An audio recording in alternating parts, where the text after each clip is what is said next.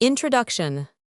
In the darkest days of the war, the British cabinet decided that it would be good policy to create a Jewish regiment, and accordingly, in August 1917, the first Jewish battalion was formed.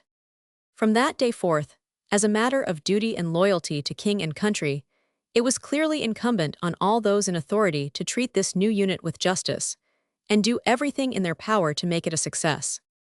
It is to be deplored that this Jewish battalion, this ewe lamb of Israel, did not receive, while on active service in the Holy Land, that measure of justice and fair play that was its due. In common with the vast majority of my countrymen, I have the fair play sense strongly developed. I am always prone to be on the side of the underdog, more especially when I see that the poor devil is getting more kicks than in all fairness are his due. In Palestine, unfortunately, I was constantly called upon to ward off unfair blows aimed at the Jewish battalion under my command by certain members of the local staff of the Egyptian Expeditionary Force. I have passed over many of our sufferings in silence, and no record of them will be found in this book. But I am afraid they have left an indelible mark in the mind and heart of every man who served in the Jewish battalion under my command, and I fear that the evil effects of the local military administration will reverberate throughout Palestine for many a long year. But before I proceed further, let me first of all make it clearly understood that I am not a Jew. Indeed, at the outbreak of the Great War I knew nothing of this ancient people, always accepting what I had read about them in the Bible and other Jewish books. My first contact with Jews was in the Gallipoli campaign, where I was sent in command of a corps composed of Zionists who had escaped from Palestine at the outbreak of war and taken service with the British forces. Presumably because I had had this experience, I was appointed to the command of the 1st Jewish Infantry Unit, raised for service with the British Army.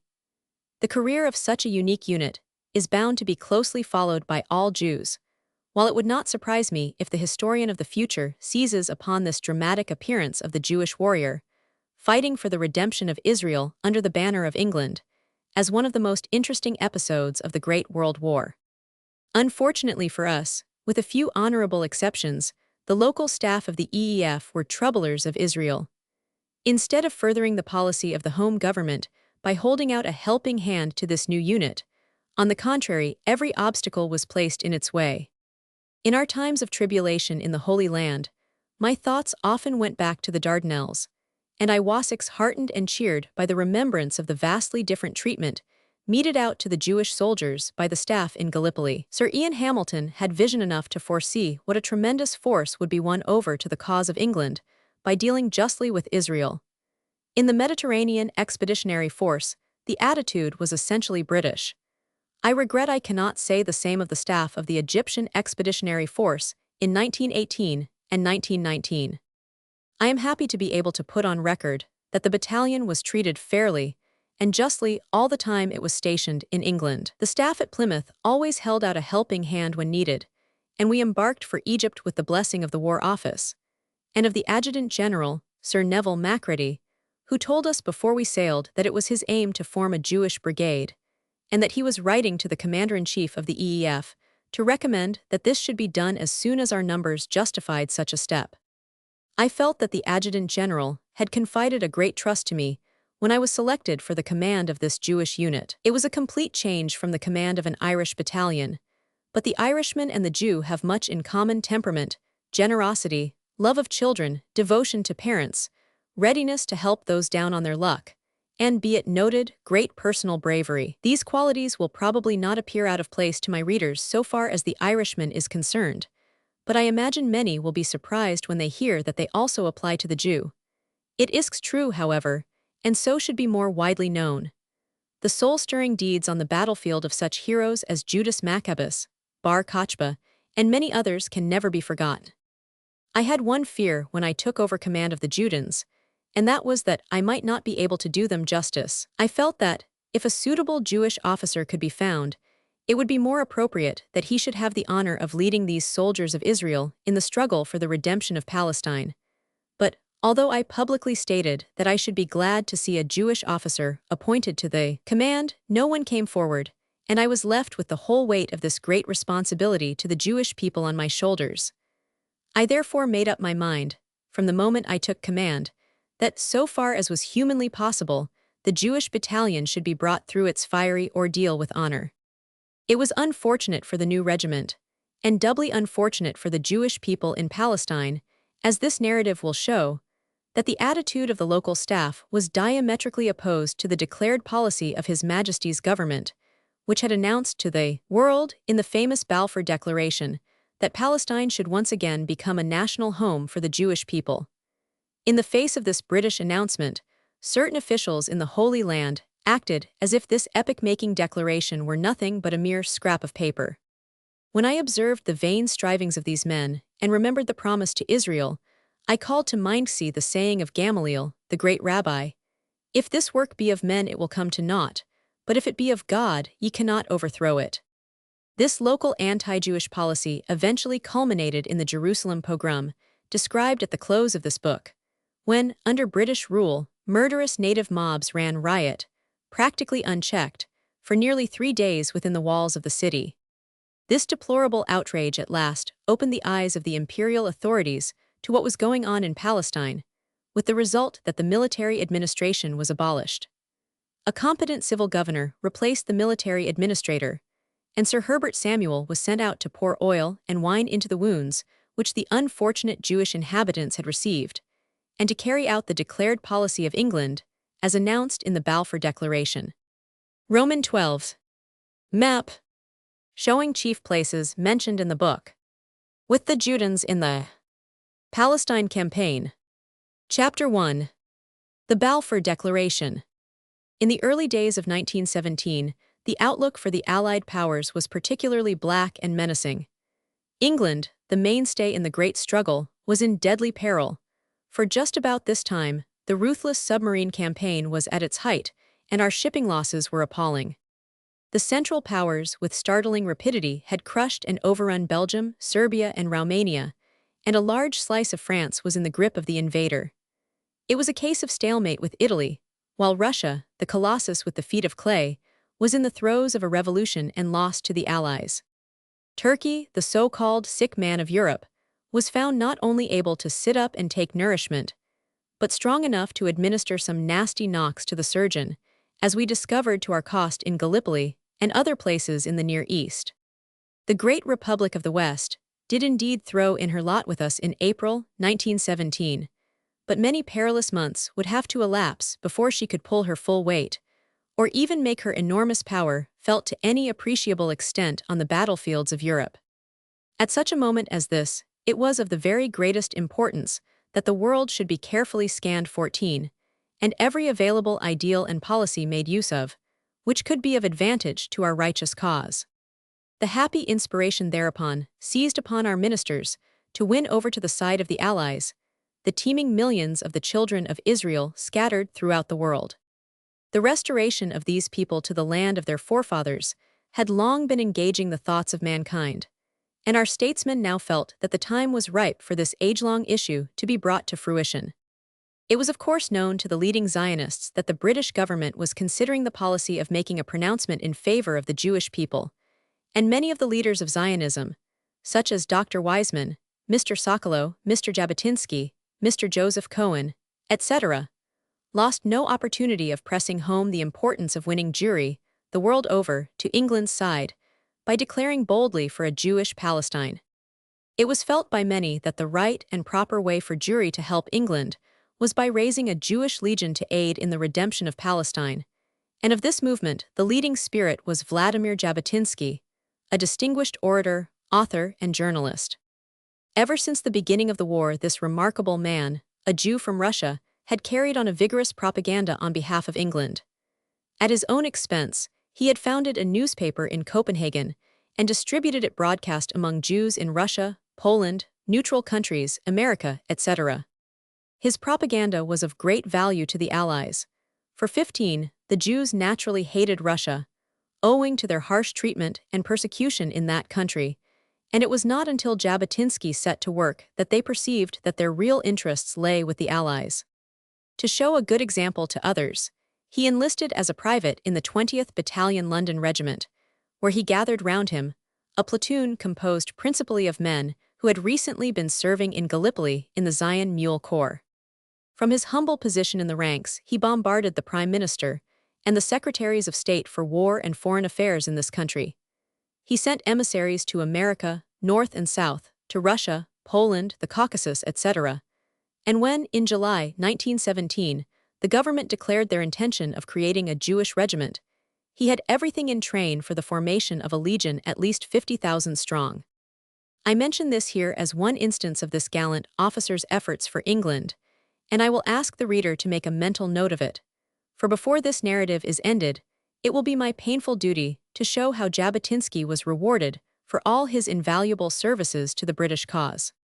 The government policy towards world Jewry was brought to a head by a vigorous Zionist offensive and resulted in the creation of a Jewish battalion in August 1917, followed a little later by the famous Balfour Declaration in favor of a national home for the Jewish people in Palestine. This bold and wise pronouncement of British policy was of great and far-reaching importance, and is regarded 16 by Jewry throughout the world as their Charter of Liberty. It is embodied in the following letter to Lord Rothschild. Foreign Office, 2nd November, 1917. Dear Lord Rothschild, I have much pleasure in conveying to you on behalf of HM's government the following declaration of sympathy with Jewish Zionist aspirations, which has been submitted to and approved by the Cabinet.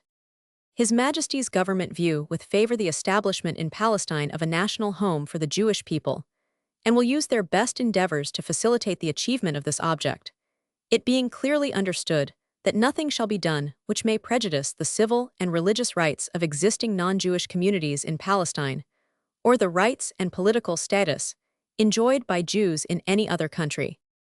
I should be grateful if you would bring this declaration to the knowledge of the Zionist Federation. Yours sincerely. Signed, Arthur James Balfour.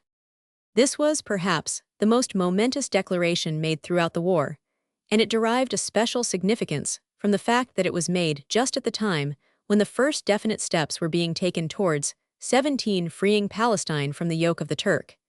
It was received by practically all sections of the British press with the most cordial approval. By pious Jews it was regarded as little short of the voice of God, bringing their long-cherished aspirations within sight of fulfillment. All down the centuries from the time of the dispersion, it has been the dream of the Jew that one day he would be restored to his ancestral home. In his exile, the age-long cry of his stricken soul has ever been, "Next year in Jerusalem." Christians too have always believed in the fulfillment of prophecy, and the restoration of the Jewish people is of no little interest to them, so it can be imagined with what feelings of joy and gratitude the masses of the Jewish people looked upon this promise of England, holding out as it did the prospect of the realization of their dearest hope. Nothing like it has been known since the days of King Cyrus. It is not too much to say that this epic-making declaration uplifted the soul of Israel, the world. Sir Arthur Balfour may not live to see the full fruits of his famous pronouncement, but prophecy will assuredly be fulfilled, and his name will go down for all time, second only to that of Cyrus, in the Chronicles of Israel. Jeremiah's prophecy on the restoration of Israel has a wonderful significance in these days. Hear the word of the Lord, O ye nations, and declare it in the isles afar off, and say, He that scattered Israel will gather him and keep him, as a shepherd doth his flock. Chapter 2. The Sanballats. On the 27th July, 1917, while I was stationed at the Curragh in command of a battalion of the Royal Dublin Fusiliers, I got a telegram from the War Office ordering me to report there and commence the organization of the Jewish Legion about to be raised, so I set out forthwith for London.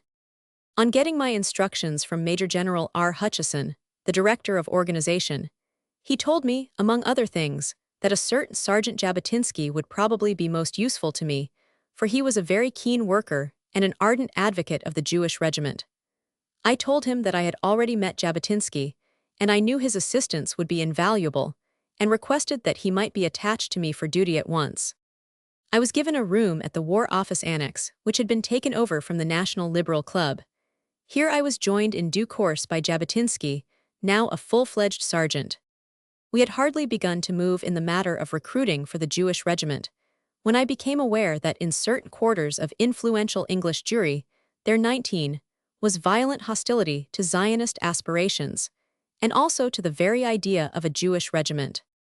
I therefore felt that, in order to clear the air, it would be necessary to hold a meeting of those who were in favor of, as well as those who were opposed to, the formation of a Jewish regiment, and try to induce the latter to cease obstructing a policy which had already been decided upon by the British government, and to give me their help in making the proposed regiment a success. A meeting of representative men on both sides was held at the War Office on the 8th August, 1917. Among those present were Lord Rothschild, Major Lionel de Rothschild, Major Neil Primrose, Captain Ormsby Gore, MP, Mr. Sebag Montefiore, Dr. Wiseman, Mr. Joseph Cohen, Dr. Etter, Captain Salaman, RAMC, Mr. M.J. Landa, Mr. L.J. Greenberg, the Rev. S. Lipson, senior Jewish chaplain to the forces in England, and Sergeant Jabotinsky, about 20 in all.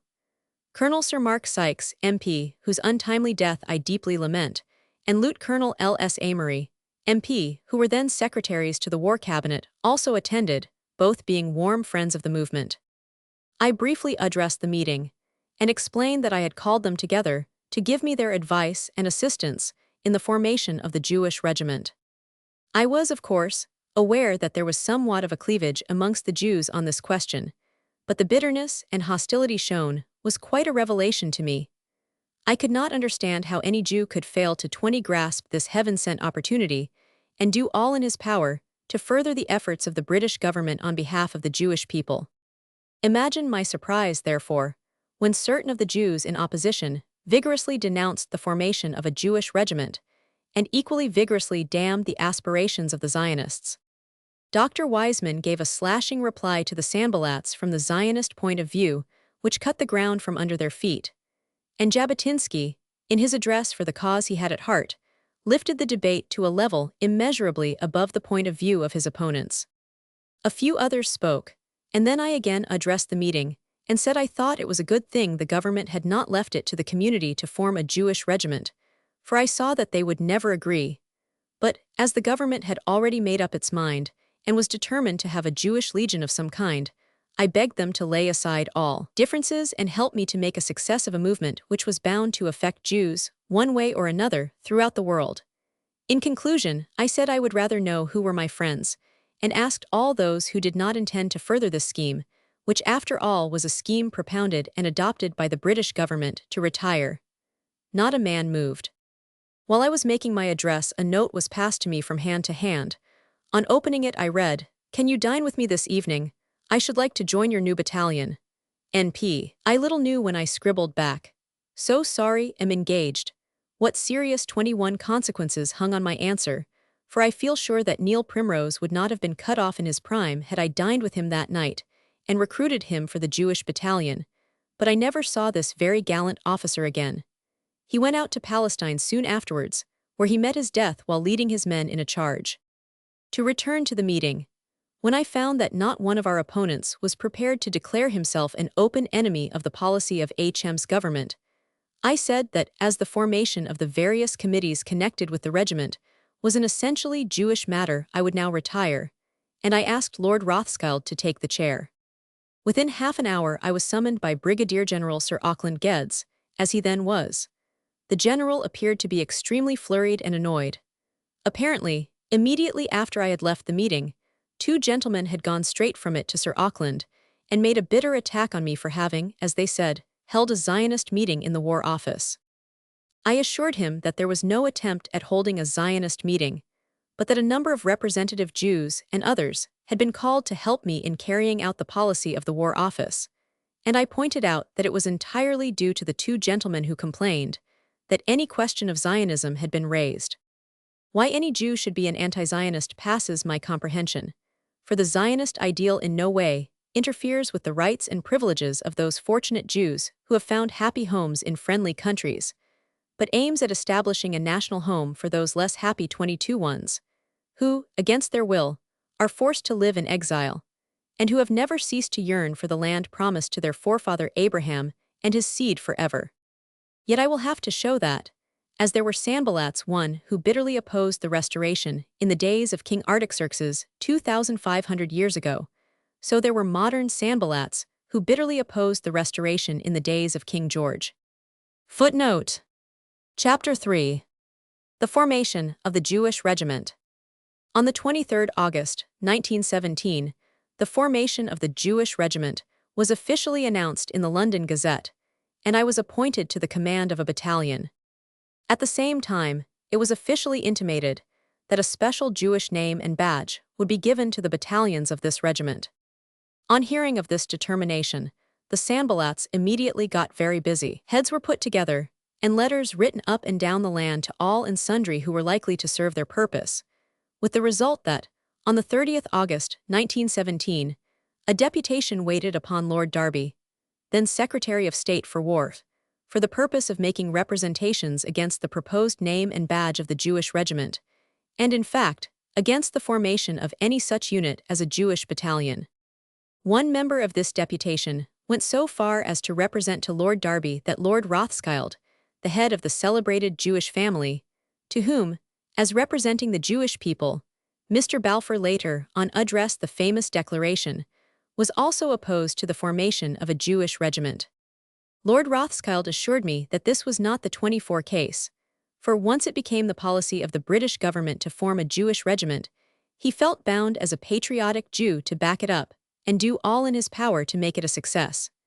No little thanks are due to Lord Rothschild for the way he devoted himself to the comfort and welfare of the Jewish battalions from the first day they were formed. The result of the deputation was that the name Jewish Regiment was abolished and no Jewish badge was sanctioned. All Jewish battalions raised were to be called Royal Fusiliers. But our worthy friends might have saved themselves all the trouble they took, and the trouble they gave to the War Ministry, because, from the moment that the battalions were formed, although they were known officially as Royal Fusiliers, yet unofficially, everywhere and by every person, they were known solely as the Jewish battalions. Lord Derby made the mistake of thinking that these few rich men represented the Jewish masses. A greater mistake was never made, for, from my own experience, I can vouch for the fact that they are altogether out of touch with the thoughts and feelings of the vast majority of the Jewish people. What a different tale I should have to tell had men such as these played up to the policy of England. Had their vision only been broader, they would have said among themselves, "This is a policy we do not like. It may affect us adversely, but it is the policy of England, and England in peril, and we must therefore bind ourselves together and make it a success." If they feared that these Jews from Russia and Poland would not worthily uphold Jewish traditions, they might have gone to the Secretary for War and told him their fears, and said that, as it was absolutely necessary for world Jewry that this experiment of creating Jewish battalions should have a fair chance, they would request his aid in this matter and ask that at least 25% of every battalion be composed of Jews from England, who, having seen service in France, would therefore give some necessary and valuable stiffening to these raw Jewish units. With such a stiffening, and a solid English Jewry at the back of the Jewish regiment, what a triumphant page in Jewish history these battalions would have written. Instead of this, every possible obstacle was placed in the way of success. Interested parties scoured the East End of London and the big provincial cities, advising young Jews not to enlist. Even in France, the Jewish soldiers serving in the various units there were told by Jews who ought to have known better that they should on no account transfer. The result of this was that recruiting went on very slowly, and instead of being able to form a Jewish legion in the course of a few weeks, as could easily have been done out of the 40,000 Jewish young men in England alone, it took over 4 months to form even one battalion. I happened by chance one day to meet a prominent member of the Sanballat deputation in the War Office, and in the course of conversation, I asked him why he objected so strongly to the formation of a Jewish regiment 26. He replied that he had no faith in the Russian Jews, and feared they would bring discredit on Jewry. I said that, from what I had seen in Gallipoli of the Jew from Russia, I had more faith in him than he had, and that I felt confident I could make him into a good soldier. He was kind enough to remark, "Well, perhaps under you they will turn out to be good soldiers, but then they might win Palestine, and I don't want to be sent there to live." I replied that his fears in this respect were entirely groundless. He remarked that he was not so sure about that, for if the Jews had a country of their own, pressure might be brought to bear upon them to go and live there, which clearly shows that these rich and fortunate Jews cannot have given much real thought to the question, for there is nothing in the Zionist movement to force anyone to live in Palestine, and it would be manifestly impossible to pack 14 million of people within the narrow limits of their ancestral home. When my pessimistic friend told me that these foreign Jews were no good and would bring discredit upon the best part of Jewry, I made a mental resolve that I would prove to him one day that his despised Jewish brethren, from Russia and elsewhere, would make as good soldiers, and as good all-round men as those in any unit of the British Army. As these pages progress, and the history of the 38th Jewish Battalion is unfolded before the eyes of the reader, it will be seen that my expectations were more than realized, for the battalion drilled, marched, fought, and generally played the game as well as any battalion in the army. It is a curious fact that, so far as I could gather, the 27 Inner Actions Committee of the Zionist organization, with the honored exception of Dr. Weizmann, looked on us with suspicion. The formation of Jewish battalions did not appeal to them. How it was possible that the leaders of Zionism should not have grasped, and taken to their hearts, this gift of Jewish battalions from the British government, for the furtherance of their own ends, is one of the greatest examples of ineptitude that have ever come within my experience. Here was a body of keen and enthusiastic men, devoting their lives to the restoration of the Holy Land to its rightful owners, and yet they shied when the one essential weapon that could have given it to them was being virtually thrust into their hands. How different would have been the position of the Zionists at the peace conference, after the armistice was signed, if they had been able to point proudly to 50,000 Jewish troops in Palestine, instead of to the 5,000 who were actually serving there at the close of the war. I know that Dr. Weizmann had vision enough to foresee the strength which such a legion would give to his diplomacy, but unfortunately, his colleagues on the Zionist Council did not see eye to eye with him in this matter until it was too late. I tried to do what in me lay with certain of the leaders of Zionism, and spent some time endeavoring to enthuse a devoted and spiritual Jew who was deeply interested in the restoration. Indeed, I thought I had won him over to the cause of the Legion, for at times during our conversation his face lit up at the possibilities unfolded 28 to him, but alas, after I left him, I fear he fell away from grace. Some of the Zionists, men such as Mr. Joseph Cohen, fully realized all the advantages which would accrue from a Jewish legion helping to win Palestine from the enemy, and these were eager workers towards this end. Vladimir Jabotinsky always believed in the proverb that the Lord helps those who help themselves, and therefore, he felt that it was essential that a Jewish legion should fight for the redemption of Israel's ancient heritage. And it was well for Jewry that Jabotinsky was a chosen instrument, because, if no Jewish troops had fought in Palestine, and no Jewish graves could be seen in the cemetery on the Mount of Olives, and in every military cemetery in Egypt and Palestine, it would have been, for all time, a reproach unto Israel, and I have grave doubts whether the peace conference would have considered the time ripe for the Jewish people to be restored to their ancient land. I am certain of this, that if Jabotinsky's ideals of a powerful legion had been more fully realized, Dr. Weizmann's position at the table of the peace conference would have been immeasurably strengthened. It must, however, be recorded for the honor of British Jewry that the vast majority of English Jews were heartily in accord with the government policy, and proud of the fact that, practically for the first time in Jewish history, since the days of Judas Maccabeus and Bar Kochba, battalions of Jewish infantry were to be raised and led against the common enemy in Palestine.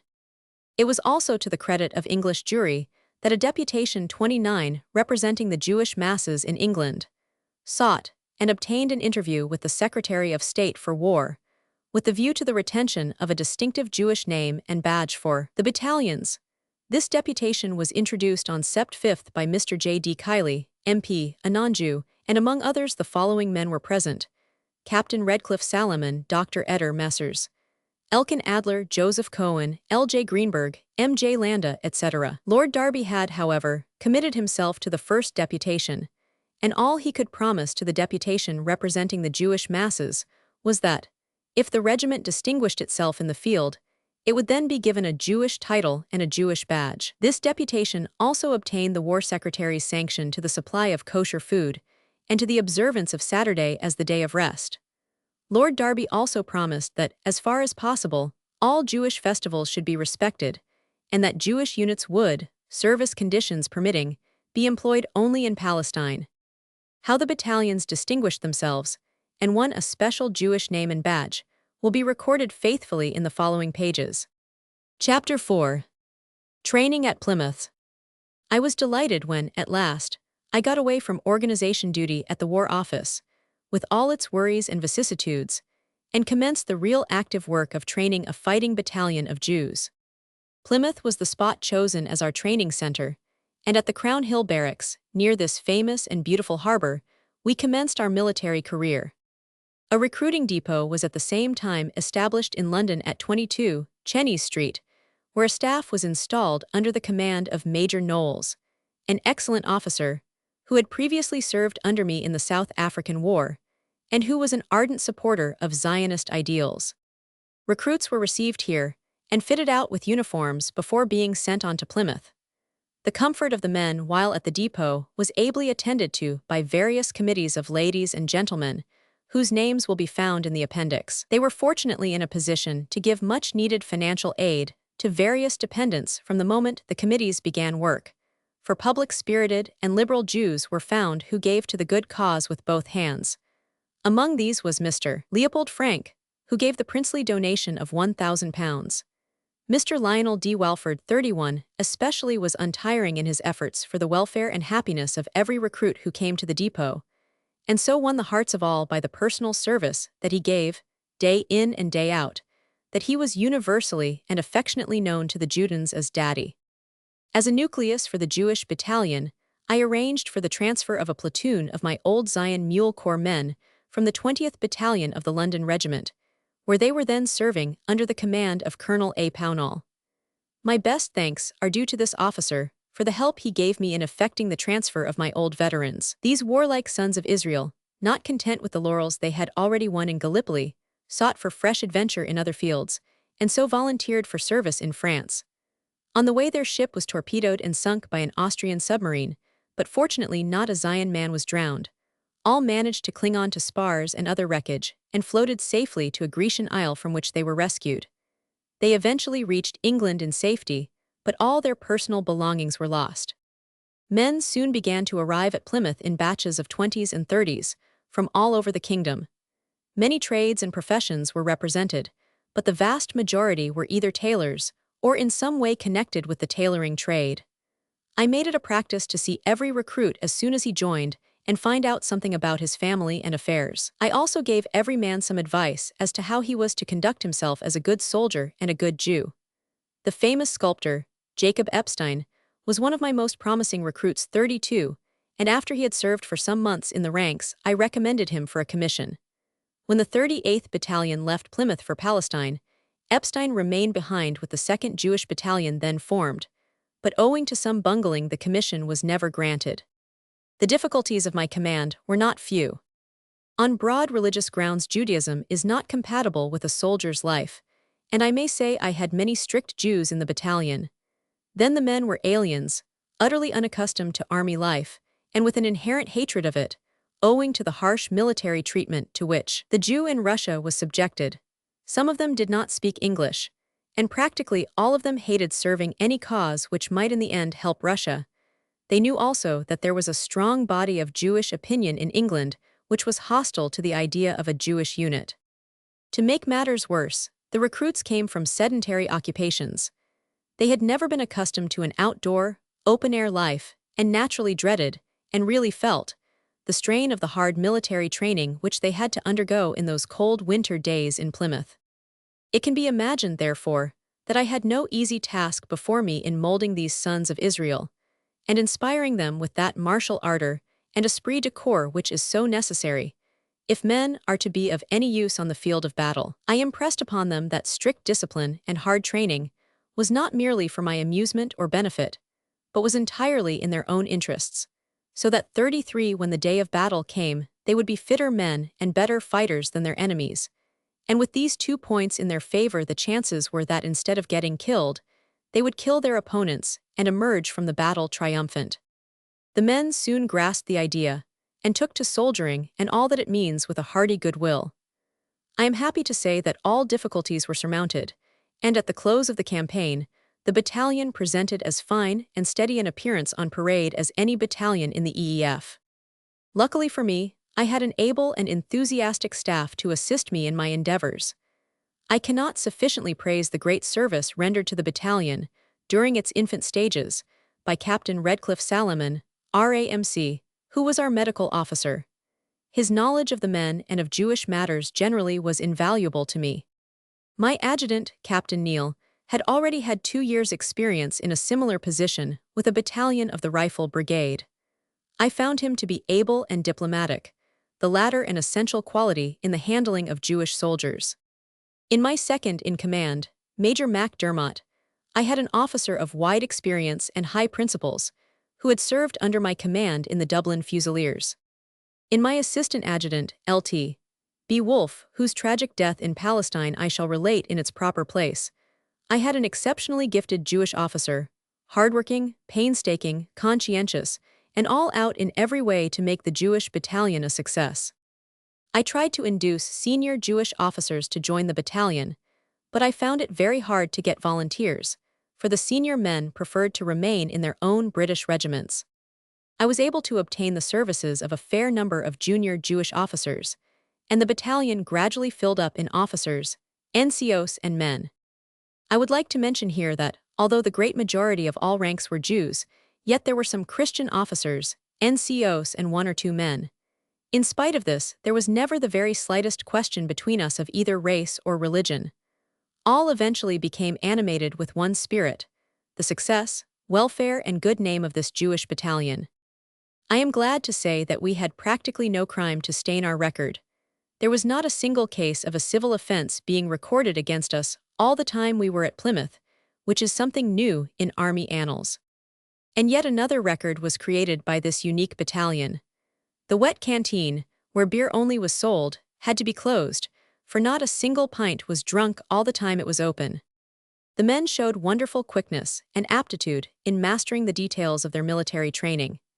It came as a surprise to me to find that a little tailor, snatched from the purlieus of Petticoat Lane, who had never in all his life wielded anything more dangerous than a needle, soon became quite an adept in the use of the rifle and bayonet, and could transfix a dummy figure of the Kaiser in the most approved scientific style, while negotiating a series of obstacle trenches at the double.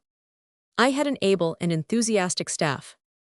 I noticed that the men were particularly smart in all that they did whenever a general came along. I remember on one occasion, when we were about to be inspected, I told the men to be sure and stand steady on parade during the general salute. I impressed upon them that it was a tradition in the British Army that, unless a battalion stood perfectly steady at this critical moment, it would be thought lacking in discipline and smartness, and would get a bad report from the general. So zealous were my men to uphold this time-honored tradition that I verily believe that these wonderful enthusiasts for rigid British discipline never blinked an eyelid while the general was taking the salute. Certainly, every commander who inspected us always expressed his astonishment at the rock-like steadiness of the Jewish battalion on parade. During our training period at Plymouth, we received many kindnesses from the Jewish community there, more especially from its president, Mr. Mayor Fredman. In the long winter evenings, we had lecturers who addressed the men on various interesting subjects. The famous and learned Rabbi Kook of Jerusalem paid us a visit and gave the men a stirring address on their duties as Jewish soldiers. Jabotinsky gave various lectures, one especially on Bialik, the great Jewish poet, being particularly memorable. We had many talented music hall and theatrical men in our ranks. Our concerts were, therefore, excellent, and our concert party was in great request throughout the Plymouth district. If there was one officer more than another who helped to promote the men's comfort, it was Lieut. E. Vandyck. He was in charge of the messing arrangements, and the battalion was exceptionally fortunate in having a man of his experience to undertake this most exacting of all tasks. Later on, Vandyck proved himself equally capable as a leader in the field, where he was promoted to the rank of captain. I must not forget the kindness shown to us at Plymouth by Lady Astor, MP, who gave us a recreation hut, and by Sir Arthur Yapp, the secretary of the YMCA, who furthered our comfort in every possible way. While we were yet at Plymouth, I received orders from the War Office to form 2 more Jewish battalions, in addition to the 38th. As soon as sufficient recruits justified it, I recommended the authorities to proceed with the formation of the 39th Battalion and to appoint Major Knowles from the depot to the command. This was done, and from what I saw during the time I was in Plymouth, I felt quite confident that Colonel Knowles would make an excellent commander.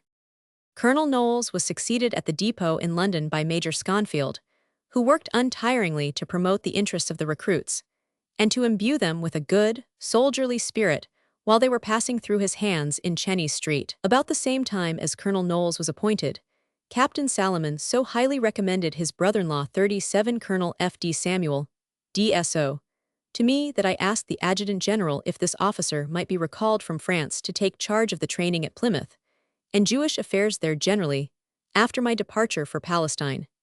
The Adjutant General very kindly agreed to my request, and transferred Colonel Samuel from France to Plymouth at very short notice. Soon after I left for Palestine, recommendations were made to the War Office that it would be preferable to have a Jewish officer in command of the 39th Battalion, and the result was that Colonel Samuel was appointed to the 39th Battalion in the place of Colonel Knowles. This treatment was most unfair to the latter, who had worked extremely hard and enthusiastically, both at the depot and during the time he held command of the 39th Battalion, where he did all the spade work and made things very easy for his successor. Colonel Knowles afterwards went to France and later on served with the North Russian Expeditionary Force. Of course, it was all to the good to have a Jewish commanding officer, but it should have been arranged without doing an injustice to Colonel Knowles. About this time, Major Margolin, DSO, a Jewish officer attached to the Australian forces, was transferred to the depot at Plymouth, and eventually replaced Colonel Samuel in the command of the 39th Battalion. Outsiders will never be able to imagine the immense amount of trouble and detail involved in the formation of this unique unit. I must say that the War Office and the local command at Plymouth gave me every 38 possible assistance.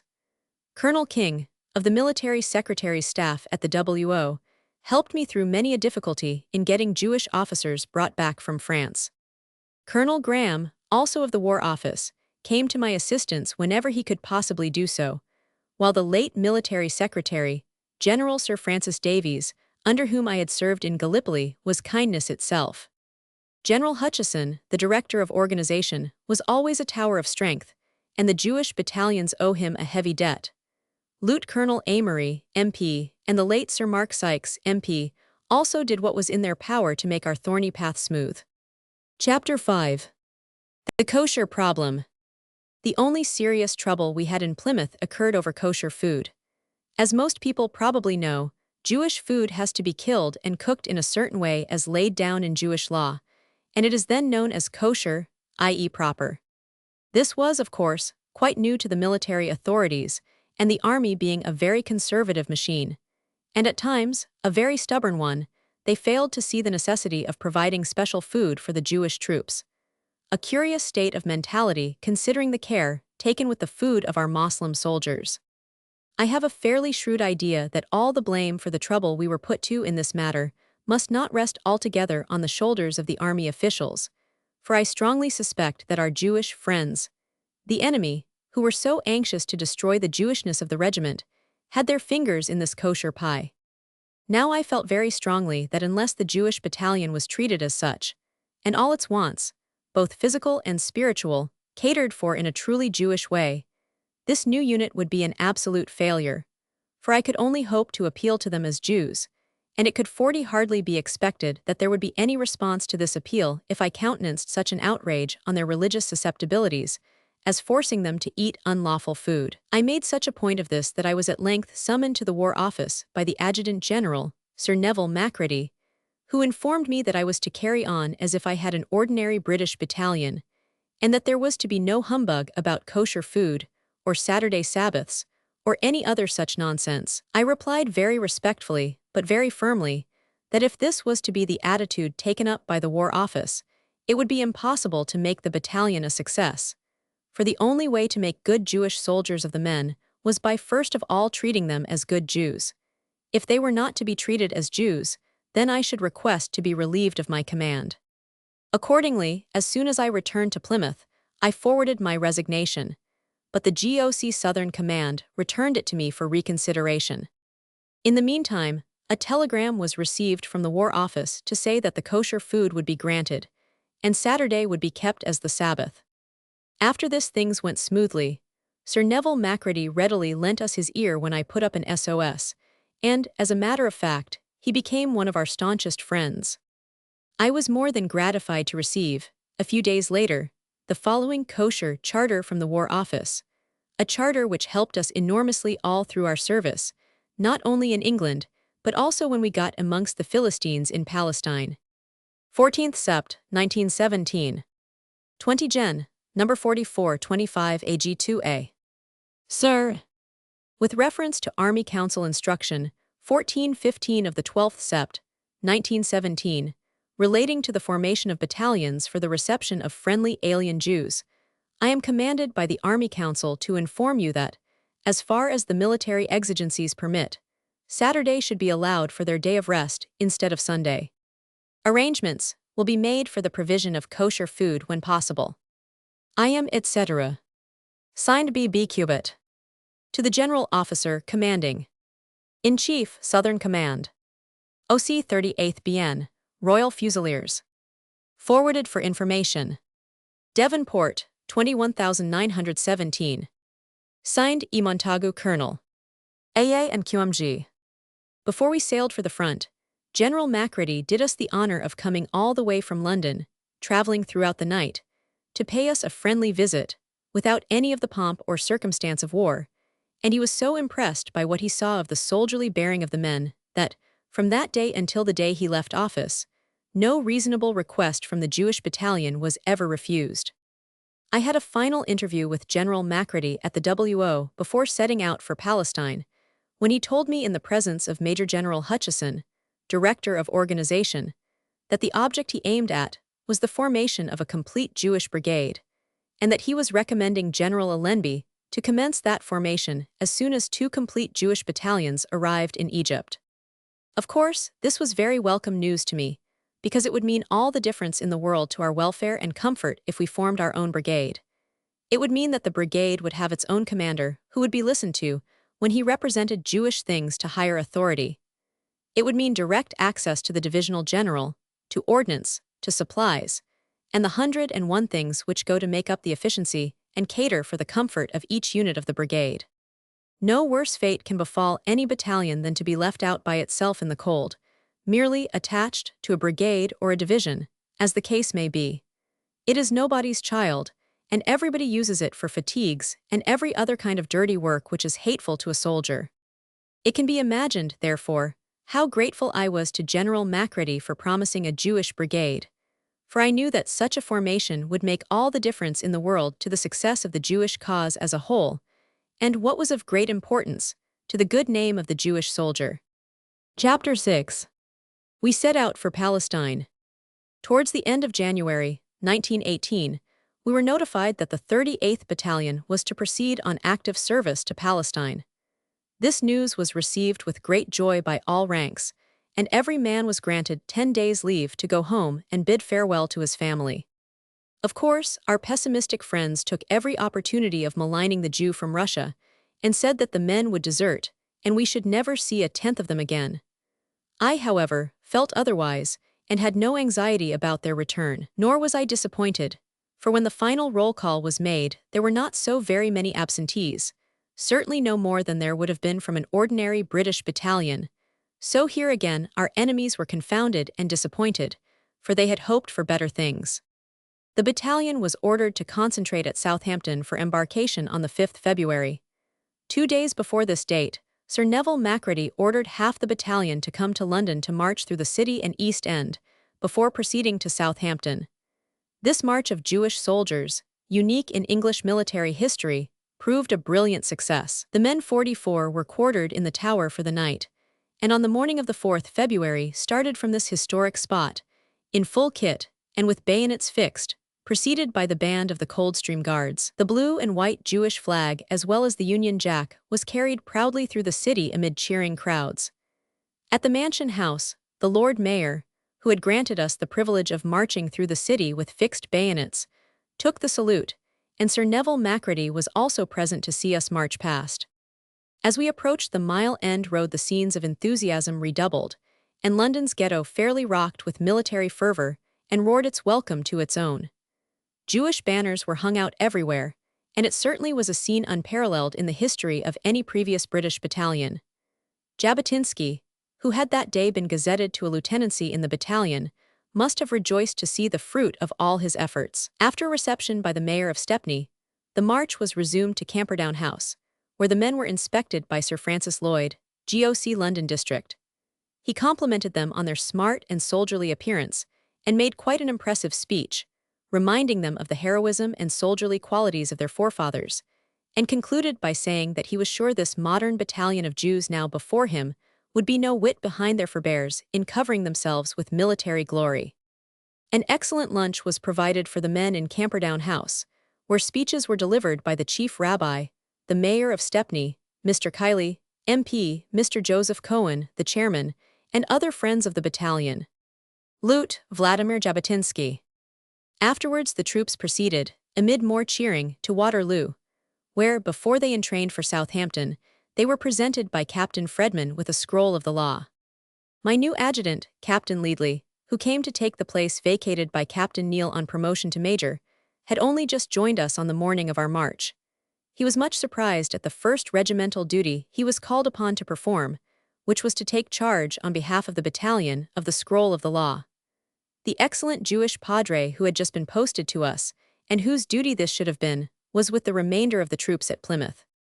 I was very favorably impressed by Captain Leadley from the first moment I saw him, and during the whole time he remained with the battalion I never had cause to change my opinion. He was a splendid adjutant, and, in my opinion, was capable of filling a much higher position on the army staff. When the half battalion reached Southampton, it joined forces with the other half, which had been brought to that place from Plymouth by Major Ripley, who was now second in command in place of Major MacDermott, who remained behind with the depot.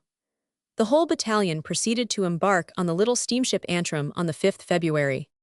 Just as Captain Salaman was about to go on board, he was confronted by another medical officer, Captain 46 Halden Davis, RAMC, who, at the last moment, was ordered by the War Office to proceed with us instead of Captain Salaman. I knew nothing about this, and was naturally loth to lose Captain Salaman, while he, on his part, was furious at the idea of being left behind. However, there was no help for it, so back he had to go to Plymouth. I think a certain number of the shirkers in the battalion may have been pleased to see him go, for he stood no nonsense from gentlemen of this kidney. I had, for some time, been making strenuous efforts to obtain the services of the Rev. L.A. Falk, the acting Jewish chaplain at Plymouth, as our spiritual guide, and luckily I was successful, for, at the last moment, all difficulties were surmounted, and he joined us as we embarked. I had had many warnings from people who ought to have known better that he was not a suitable man for the post, but I had seen him and judged for myself, and I felt sure that he would suit my Jews from Russia much better than a rabbi chosen, because he was a Jew from England. His work and his example to others, during the whole time he served with us, were beyond all praise, and I often felt very glad, when he was put to the test of his manhood, that I had not listened to the voice of the croaker in England. The embarkation of the battalion was complete by 5 p.m. on the 5th February, and after dark, we steamed out of the harbor and made for Cherbourg. It is fortunate that we escaped enemy submarines, for the little Antrim was packed to its utmost limits, not only with the Jewish battalion but also with other troops. We were kept at the British rest camp at Cherbourg until the 7th, and then entrained for Saint-Germain, near Lyon, where we rested from the 9th to the 10th. From here we went on to Faenza, along the beautiful French and Italian Riviera. The Rev. L.A. Falk. The arrangements throughout the journey for feeding the men and giving them hot tea, etc., were not perfect, but on the whole we did not fare badly. We arrived at Faenza on the 13th, and we will always cherish a kindly remembrance of this well-arranged rest camp, and of the staff in charge there. The greatest credit is due to the Commandant, Colonel Scott Harden, for having made a veritable garden in the wilderness, and arranged everything for the comfort and well-being of the tired and travel-stained soldier passing through his capable hands. The only drawback was that my unsophisticated boys were no match for the Scotsmen whom they met in the sergeant's mess. However that may be, we all came away with the liveliest feelings of gratitude towards our kindly hosts who had given us a real good time at Faenza. During our halt at this delightful camp, we gave a concert and also a boxing exhibition to the Italian officers of the garrison, both of which were much appreciated. The Italian GOC, with all his staff, also came and was highly interested in the exhibition. As a special compliment to us, because we were the first complete British battalion to go through Italy, he reviewed us in front of the town hall on our march to the station at 10 o'clock at night. From Faenza, we continued our journey to Taranto, and on the way spent a few pleasant hours at Brindisi. I walked along the docks, and by the number of naval vessels of all types moored there, I realized that there could not be many Italian warships at sea. But it must be remembered that the Mediterranean was at this time infested with German and Austrian submarines, so that our allies must not be blamed if they were taking as few chances as possible with their ships of war. I remember asking myself the question, what is the use of a ship of war that is afraid to show itself on the open sea? As we ran along the shores of the Adriatic, we were all wondering whether an Austrian war vessel would not suddenly dash up and blow us and our train to pieces.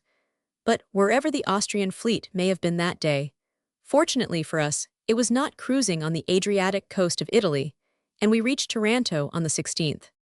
Thieving from the trains running through southern Italy was a pleasant pastime for the natives, but we were fortunate in that we lost but little.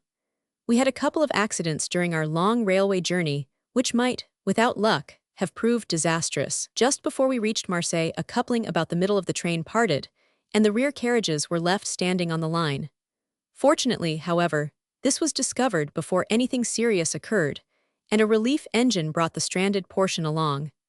The same thing happened on the Italian railway between Brindisi and Taranto, which delayed us for about 8 hours. The behavior of the men during the whole long journey of 9 days was exemplary, and I wired a message to this effect to the War Office. For, as Russia was just out of the war, there was some anxiety in England as to how Russian subjects in the British Army would behave on hearing the news. As a matter of fact, recruiting of Russian Jews in England had been stopped after we left Southampton, and many of the men naturally questioned the fairness of the authorities in freeing slackers or late-comers, while retaining those who had promptly answered the call. I cabled this point of view to the Adjutant General on reaching Taranto, and received a reply that all such matters could be settled in Egypt. We remained basking in the sunshine of southern Italy for over a week. I met here an old friend of mine, Captain Wake, who had been badly wounded in one of our little wars on the East African coast many years ago. Although minus a leg, he was still gallantly doing his bit for England. We were encamped at Camino, a few miles from Taranto, and our strength at this time was 31 officers and roughly 900 other ranks. 2 officers and about 70 NCOs and men sailed on another boat from Marseille, with the horses, mules, and wagons, under the command of Captain Julian, M.C. While we were at Taranto, the Rev. L.A. Falk and I, accompanied by Jabotinsky, searched for and eventually found a suitable ark in which to place the scroll of the law. At the close of our last Sabbath service before we embarked, I addressed the men, and, pointing to the ark, told them that while it was with us we need have no fear, that neither submarine nor storm would trouble us, and therefore that their minds might be easy on board ship. We embarked on the Liso Castle at 9 o'clock a.m. on the 25th, steamed out of the harbor in the afternoon, under the escort of 3 Japanese destroyers, and arrived safely in Alexandria on the 28th February, never having seen a submarine or even a ripple on the sea throughout the voyage. Owing to this piece of good luck, my reputation as a prophet stood high. It is a curious fact that on her next voyage, the Liso Castle was torpedoed and sunk. Chapter 7. Back in the land of bondage. When we landed at Alexandria on the first march, the battalion was invited by the Jewish community, headed by the Grand Rabbi, to commemorate its safe arrival in Egypt by attending a special service in the beautiful temple in the street of the prophet Daniel. The men got a splendid reception from the Alexandrians as they marched to the synagogue, where a most impressive service was held, the Grand Rabbi giving the soldiers a special benediction in the grand old language of the prophets.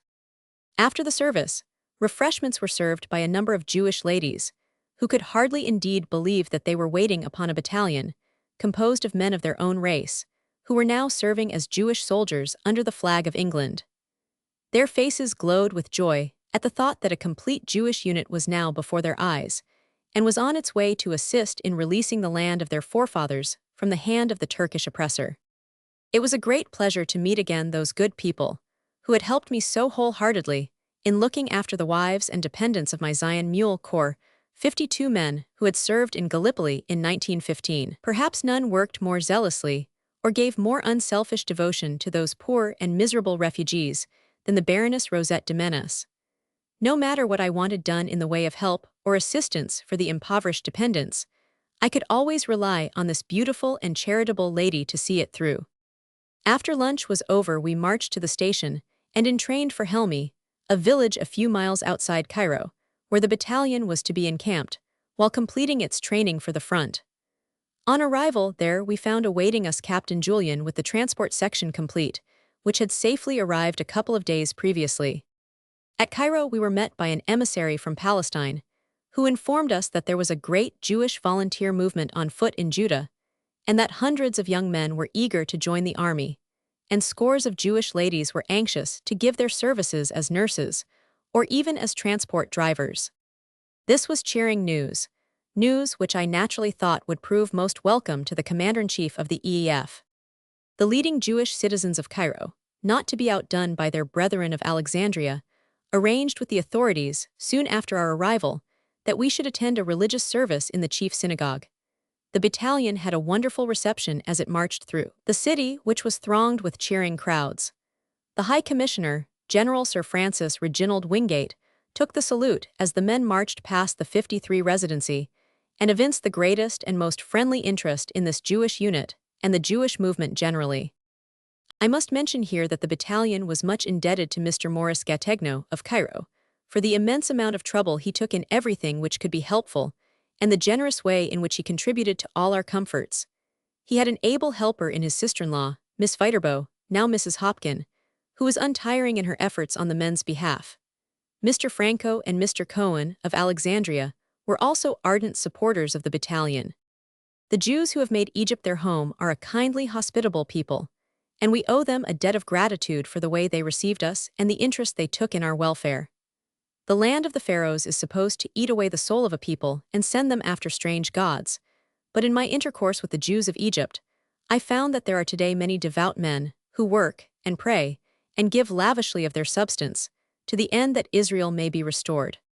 The usual infantry training was carried out at Helmi: drill, physical training, bayonet fighting, bombing, marching, musketry, signaling, etc., went on from morning until night, and the men made excellent progress.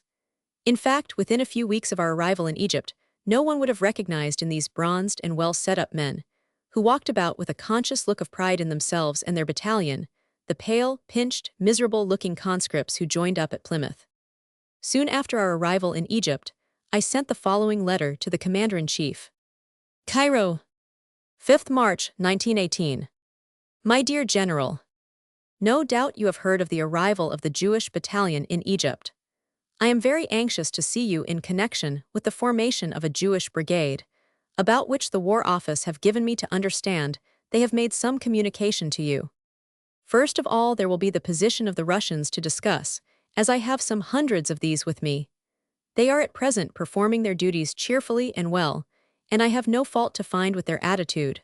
But, as Russia has signed a separate peace, a new situation may arise which I would like to be ready to meet. There are already 2 more Jewish battalions formed in England, and one of these, the 39th, was under orders to embark when I left Plymouth. Presumably, it will arrive in Egypt soon. I hear of other battalions for service with the Jewish brigade being formed in New York, and the Adjutant General informed me that it was probable that the French authorities would transfer the Polish Jews, now serving in France, to this brigade. I am told that there are several hundred young Jews waiting to enlist in Palestine. There are a number more in Cairo and Alexandria. With your permission, I would gladly commence recruiting in these areas and form a new battalion here. For the purpose of enlisting the Palestine volunteers, it would require a recruiting party to make a trip round the Jewish colonies to collect the recruits. I have an ideal party for such a duty in my present battalion, all speaking Hebrew, headed by an officer who knows Palestine. With your approval, I would send this party as soon as possible on tour. Recruiting offices should also be opened in Cairo and Alexandria, where I have promises of every support from the Jewish communities of these cities. In England, the Adjutant General allowed transfers of Jewish officers, NCOs and men. I hope you will be equally indulgent to those who wish to join me from other units, now under your command. I am strongly of the opinion that the training ground of the Jewish Brigade should be in Judah itself, firstly for its great moral effect on the men. Secondly, the climate of Cairo during the training months of March and April will make it practically impossible to do much satisfactory work here. I am convinced that twice the results could be obtained in such a place as Jaffa or other suitable colony, while the health of the troops would greatly benefit by the cooler climate. It would also enormously stimulate recruiting in Palestine.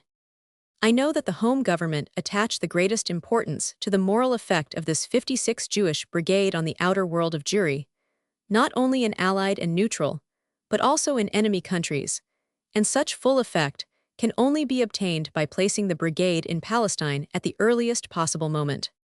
There are some other points which I would like to bring to your notice, but I will not add to the length of this letter by mentioning them now. I should, however, be very glad to see you and discuss these matters generally with you, and hope you will send instructions for me to report at your headquarters at an early date. Yours sincerely. Signed J. H. Patterson. I got a reply from Major General Louis Jean Balls, the Chief of Staff, asking me to come to GHQ, but at the same time informing me that General Allenby was not in favor of my suggestions. This was somewhat of a surprise to me, for at a time when men were so badly needed, I thought that a Jewish legion of, say, 25,000 men would have been most acceptable on the Palestine front, and had General Allenby shown himself at all favorable to the idea of a Jewish legion, it would at that time have been an easy task to have obtained any number of men, from America and elsewhere, to fight in Palestine. Nothing daunted, however, I proceeded to GHQ, where I had an interview with the Commander-in-Chief, who told me quite frankly that he was not in sympathy 57 with the War Office policy in sending this Jewish battalion to Palestine, and that he did not want any further additions such as I suggested to his forces. At a subsequent interview which I had with his Chief of Staff, I gathered that I need expect but little sympathy for my battalion, as Major General Louis Jean Balls told me quite plainly that he was not favorably disposed towards Jewish aspirations. This anti-Jewish policy of General Allenby and his Chief of Staff came as a shock to me, for I knew that it was the settled intention of His Majesty's government to support these Jewish battalions and the Jewish claim to Palestine, and I had been expecting quite a different reception for my proposals from the EEF authorities to that which they received. I found, to my amazement, that the policy adopted by the staff towards this Jewish battalion, and the Jewish problem generally, ran counter to the declared policy of the home government. Alas, it seemed that another pharaoh had arisen who knew not Joseph, and once again we would be expected to make bricks without straw and become hewers of wood and drawers of water.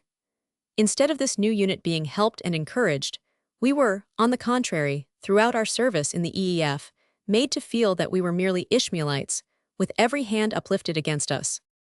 I knew full well what our fate would be once the policy of GHQ on this question was known, and as I will show later, the underlings of the staff did not fail to play up to the attitude of the higher command. I hoped, however, that the battalion would do such good 58 work that we would eventually overcome all prejudice. We looked for no favors, and only wanted to be treated as a battalion, all out to do its duty. The Commander-in-Chief was of course aware by this time of the Arab pretensions to Syria, and as his mind was, no doubt, wholly centered on his own war theater, he was naturally anxious to placate the Arab at all costs. The Arab was at his door, giving him certain assistance by harrying the Turks to the east of the Jordan, and the fact that the Hejaz army was fighting on our side kept Bedouins and other marauders from interfering with our lines of communication, no small matter in Palestine and Syria. The intrusion of the Jew was a disturbing factor to his policy and was therefore resented.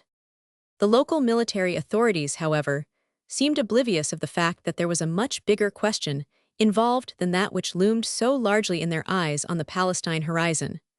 There was England's world policy to be considered, and her statesmen had already decided that it was very much in her interests to win over to her side Jewish help and sympathy the world over. Let no one underestimate what that help meant to the Allies during the Great War.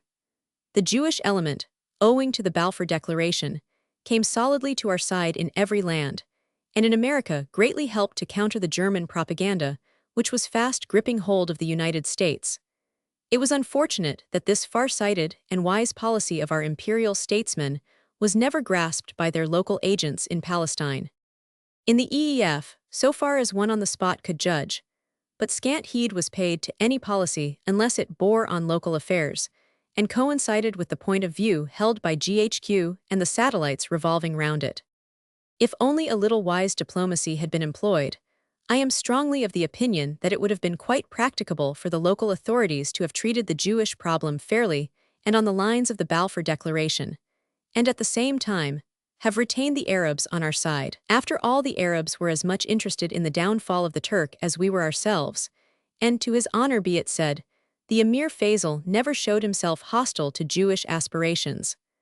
On the contrary, he expressed the utmost goodwill and worked hand in hand with Dr. Weizmann for the common good of both peoples. The Jew and the Arab are necessary to each other in the Near East, and if England wishes to retain her empire, it is vital to her interests to keep friendly with both. I am afraid that at the moment, we are at a discount to the east of Suez. During the stress of war, certain promises were made to the Arabs which appear difficult to redeem, mainly due to the policy of France in Syria. I admire France immensely, and that is why I so much deplore her imperialistic aims beyond the Lebanons. She is sowing a rich crop of troubles for herself in these regions, and I am certain that ere long we shall see her reaping a bitter harvest. I met a much-traveled French officer in Cairo, who had just relinquished an administrative post in Beirut, and he told me that, if his government was wise, it would clear out 60 of Syria, where it would have nothing but trouble for generations to come. If only, he went on, England would give us a bit of Africa and take Syria instead, France would make a good bargain.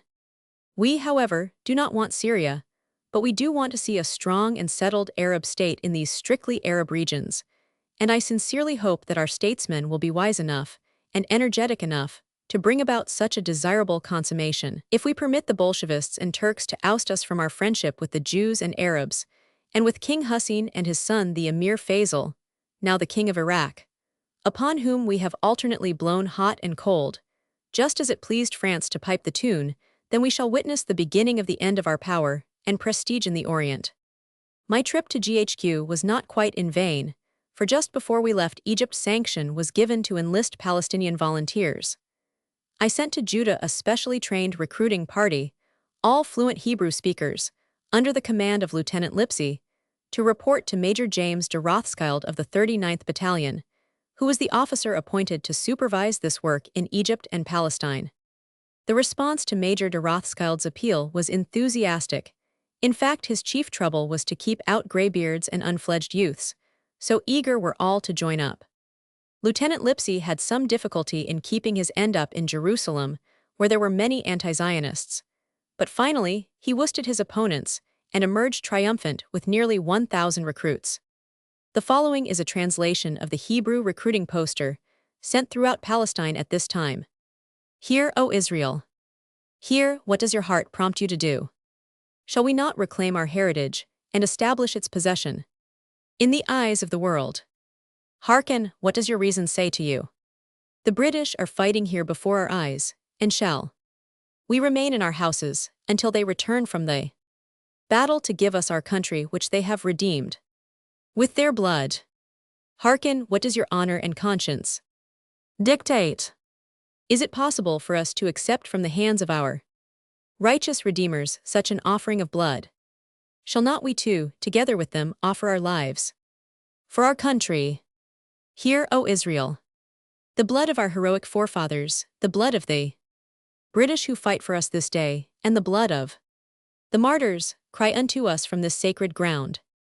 Enlist, enlist! Shoulder to shoulder, together with our saviors, to the battle let us go, and salvation is with the Lord. Be strong. Chapter 8. The Feast of the Passover. At this time GHQ was situated at a place called Bur Salem, the Well of Peace, 10 miles to the east of Jaffa, and as, after my interview, I had the whole day before me, I borrowed a motorcar and paid a flying visit to Jerusalem, some 30 miles away to the eastward. I will not attempt to describe here what I felt as I approached the holy city, along the winding road which leads up to it through the rocky Judean mountains. I entered the old walled city through the Jaffa Gate, and was soon buried in its gloomy bazaars and labyrinthine passages, seeking out the old historic spots which I had reverenced from the days of my youth. I had but a few hours for my explorations, but they were about the busiest hours I ever spent, and although I have paid many visits to Jerusalem since that date, I have not forgotten the glamour thrown over me by my first visit to these sacred shrines and temples of antiquity. I left Jerusalem at 3 in the afternoon and was back in my camp at Helmi within 24 hours. Jerusalem. The battalion was attached to the School of Instruction at Zaytun, close to Helmi, which was an unfortunate arrangement, for our requirements were not attended to, and we were often kept idle for long periods owing to want of equipment, such as rifles, etc., to enable the men to fire their musketry course. There was no excuse for this, for there was plenty of equipment of all kinds in the ordnance stores at Cairo. It was the fault of the vicious system of having to get everything we wanted through the School of Instruction, whose staff did not seem to think that our requirements needed speeding up. It was not until Brigadier General A.B. Robertson assumed command of the school that matters were mended, for this officer took a very friendly interest in us and did everything in his power to help us along. The feast of the Passover was celebrated during our stay at Helmi. Thus history was repeating itself in the land of bondage, in a Jewish military camp, after a lapse of over 3,000 years from the date of the original feast. I had considerable trouble with the authorities in the matter of providing unleavened bread. However, we surmounted all difficulties and had an exceedingly jovial first night, helped thereto by the excellent Palestinian wine which we received from Mr. Gluskin, the head of the celebrated wine press of Richon LeZion, near Jaffa. The unleavened bread for the battalion, during the 8 days of the feast, cost somewhat more than the ordinary ration would have done, so I requested that the excess should be paid for out of army funds. This was refused by the local command in Egypt, so I went to the HQ office, where I saw a Jewish staff officer, and told him I had come to get this matter adjusted. He said that 64, as a matter of fact, he had decided against us himself. I told him that I considered his judgment unfair, because the battalion was a Jewish battalion, and the Army Council had already promised kosher food whenever it was possible to obtain it, and it would have been a deadly insult to have forced ordinary bread upon the men during Passover. I therefore said that I would appeal against his decision to a higher authority. He replied, "This will do you no good, for you will get the same reply from GHQ." He was mistaken, for I found the Gentile, on this particular occasion, more sympathetic than the Jew, and the extra amount was paid by order of the QMG, Sir Walter Campbell. During our stay at this camp, we were reviewed by HRH the Duke of Connaught, and towards the end of May, by the Commander-in-Chief, General Allenby. Both these officers expressed themselves as pleased with the smart soldierly appearance and steadiness of the men, the Duke of Connaught remarking that the men all appeared to be triers.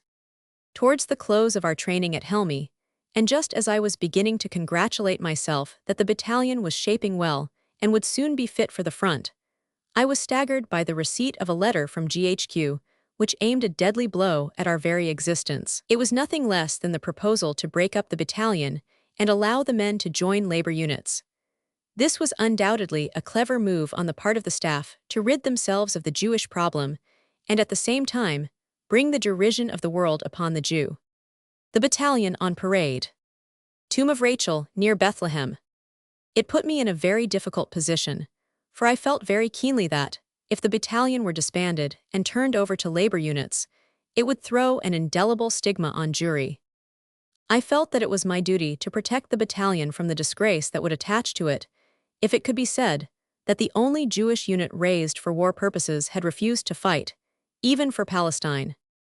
I therefore ordered a parade of the men by companies, and got the officers to point out to the men their sacred duty, and gave instructions for any malcontents to be sent before me for a final appeal. Only 12 men were found who wished to join a labor unit, and to these 12, I thought the number appropriate as it was one for each tribe. I made a strong personal appeal, and after I had pointed out in the best language at my command what a stigma they were placing on the battalion and on their fellow Jews throughout the world, 10 saw the error of their ways and cheerfully said they wished to do their duty as soldiers and continued serving with the battalion, and I am glad to be able to place on record that these 10 did very well afterwards in the field, one of them making the supreme sacrifice. 2 only remained obdurate to all appeals and insisted on being posted to a labor unit, and I think Jewry should remember them to all time. Their names and numbers, and the evil which they did, are recorded in the chronicles of the battalion. They were turned out of the camp, and drafted to a labor unit at a moment's notice, just as if they had been lepers. Towards the end of April 1918, we were delighted to 66 welcome the 39th Battalion from England, under the command of Lt. Colonel Margolin, DSO, and with them as MO, I was glad to see Captain R. Salaman. We gave the new arrivals a very hearty welcome, the band of the 38th Battalion playing them into camp amid great enthusiasm. There was much friendly rivalry between these Jewish battalions, and honors were about easy in our sporting competitions. We gave one or two at-homes, to which all Cairo seemed to flock, and I am sure our good Cairene friends were favorably impressed with what they saw of the Jewish battalions at work and play. Just about this time we were visited at Helmi by Dr. Wiseman, Mr. Joseph Cohen, and Mr. Aronson. All three gave addresses to the men. Mr. Aronson moved his audience to fury by graphically describing the torture which the Turks had inflicted on his aged father and young sister in Palestine, because they had dared to help England. Mr. Aronson lived to see his homeland freed from the Turk, but soon afterwards lost his life in an aeroplane disaster while crossing from England to France.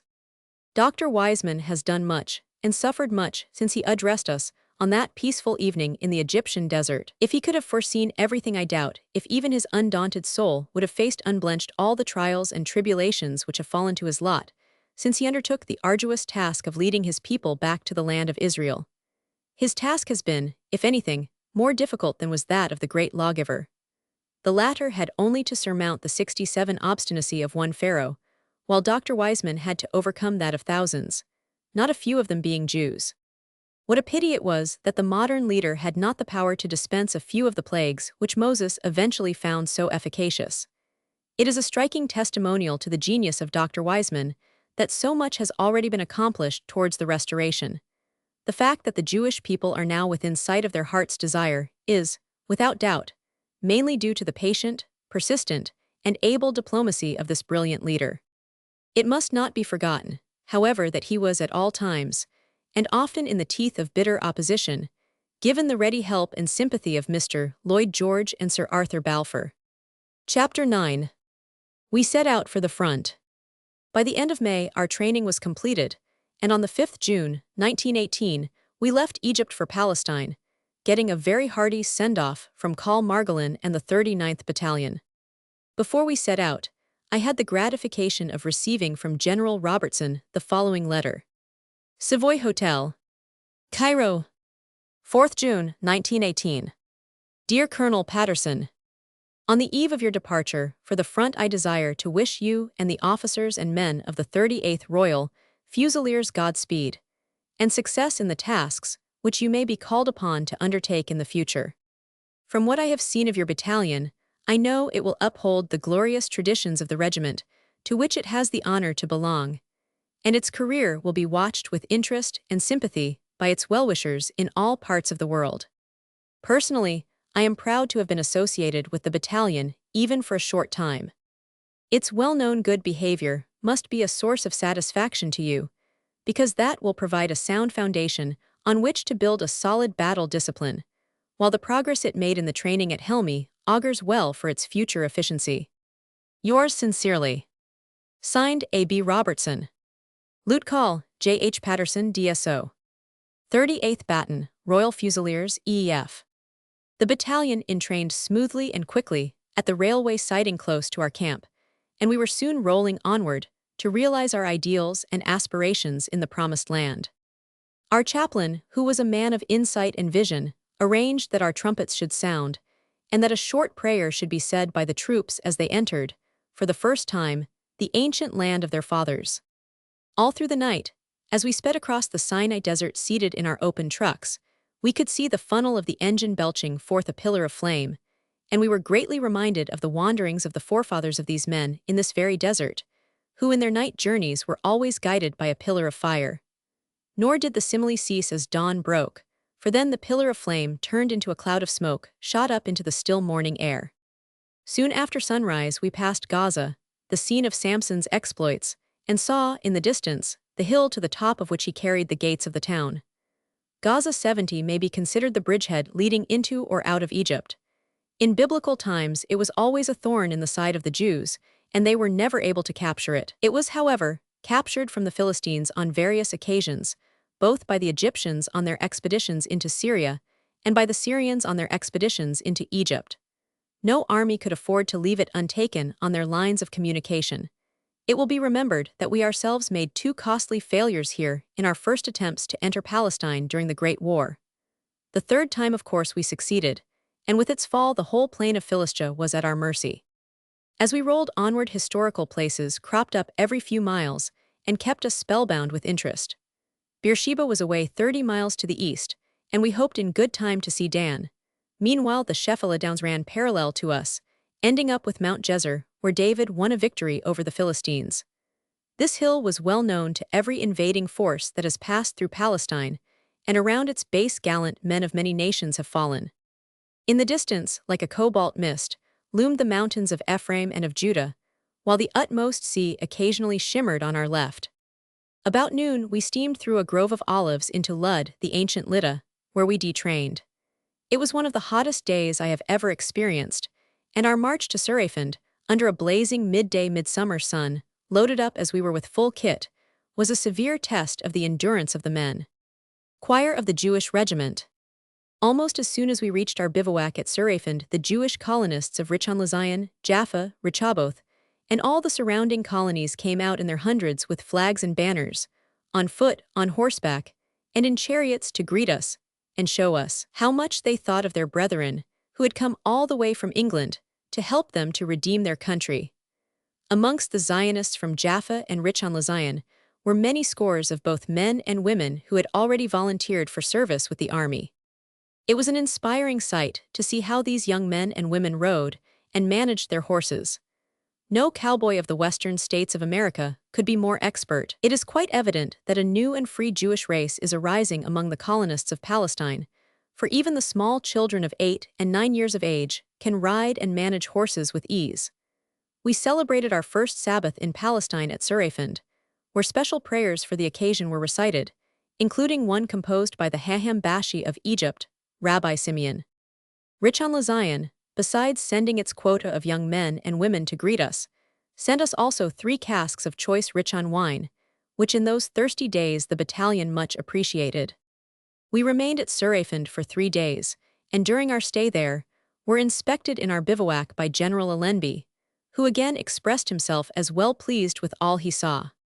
Major James de Rothschild came over from Jaffa, where he was then doing recruiting duty, and gave us a 72 Godspeed as we left our pleasant surroundings at Surafend for our journey to the front.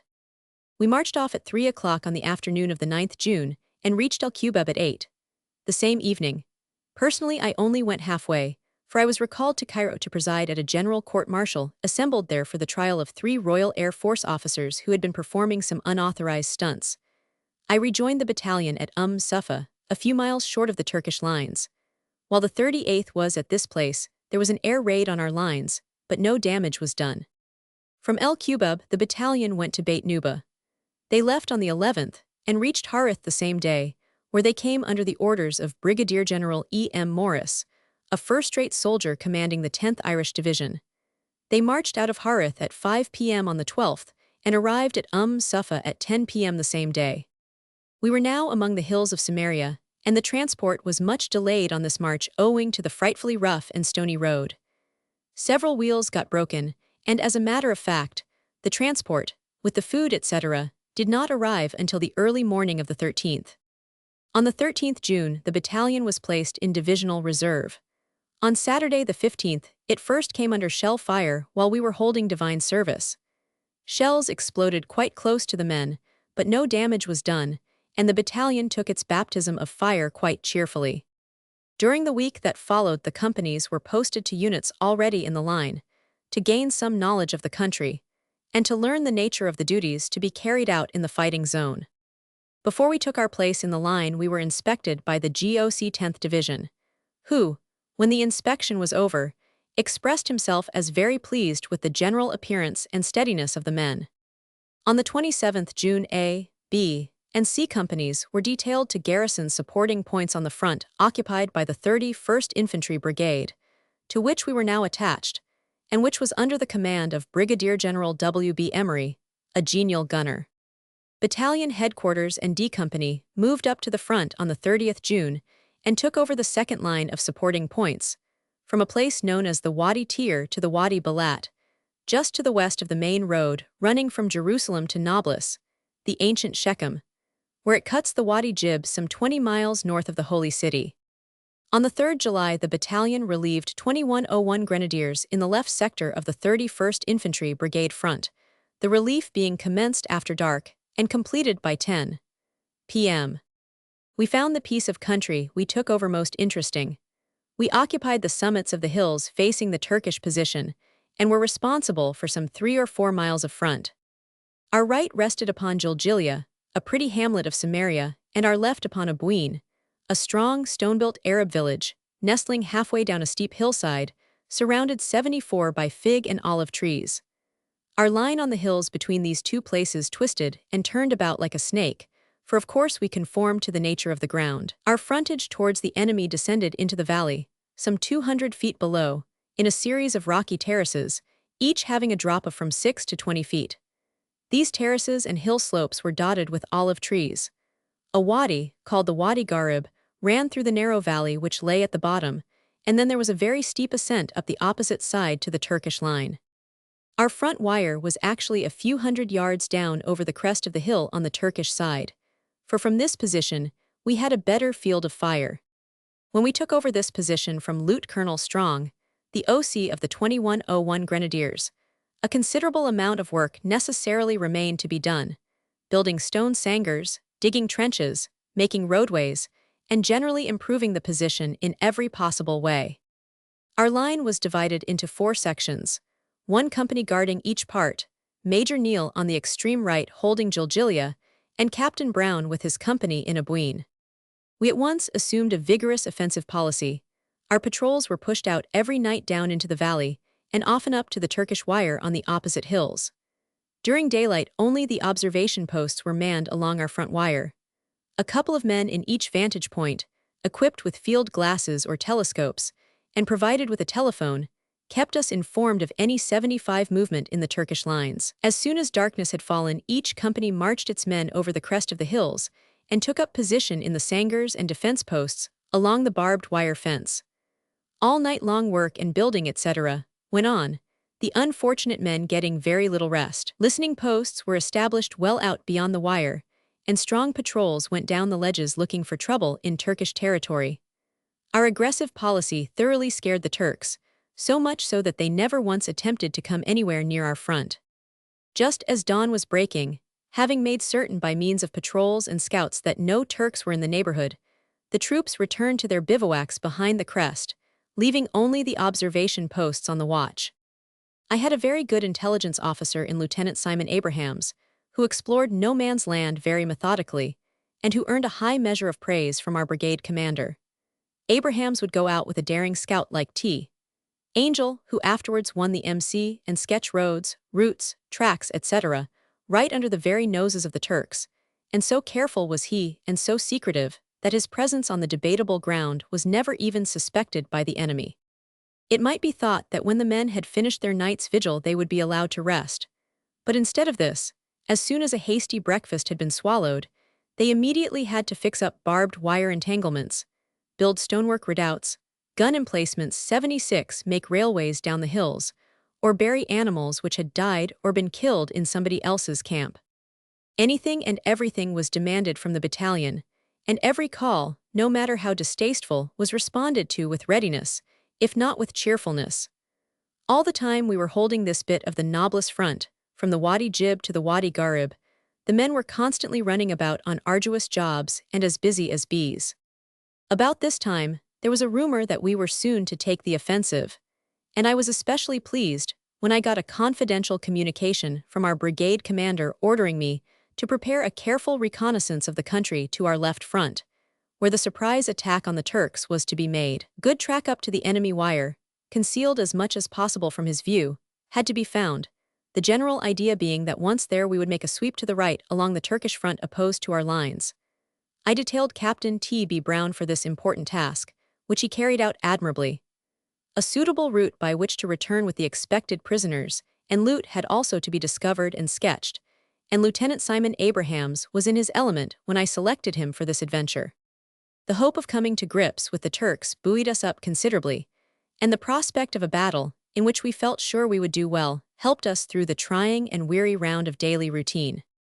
Our brigadier was a soldier whom we all liked, but he had a mania for putting up barbed wire fences, and 77 at last, we erected so much on our front that we caused a serious shortage of this material in the EEF, and further wiring was prohibited. On the 10th July, our transport was shelled. Luckily, only one mule was killed and one wounded. We were heavily bombarded by guns of various calibers at 2 in the morning on July 14th, but it was an absolute waste on the part of the Turks, for not a single casualty of any kind was sustained. On this day, the Turks and Germans attacked in the Jordan Valley and got severely mauled by the Anzac Mounted Division. We, too, expected an attack, but soon after dawn the shelling ceased, and the situation became normal. While the battalion was holding the forward trenches, I always made a round of the posts, every night to see that everyone was on the alert, and that they knew what to do in case of attack. I made the men place white stones along the wire so that they could take aim on them in case of a Turkish assault in the dark, and arranged bombing parties at various points. In fact, we were all ready to give the enemy a very warm reception if he ever came our way. Once, on going my rounds, I heard a noise a little way down the hill, so I ordered a young soldier to throw a bomb. He failed to get the pin quite out and slipped the dud into his greatcoat pocket. Fortunately, a sergeant standing near saw what had happened, and on examining the dud, found the pin practically released. The slightest movements would have set the bomb off, and we should all have been blown sky high. No matter at what hour I returned from my tour of inspection along the battle line, I always found my faithful orderly, Corporal Hutchinson, awaiting me with a nightcap, such as could only be mixed by the dexterous hand of an old campaigner. Hutchinson served with me when I commanded a battalion of the Irish Fusiliers, and followed my fortunes when I went to command the Dublin Fusiliers. On asking him if he would go with me to the Jewish battalion, he replied, "Oh, be the hokey. But sure, sir, that's where you'll be wanting me the most." Hutchinson remained with me until we set out for the Jordan Valley, when he was taken ill and invalided home. I missed him sadly, for he used to remain by my tent door and ward off any undesirable intruder like a well-trained watchdog. A more faithful, loyal, and trustworthy soldier never shouldered a rifle. Chapter 10. The Nablus Front. On the 17th July, we were transferred to the 60th Division and attached to one of its brigades. We were very sorry to leave the 10th Division, for we had made many good friends all round, and our divisional and brigade commanders had always treated us fairly and justly. On the evil day of our transfer, a fatal accident befell Lieutenant B. Wolfe. He was in charge of the transport wagons and was engaged in loading up supplies at the ordnance depot. The drivers were, of course, dismounted and standing by their teams while the work of loading was going ahead. A sudden noise frightened one of the teams, and off the 4 horses careered at a mad gallop. They were heading straight for some troops standing near, and Lieutenant Wolfe, seeing this, made a gallant attempt to stop them by springing at the heads of the leaders as they dashed past. Unfortunately, they were going too fast for him, and he was dragged under their feet, the wagon passing over his body. I visited him in hospital, as did also our chaplain and others, and we cheered him up as much as possible, but he died on the 20th, and his death cast a gloom over the 80-whole battalion, for he was a most conscientious officer, a good Jew, and well liked by all ranks. He was buried with full Jewish rites, a minion from the battalion attending. The commander-in-chief in general orders eulogized the gallant attempt which he made when he sacrificed his own life in his plucky effort to save others.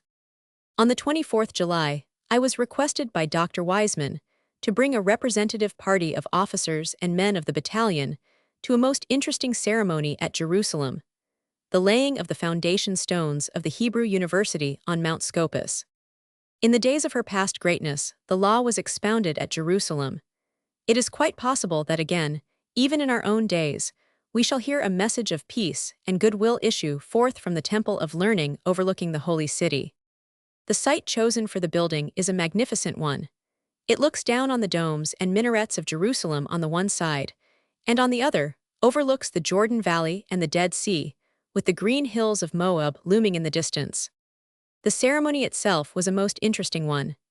The commander-in-chief was present, also all the civil and religious heads of the Jewish, Christian, and Muslim communities, while a vast multitude of people of all creeds thronged along the slopes of Scopus from Jerusalem, a seemingly good omen for future peace and concord. It was a truly inspiring and historic occasion, and augured well for the future greatness of the university. Stones were laid by the Christian bishop in 81 Jerusalem and by the Mufti, the chief Mohammedan dignitary.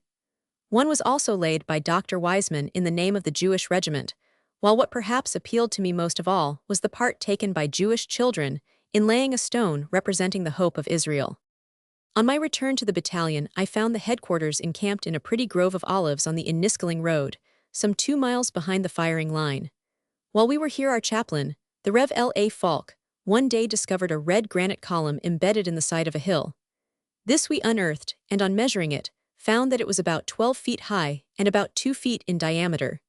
We erected it in our camp in a grove of olive trees. I much perturbed our good rabbi by chaffingly suggesting to him that we had been erecting an altar to Baal, in a grove, in one of the high places. Our find got noised abroad, and the governor of Jerusalem, Colonel Storrs, with his assistant, Lord William Percy, motored out from Jerusalem to see it. They had lunch with us, and I was delighted to note that Lord William Percy took a keen interest in preserving the fauna of Palestine, and had induced General Allenby to impose strict limitations on the shooting of birds and beasts.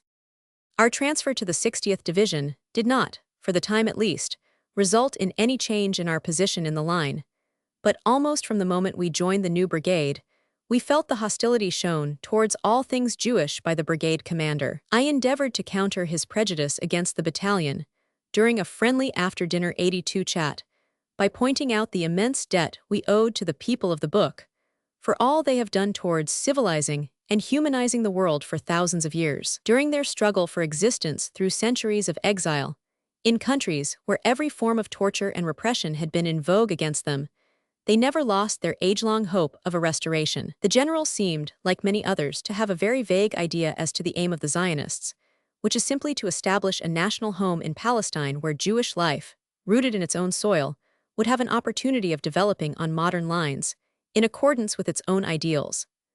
I gave the brigadier some new ideas on Jews, but all my eloquence was in vain, for I failed to convert him, and he hinted that I was only wasting my time by being mixed up with a Jewish unit.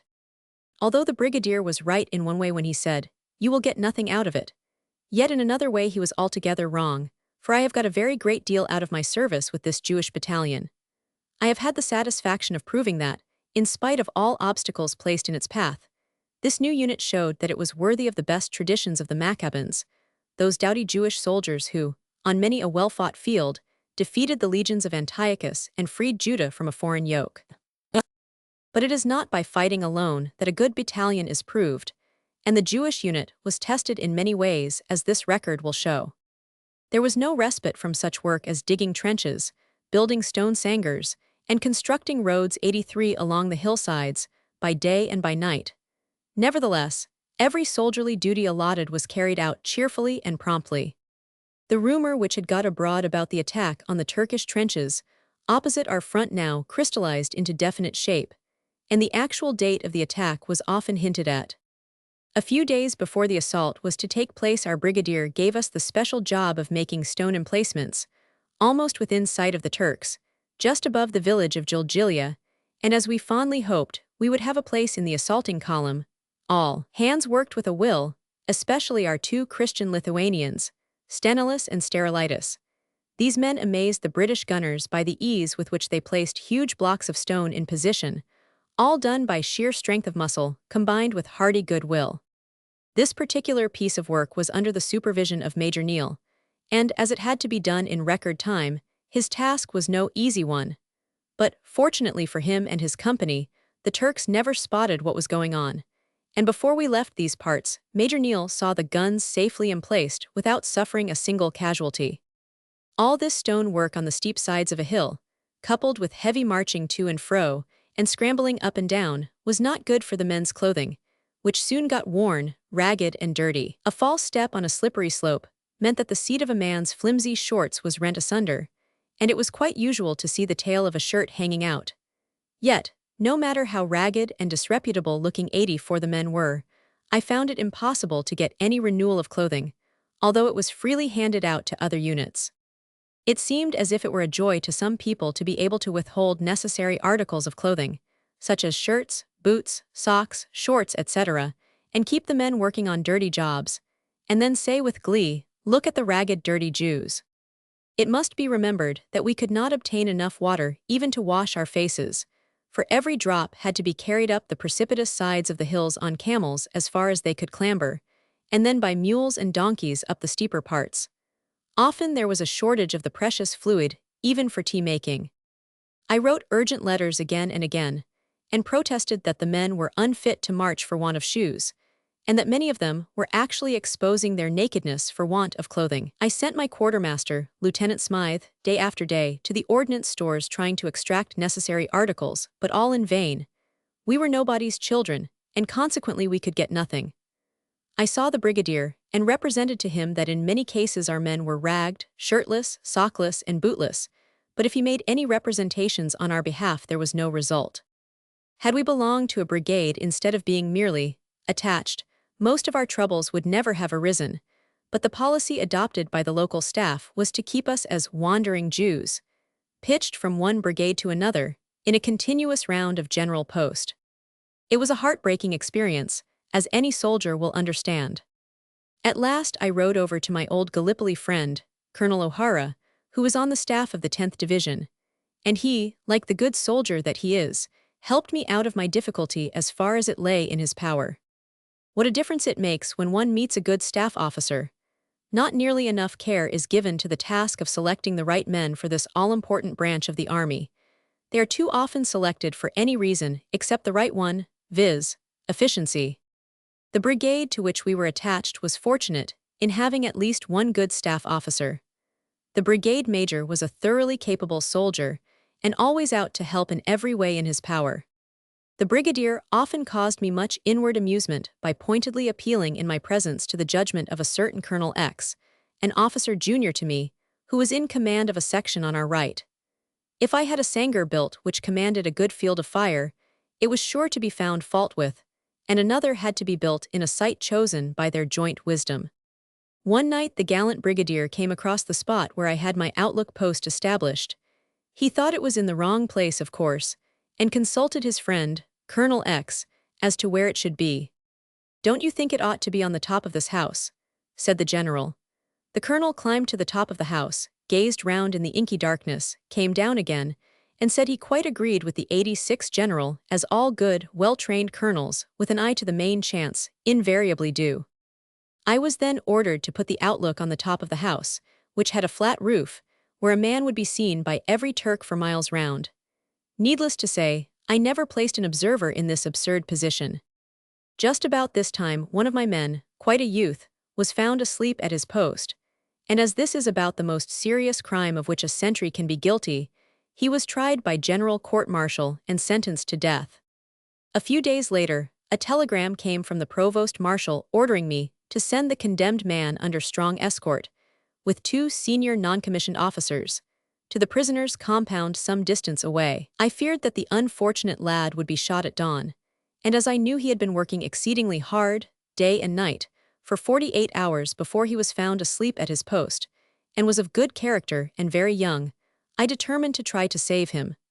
I therefore sent a private wire to General Allenby asking him on these grounds to reprieve him. My friend the brigadier saw the wire before it was dispatched and stopped it.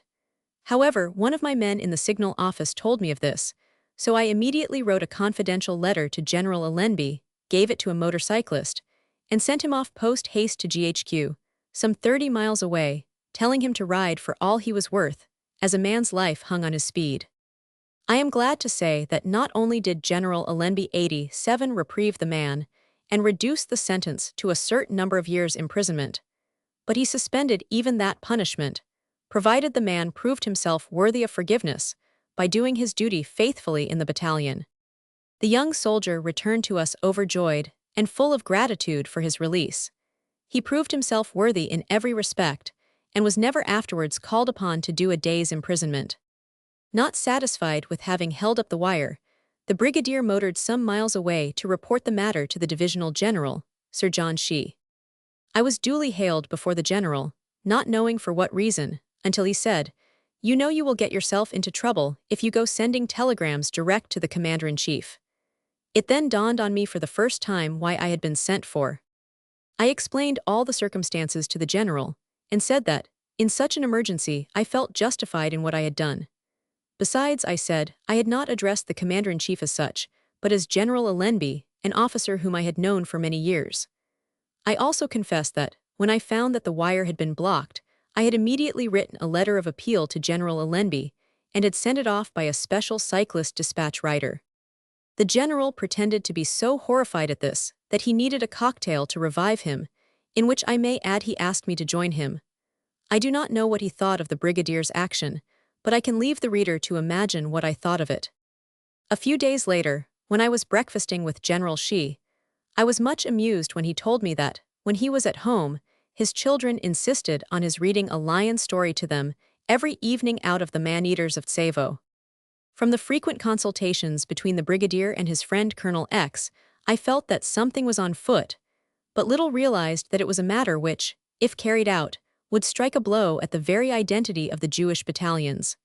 This, however, soon became evident. Shortly after my interview with the divisional general, I was called to the telephone to speak to the brigadier, who said, apparently with great satisfaction, "I want to tell you that your battalion and the 39th Battalion, which was then on its way up from Egypt, are to be brigaded with 2 West Indian battalions, and you are to be placed under the command of Colonel X, who is now a general and has come to live near my camp. You will find General X a very nice man." I thanked the brigadier for his interesting information and hung up the receiver. It was now clearly my duty to stop this second attempt to destroy the identity of the Jewish battalions in Palestine or resign my command. It was no easy task to achieve, because our good friends had worked underground all the time, and sprang this surprise upon me only when it became an accomplished fact.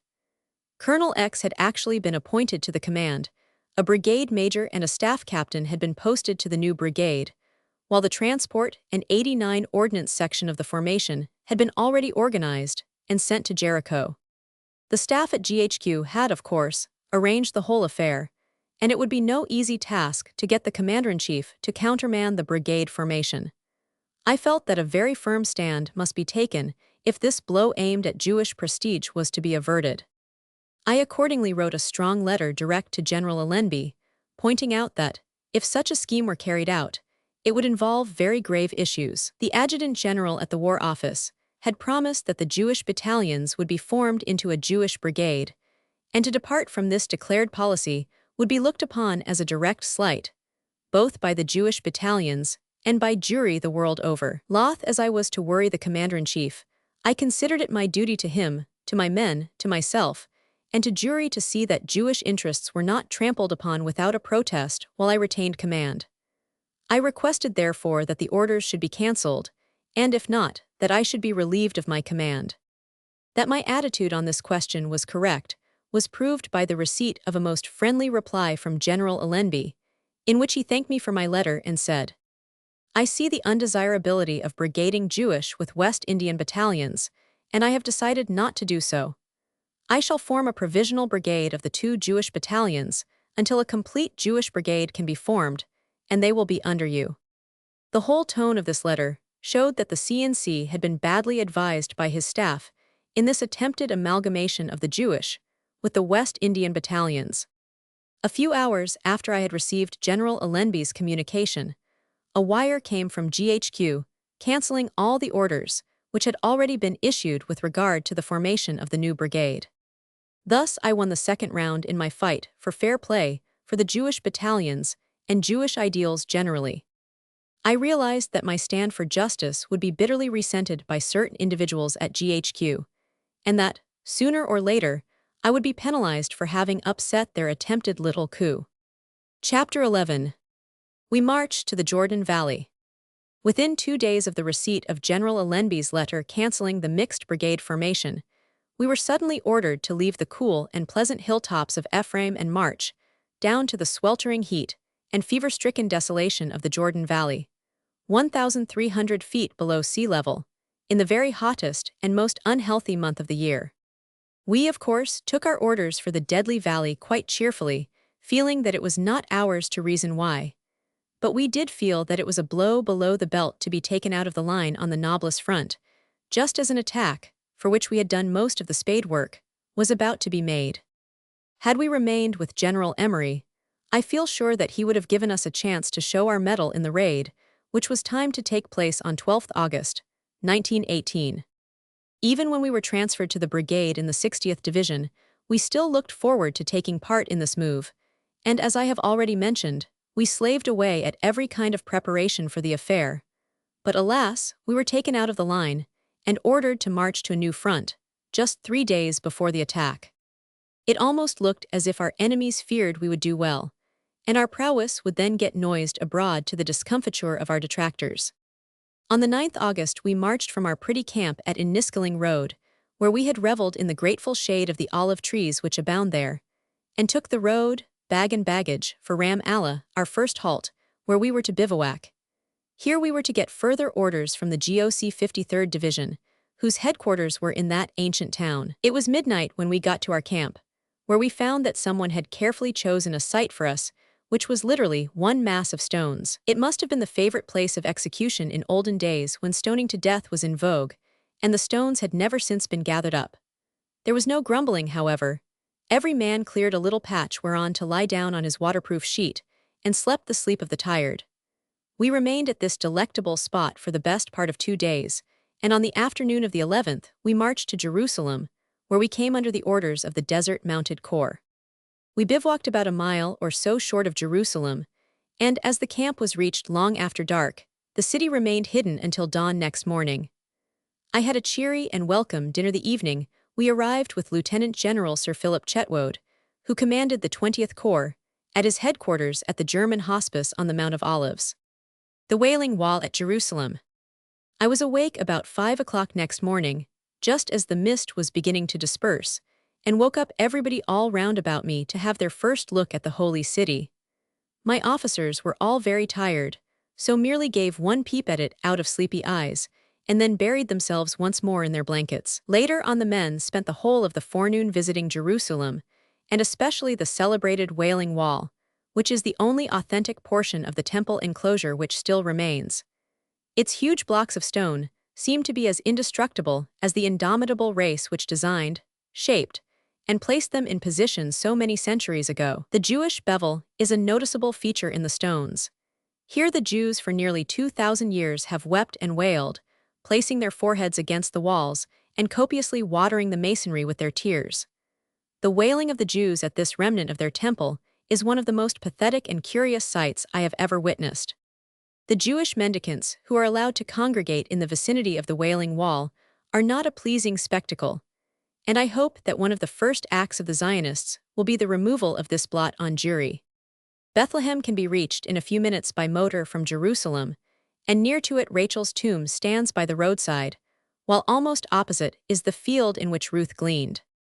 At 4 in the afternoon of this day, 12th August, we marched off under the walls of Jerusalem, past the Damascus Gate, skirted the Garden of Gethsemane, and wended our way on to the road which would take us down to Jericho. It was a lovely sight as we halted and looked back over the valley of Jehoshaphat, with the 94 brook Kidron between us and the walls of the venerable city, the beautiful Mosque of Omar overshadowing the temple area, the mysterious golden gates fronting us, sealed up, and the westering sun gilding Mount Zion.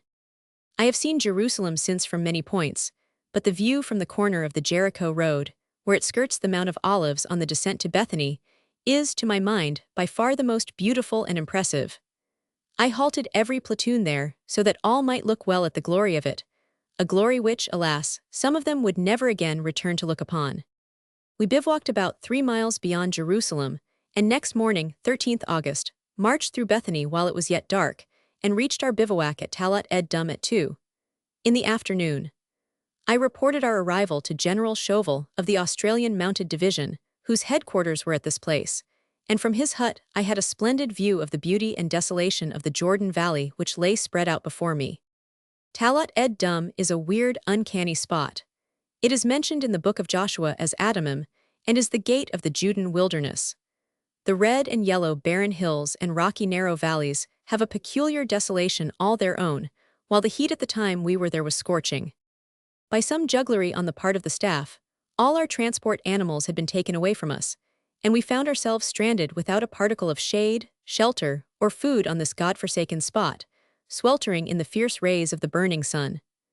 At last, towards 95 sundown, our baggage and rations arrived in motor lorries, dinners and teas were rolled into one, and peace reigned once more in this drowsy wilderness. When the terrific heat had become somewhat less scorching, accompanied by the padre, I wandered up to an ancient ruin which topped the summit of a hill dominating the roadway. This proved to be the castle of a redoubtable robber chief, who had lived here in bygone days and taken his toll from every traveler. From time immemorial, this had been the stronghold of the robber bands who waylaid, robbed, and even murdered those journeying to and fro between Jerusalem and Jericho. It was close to this bandit's castle that the Good Samaritan poured oil and wine into the wounds of the unfortunate wayfarer who had fallen among thieves.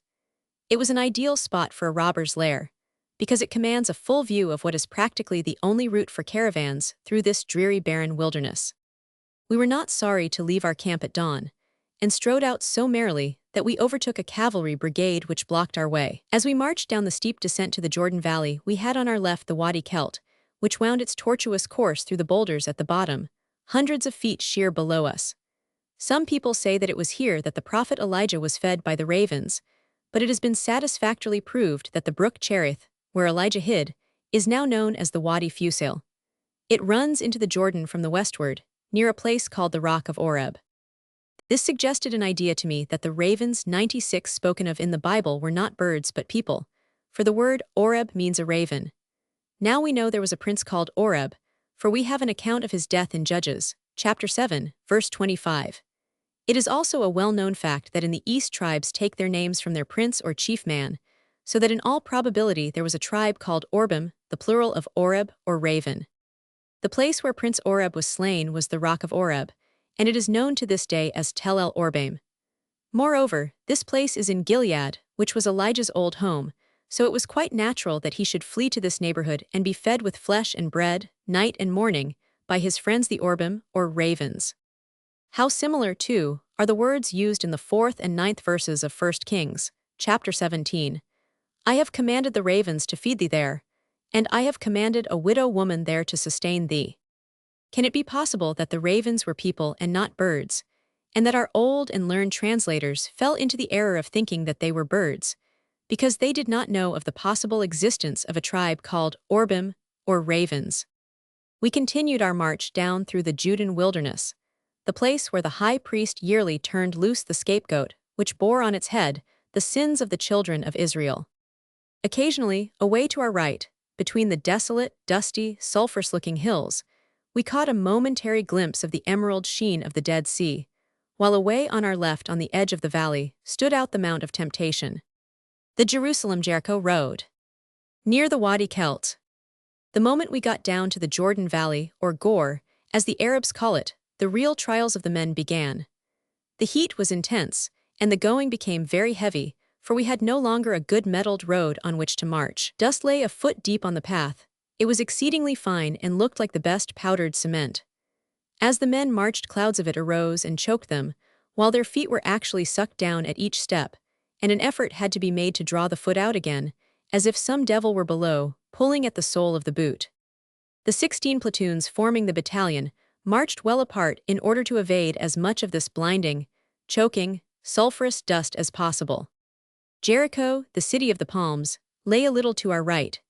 We passed its outskirts and halted for a rest under Old Jericho, the walls of which the Bible tells us miraculously fell to Joshua's trumpets over 3,000 years ago. This was a thought which acted as a spur to every Jewish soldier, and although the march was a hard one and the worst of it had yet to be done, the men came through the ordeal triumphantly, and very few dropped out by the way. Those who did fall by the wayside were helped along by our padre, the Rev. L.A. Falk, who gave up his horse to the footsore and carried the pack and rifle of the weary, thus cheering them along into camp. This time it was the priest who proved the Good Samaritan on the road to Jericho. Soon after we recommenced our march from under the walls of Old Jericho, a huge black column of fine dust, whose top was lost in the heavens, arose in front of us and gyrated slowly and gracefully as our vanguard, leading us onward to our bivouac on the banks of a cool and pleasant brook, where it vanished. I felt that this was a good omen for our success in the Jordan Valley, for it was a case of the children of Israel being led once more by a pillar of cloud. The headquarters of the Australian Mounted Division was close beside our bivouac, and here I had a very welcome breakfast with Major General H.W. Hodgson, its capable and genial commander. The general told me that he would review the battalion on the following afternoon, on its march out to the new camping ground on the Aja.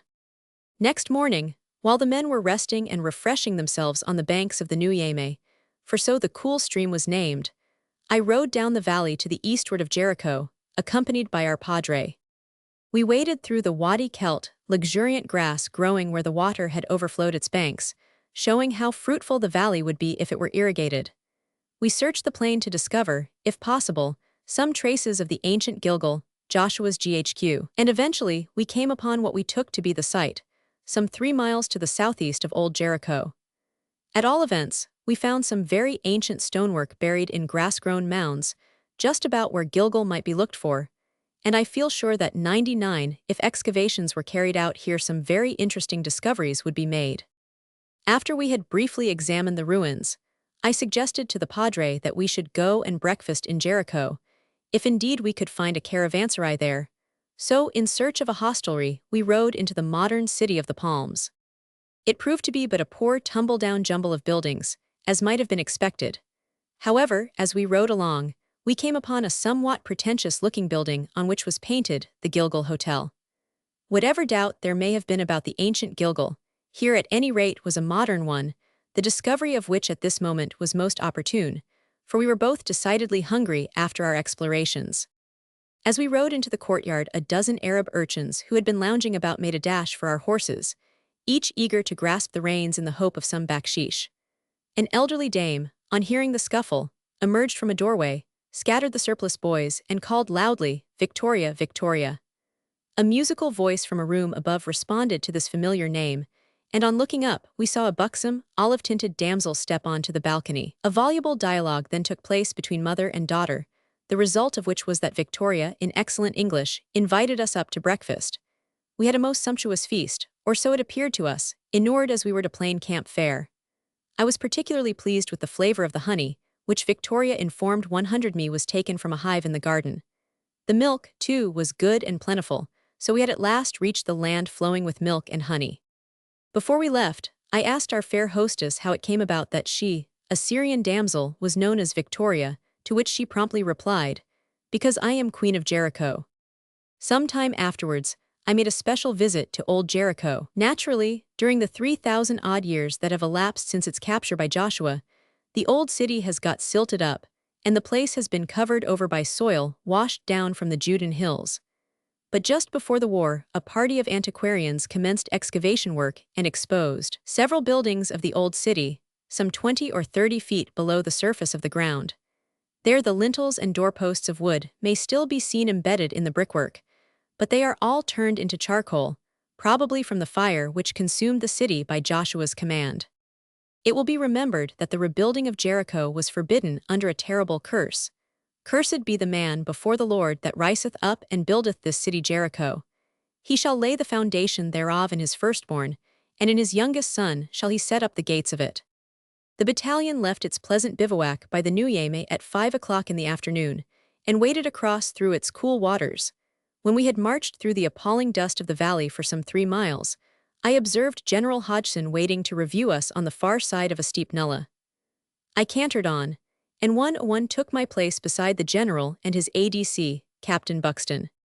I am certain that a review was never held under more peculiar circumstances.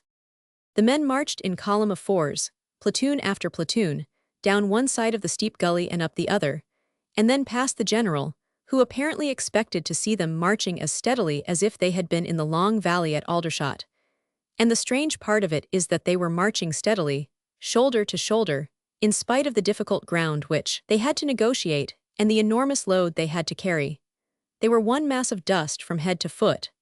Nothing could be seen of their faces except a pair of eyes blinking out of a countenance which looked as if it had been dipped in a flour barrel and then streaked with lines of soot, for rivulets of black sweat ran in parallel lines down their dust-covered faces.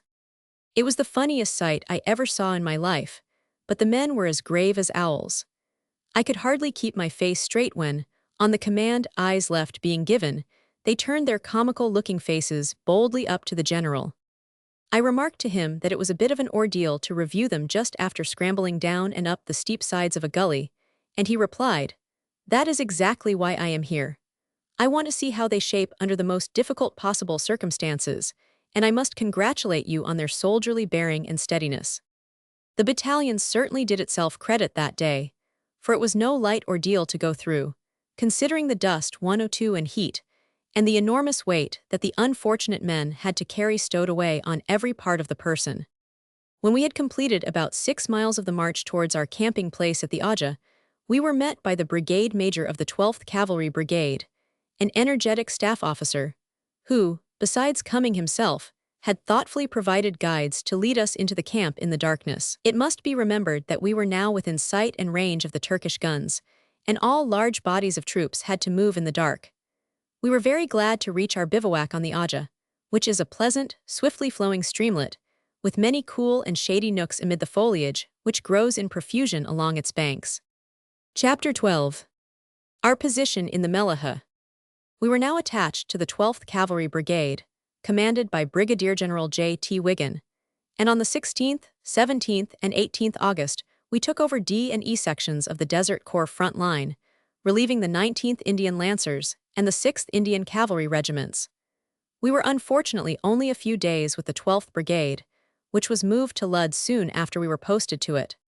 The Jordan Valley, at the place where we were entrenched, is about 15 miles wide and is over 1,200 feet below sea level. It is for the most part fairly flat, but is intersected here and there by huge ravines, which are in places quite narrow, and at others some hundreds of yards across, with sheer cliffs some 30 to 50 feet high as banks. Looking at the valley from the hills that border it, one would never suspect the existence of these great rifts. The River Jordan runs in the center of one of these depressions, which in places is 50 to 100 feet below the ordinary level of the rest of the valley. The Wadi Mellahah is another huge cleft or rift, running about a mile to the west of, and more or less parallel to, the Jordan. It is some 10 miles long, and varies from a few score yards to a mile in width. Steep cliffs 104 and slopes shut it in on both sides, and make the bed of the Mellahah about as hot and stifling a spot as can well be imagined.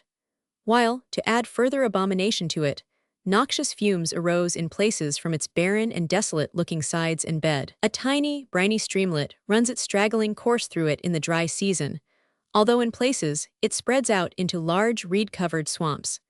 The water of this rivulet was so salt that a single drop was more than one could bear to take on the tip of one's tongue.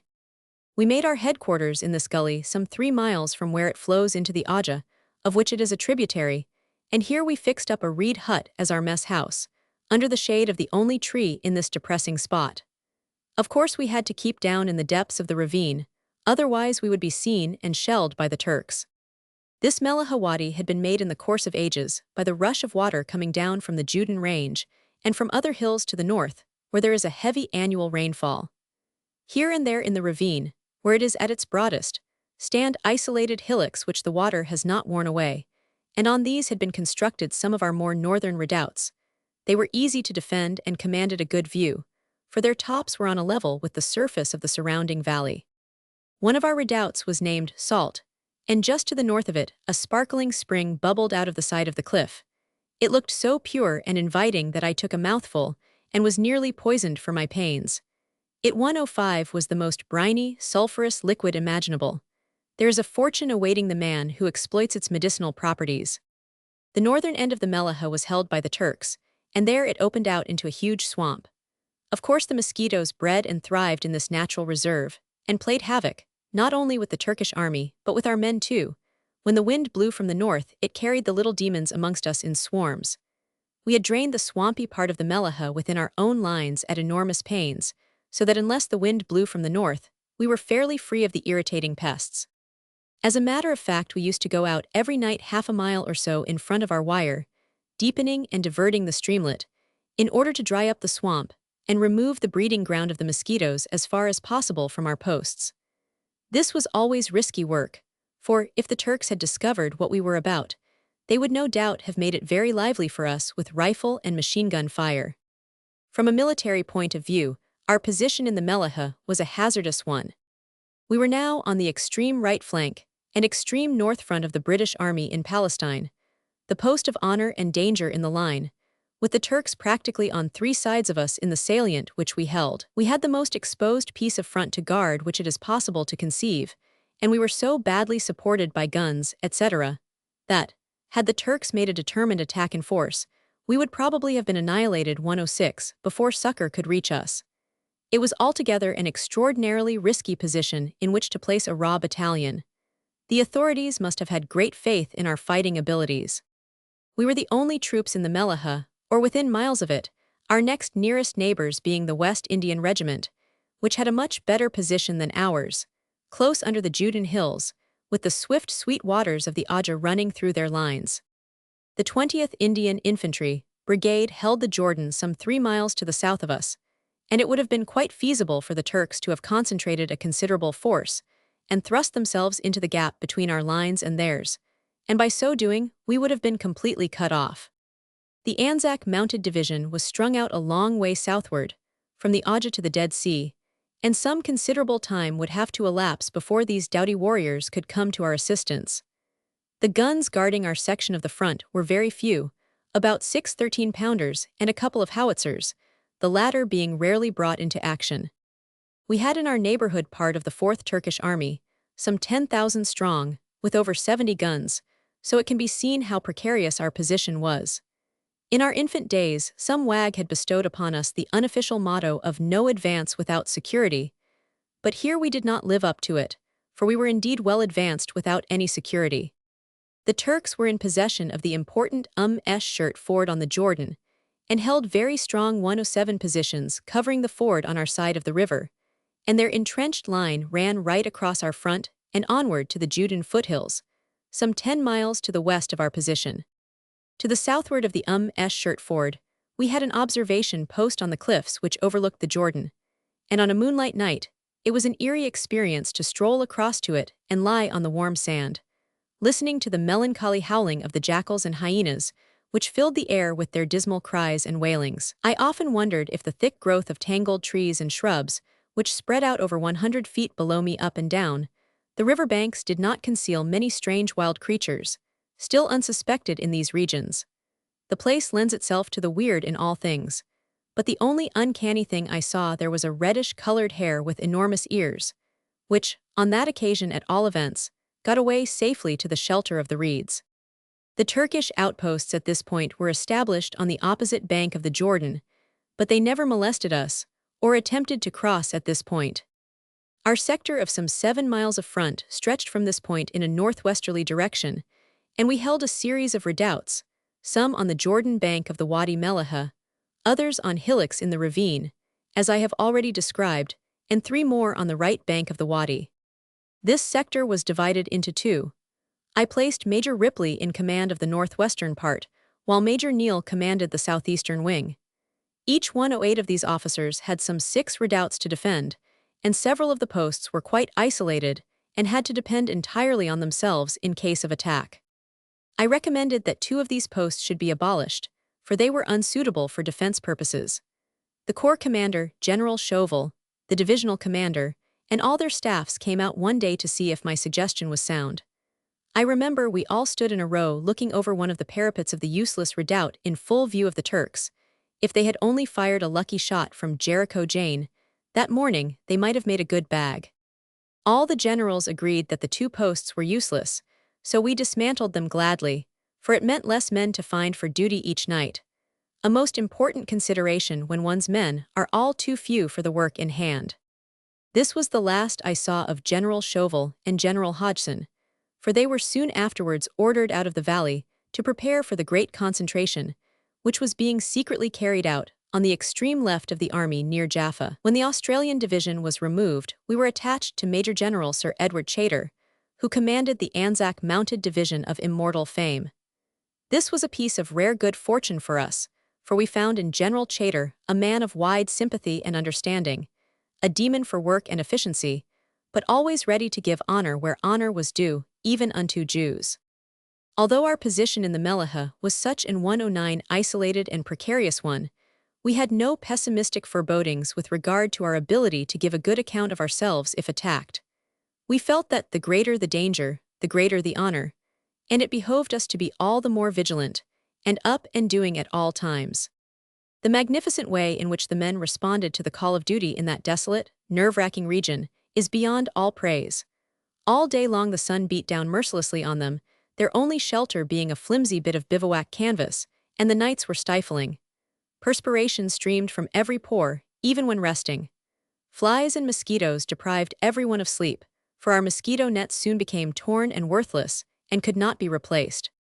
Just before dark, every available man other than those required to go on patrols and reconnoitering duty had to parade fully equipped and march to his post on the redoubts. Here the apparently endless night was spent. At dawn the men marched back to their comfortless bivouacs to snatch what repose they could before they were again called upon to work on strengthening the redoubts and deepening the trenches. It was in truth an exceedingly strenuous life under such terrible climatic conditions. Water could only be obtained in very limited quantities. Every drop had to be carried from the Aja 4 or 5 miles away. The whole place was constantly enveloped in stagnant dust, so it can be imagined with what appetite a man could tackle food under such appalling conditions, every mouthful of which was necessarily full of sand and grit. An Australian summed up life in the Jordan Valley very well when he remarked one sweltering day, "God need not have troubled to make hell when he had the Jordan Valley." This part of the Jordan Valley is not supposed to be habitable during the months of August and September. Even the wild Bedouins, who linger in these parts to feed their flocks of goats, flee from the accursed place in these 2 dreaded months. No British soldier had yet been called upon to endure the horrors of the Melaha, even for a week. Nevertheless, the Jewish battalion was kept there for over 7 weeks, at the most deadly period of the year. Looking back upon it, all I can only say that the Jewish people may well be proud of their battalion for the admirable way it carried on in this abomination of desolation. It was about the hottest, most unhealthy, and most God-forsaken place in the universe.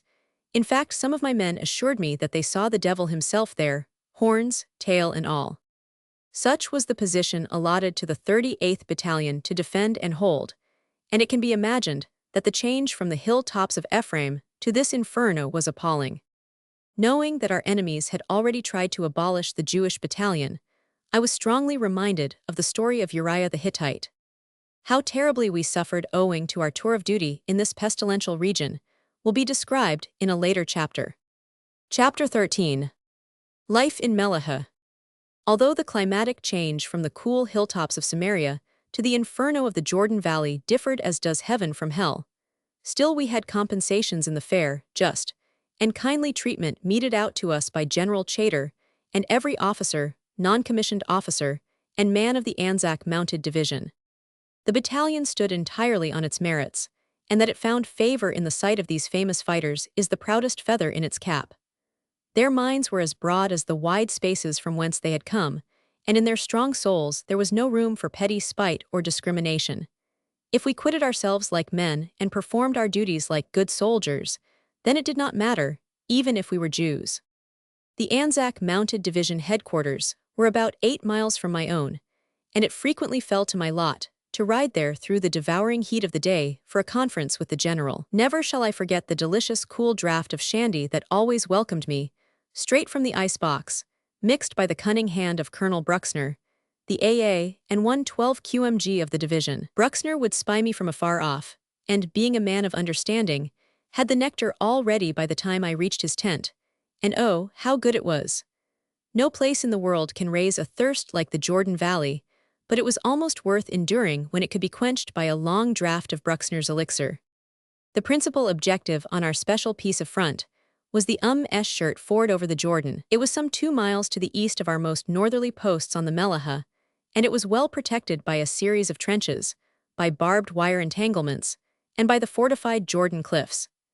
If we could, by any chance, get possession of this crossing, it would mean that the Turkish communications would be thrown considerably out of gear, and all their local arrangements east and west of the Jordan completely upset. Furthermore, in the case of an advance on our part, by pushing mounted troops across this ford, the whole of the Turkish position, 10 miles to the east-southeast of us at Nimrin, would be turned, for the road by the Shirt ford was the short cut to ease Salt, the old Ramoth Gilead, and Ammon, the ancient Rabbath Ammon, where that splendid Hittite soldier Uriah was treacherously sent to his death. Our constant endeavor, therefore, in patrol and reconnaissance, was to gather all possible information as to the ways and means of getting at this spot and making it our own. No stone was left unturned, and no risk avoided which would lead to this important result, and in due course we had our reward. In such an isolated position as ours, the only thing to be done was to adopt an aggressive attitude towards our enemies, and so induce them to think that we were a great deal stronger than was actually the case. This policy succeeded admirably, and we put up such a good bluff, and harried the Turks so vigorously that they were in constant dread of attack, and immediately began to erect barbed wire fences right along their entire front, with every appearance of haste and nervousness. Considering the nature and extent of the position which we held, we lost very few men in killed, wounded, and missing during the 7 odd weeks we grilled in the Jordan Valley. We were daily and nightly shelled, but the Turkish gunners rarely had any luck. On the other hand, we harassed them continuously, with the result that deserters began to come in freely, sometimes singly, and often in 2s and 3s. It is strange, but true, that until we came into the valley, prisoners and deserters were very scarce. On one occasion, a prisoner was brought before me trembling violently. On asking him what was the matter, he replied that he feared his throat was about to be cut. His officer, he said, had told him that we finished off all our prisoners in this way. I laughed, and wishing to prove him, told him that after he had had some food, I proposed to send him back to his camp, so that he might tell all his comrades how well we treated those who fell into our hands. On hearing this, he cried bitterly that he did not want to return to his camp at any price, and begged to be kept by the British, a request to which I of course readily acceded. A Turkish sergeant who was captured one day made us all laugh heartily. Before he was marched off to the prisoner's compound, somebody wanted to take a photo of him. The little sergeant, for he was quite diminutive, preened himself like a peacock, gave a rakish tilt to his headgear, a fierce twist to his mustache, and struck a dramatic pose before he would allow himself to be snapped. He was a regular Turkish Charlie Chaplin. Most of our prisoners told us quite frankly that they were tired of the war, their ill usage, and bad food, and were glad to be in our hands, more especially as they never got any rest in front of our lines. On the 26th August, 13 Turks of the 1st Infantry Battalion of the 2nd Regiment of the 24th Division surrendered. These men deserted en bloc while they were holding a post which guarded the flank of their battalion. I found out from them that their relief party was due to arrive before I could possibly get a half platoon from my battalion to occupy the deserted post. If time had allowed me to lay a little trap, I should like to have seen the faces of the incoming Turks when they found themselves looking down our rifle barrels as they marched into their post.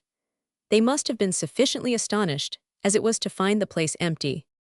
I watched an exciting little adventure one morning as I stood in one of the fire bays of our most advanced redoubt, just as dawn was breaking, peering through my field glasses to the northward, along the jagged course of the Melaha, where it spread out into many channels and ravines near the Turkish lines. All at once I spied, some 800 yards off, 2 Turkish officers standing at the foot of a huge sand slope, gazing at something away to their left. They looked to me as if they had come out to shoot a hare, or perhaps a gazelle, as there were some of these pretty creatures in the valley. One of the officers was extremely tall and wore a long black cloak. Now I knew that I had an officer, Lieutenant Evans, and man out scouting in that neighborhood, and I felt rather anxious for their safety if they should, unexpectedly, come upon the Turks.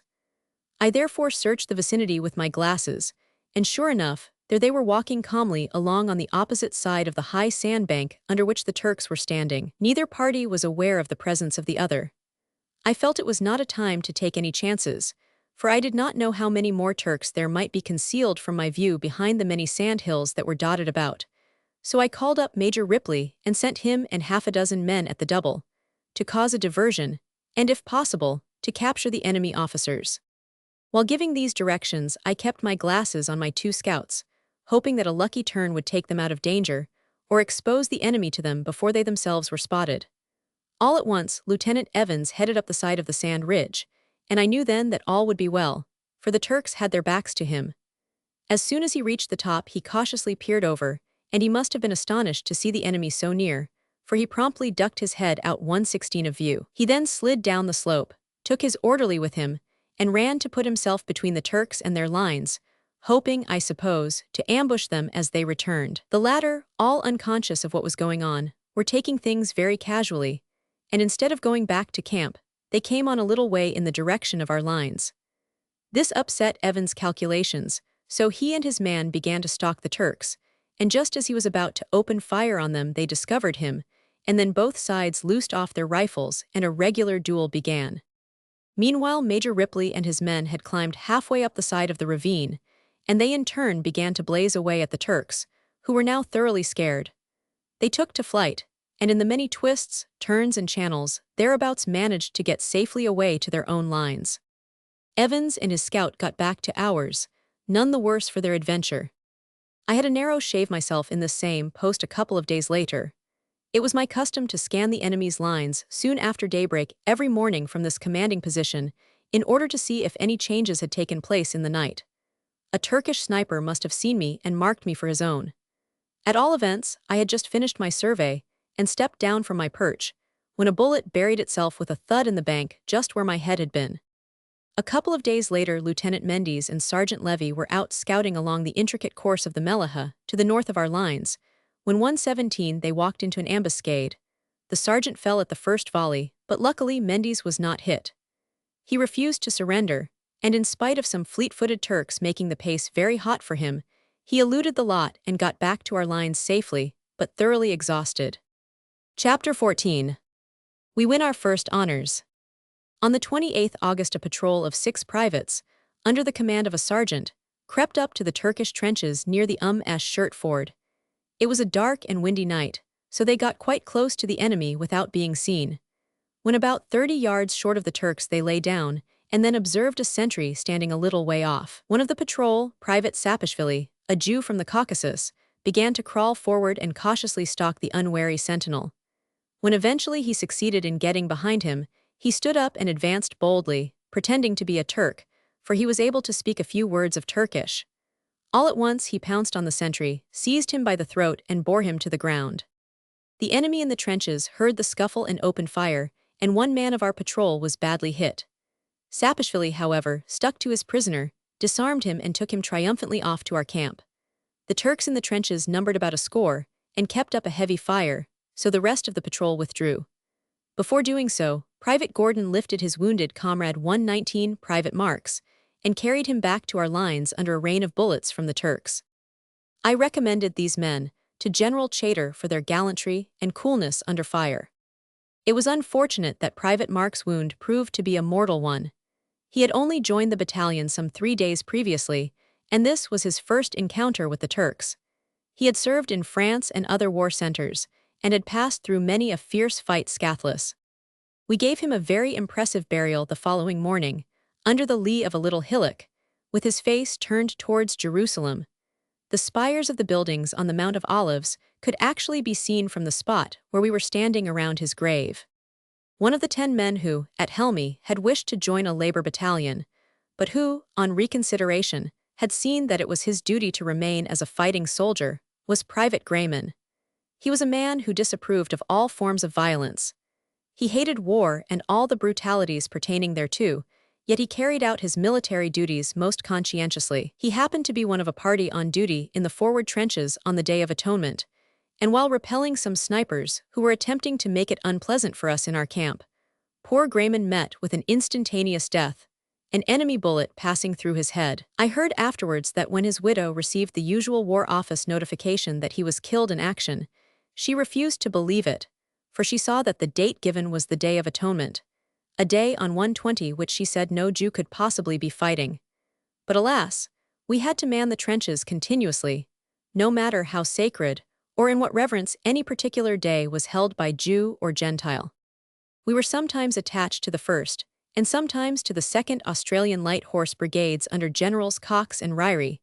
When they moved, we were placed under General Meldrum, the commander of the New Zealand Mounted Rifles Brigade. All were keen soldiers and good and gallant comrades. While we were under General Ryrie, I remember he said to me one day that he would like to come out and inspect my posts. "Very good, General," I said. "Come out with me any morning you wish." "When do you start?" he asked. "Generally at 3 a.m., I replied. "That's a good time to sleep," said the general. Another night some of our patrols scared the Turks badly, and they started a tremendous fusillade with every rifle and gun that could be brought into action. The noise of the battle reverberated down the Melaha and reached the Aja, where General Ryrie was encamped. Thinking that a serious attack had begun, the general sprang hastily out of bed and planted his naked foot right onto the tail of a huge black scorpion. For a full half-hour afterwards Australia was heard at her best. When I saw him a couple of days later, he philosophically remarked that there was virtue even in a Scorpion 121 sting, for it had completely cured him of ever attempting to get out of bed again in the dark, even if all the Turks in the Ottoman Empire were at his door. General Ryrie, afterwards promoted to Major General, was appointed to the command of the Australian Mounted Division, and had the KCMG conferred on him. Towards the end of August, General Allenby reviewed the Anzacs at their headquarters, some 4 miles to the north of Jericho. The Mounted Division was formed into 3 sides of a square, and into this General Allenby galloped, followed by his staff. It was well for the commander-in-chief that he was a good horseman, for the spirited animal which he rode gave 1 or 2 very hardy bucks, quite enough to have unseated the majority of our generals. Later, the chief decorated a number of the officers and men who had gallantly won distinctions, and at the end of the ceremony, made a good soldierly speech to the division. I was invited to be present at the review, and on being presented by General Chater to the commander-in-chief, the latter remarked, "Oh, by the way, Patterson, I fear I cannot form your Jewish brigade, for I have been notified by the War Office that there are no more Jewish troops coming out." I replied that I thought this information must be inaccurate, for I had just had a letter from the officer commanding the 40th Battalion at Plymouth, informing me that he was about to embark with his battalion for service in Palestine. The commander-in-chief seemed somewhat surprised on hearing 122 this, but remarked that he considered his information later and better than mine, so of course there was nothing more to be said. A few days afterwards, on 30th August, General Chater had a conference with all his brigade and infantry commanders, and as he had heard General Allenby saying to me that he considered his information with regard to Jewish reinforcements better than mine, he remarked, "Well, Patterson, your information about the coming of the other Jewish battalions was better than the chief's after all, for one of my officers has just come from England, and he tells me that a strong Jewish battalion came out with him in the same ship and landed in Egypt a couple of days ago." As I considered it only right to let the commander-in-chief know that the information he had received was not accurate, I wrote and told him that I understood that another Jewish battalion, some 1,400 strong, had already arrived in Egypt. In reply to this, I got a memorandum from the Chief of Staff, Major General Louis-Jean Balls, intimating that in future I was only to address the commander-in-chief through the ordinary channels of communication. It was evident from this that the Chief of Staff was not pleased that the commander-in-chief should have any sidelight from me on Jewish affairs. Of course this had long been apparent, for anything I had previously written through the ordinary channels, no matter how important to the welfare of the battalion, had invariably been returned to me with the remark 123 that it was not considered necessary to refer the matter further. Some months after my interview with the commander-in-chief, yet another 1,000 men arrived from England, and altogether there were over 5,000 Jewish soldiers serving in the Jewish units in Palestine. The formation of a Jewish brigade had been the definite policy of the War Office, and an intimation to this effect had been sent to General Allenby. The commander-in-chief of the EEF had himself written to me to say that a Jewish brigade would be formed, yet this promise, which meant so much to the comfort and efficiency of the men, and to the prestige of Jews the world over, was never fulfilled. Instead, we were pushed about from brigade to brigade, and from division to division in the most heartbreaking manner, with the result that we got all the kicks and none of the traditional halfpence. In the space of 3 months, we were shunted about like so many cattle trucks, and found ourselves, in that brief period, attached to no less than 12 different formations of the British Army. General Chater gave a great lift to the spirit of the battalion when he conferred the military medal on Privates Sapishvili and Gordon for their gallant conduct on the night patrol already mentioned. We had a special parade in Salt Post Redoubt, after divine service on the first day of the Jewish New Year, 7th September, 1918. Before all their comrades, the general recounted their gallant deeds, pinned the coveted ribbons on their breasts, and then ordered the battalion to march past and 124 salute, not himself, but the two men whom he had just decorated. From this moment General Chater had with him the heartfelt devotion of every man in the unit. A small thing can win the respect, goodwill, and devotion of a regiment, but it is not every general who has the knack of gaining it. Chapter 15. Capture of the Shirt Ford. As the date fixed for the great advance of the army in Palestine drew near, certain parts of the Jordan Valley began to look very comical. Here and there would be seen a battery of artillery parked, or a cavalry regiment, with its horses tethered in neat and orderly array, in the most approved army style. But on closer inspection, both horses and guns were found to be merely dummies. Great camps were pitched, but there was not a soldier in them. Fires were lighted all over the place at dusk, as if a mighty army were bivouacked round about, and every conceivable kind of bluff was put up in order to deceive the Turks, and make them think that the long-expected attack was to be made through Gilead, to effect a junction with the Arab army of the Hejaz.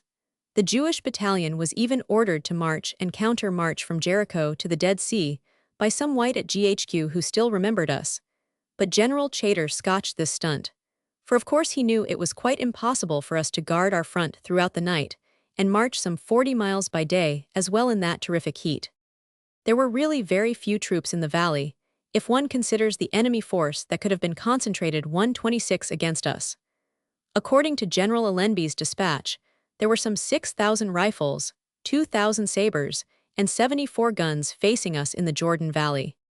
General Allenby, in his dispatch of the 31st October, 1918, writes, "By reducing the strength of the troops in the Jordan Valley to a minimum, etc., and to prevent the decrease in strength in the Jordan Valley being discovered by the enemy, I ordered Major General Sir Edward Chater, KCMG, CB, ADC, to carry out with the Australian and New Zealand Mounted Division, the 20th Indian Imperial Service Infantry Brigade, the 38th and 39th Battalions of the Royal Fusiliers, and the 1st and 2nd Battalions British West Indies Regiment a series of demonstrations, with the object of inducing the enemy to believe that an attack east of the Jordan was intended, either in the direction of Maidba or Amman.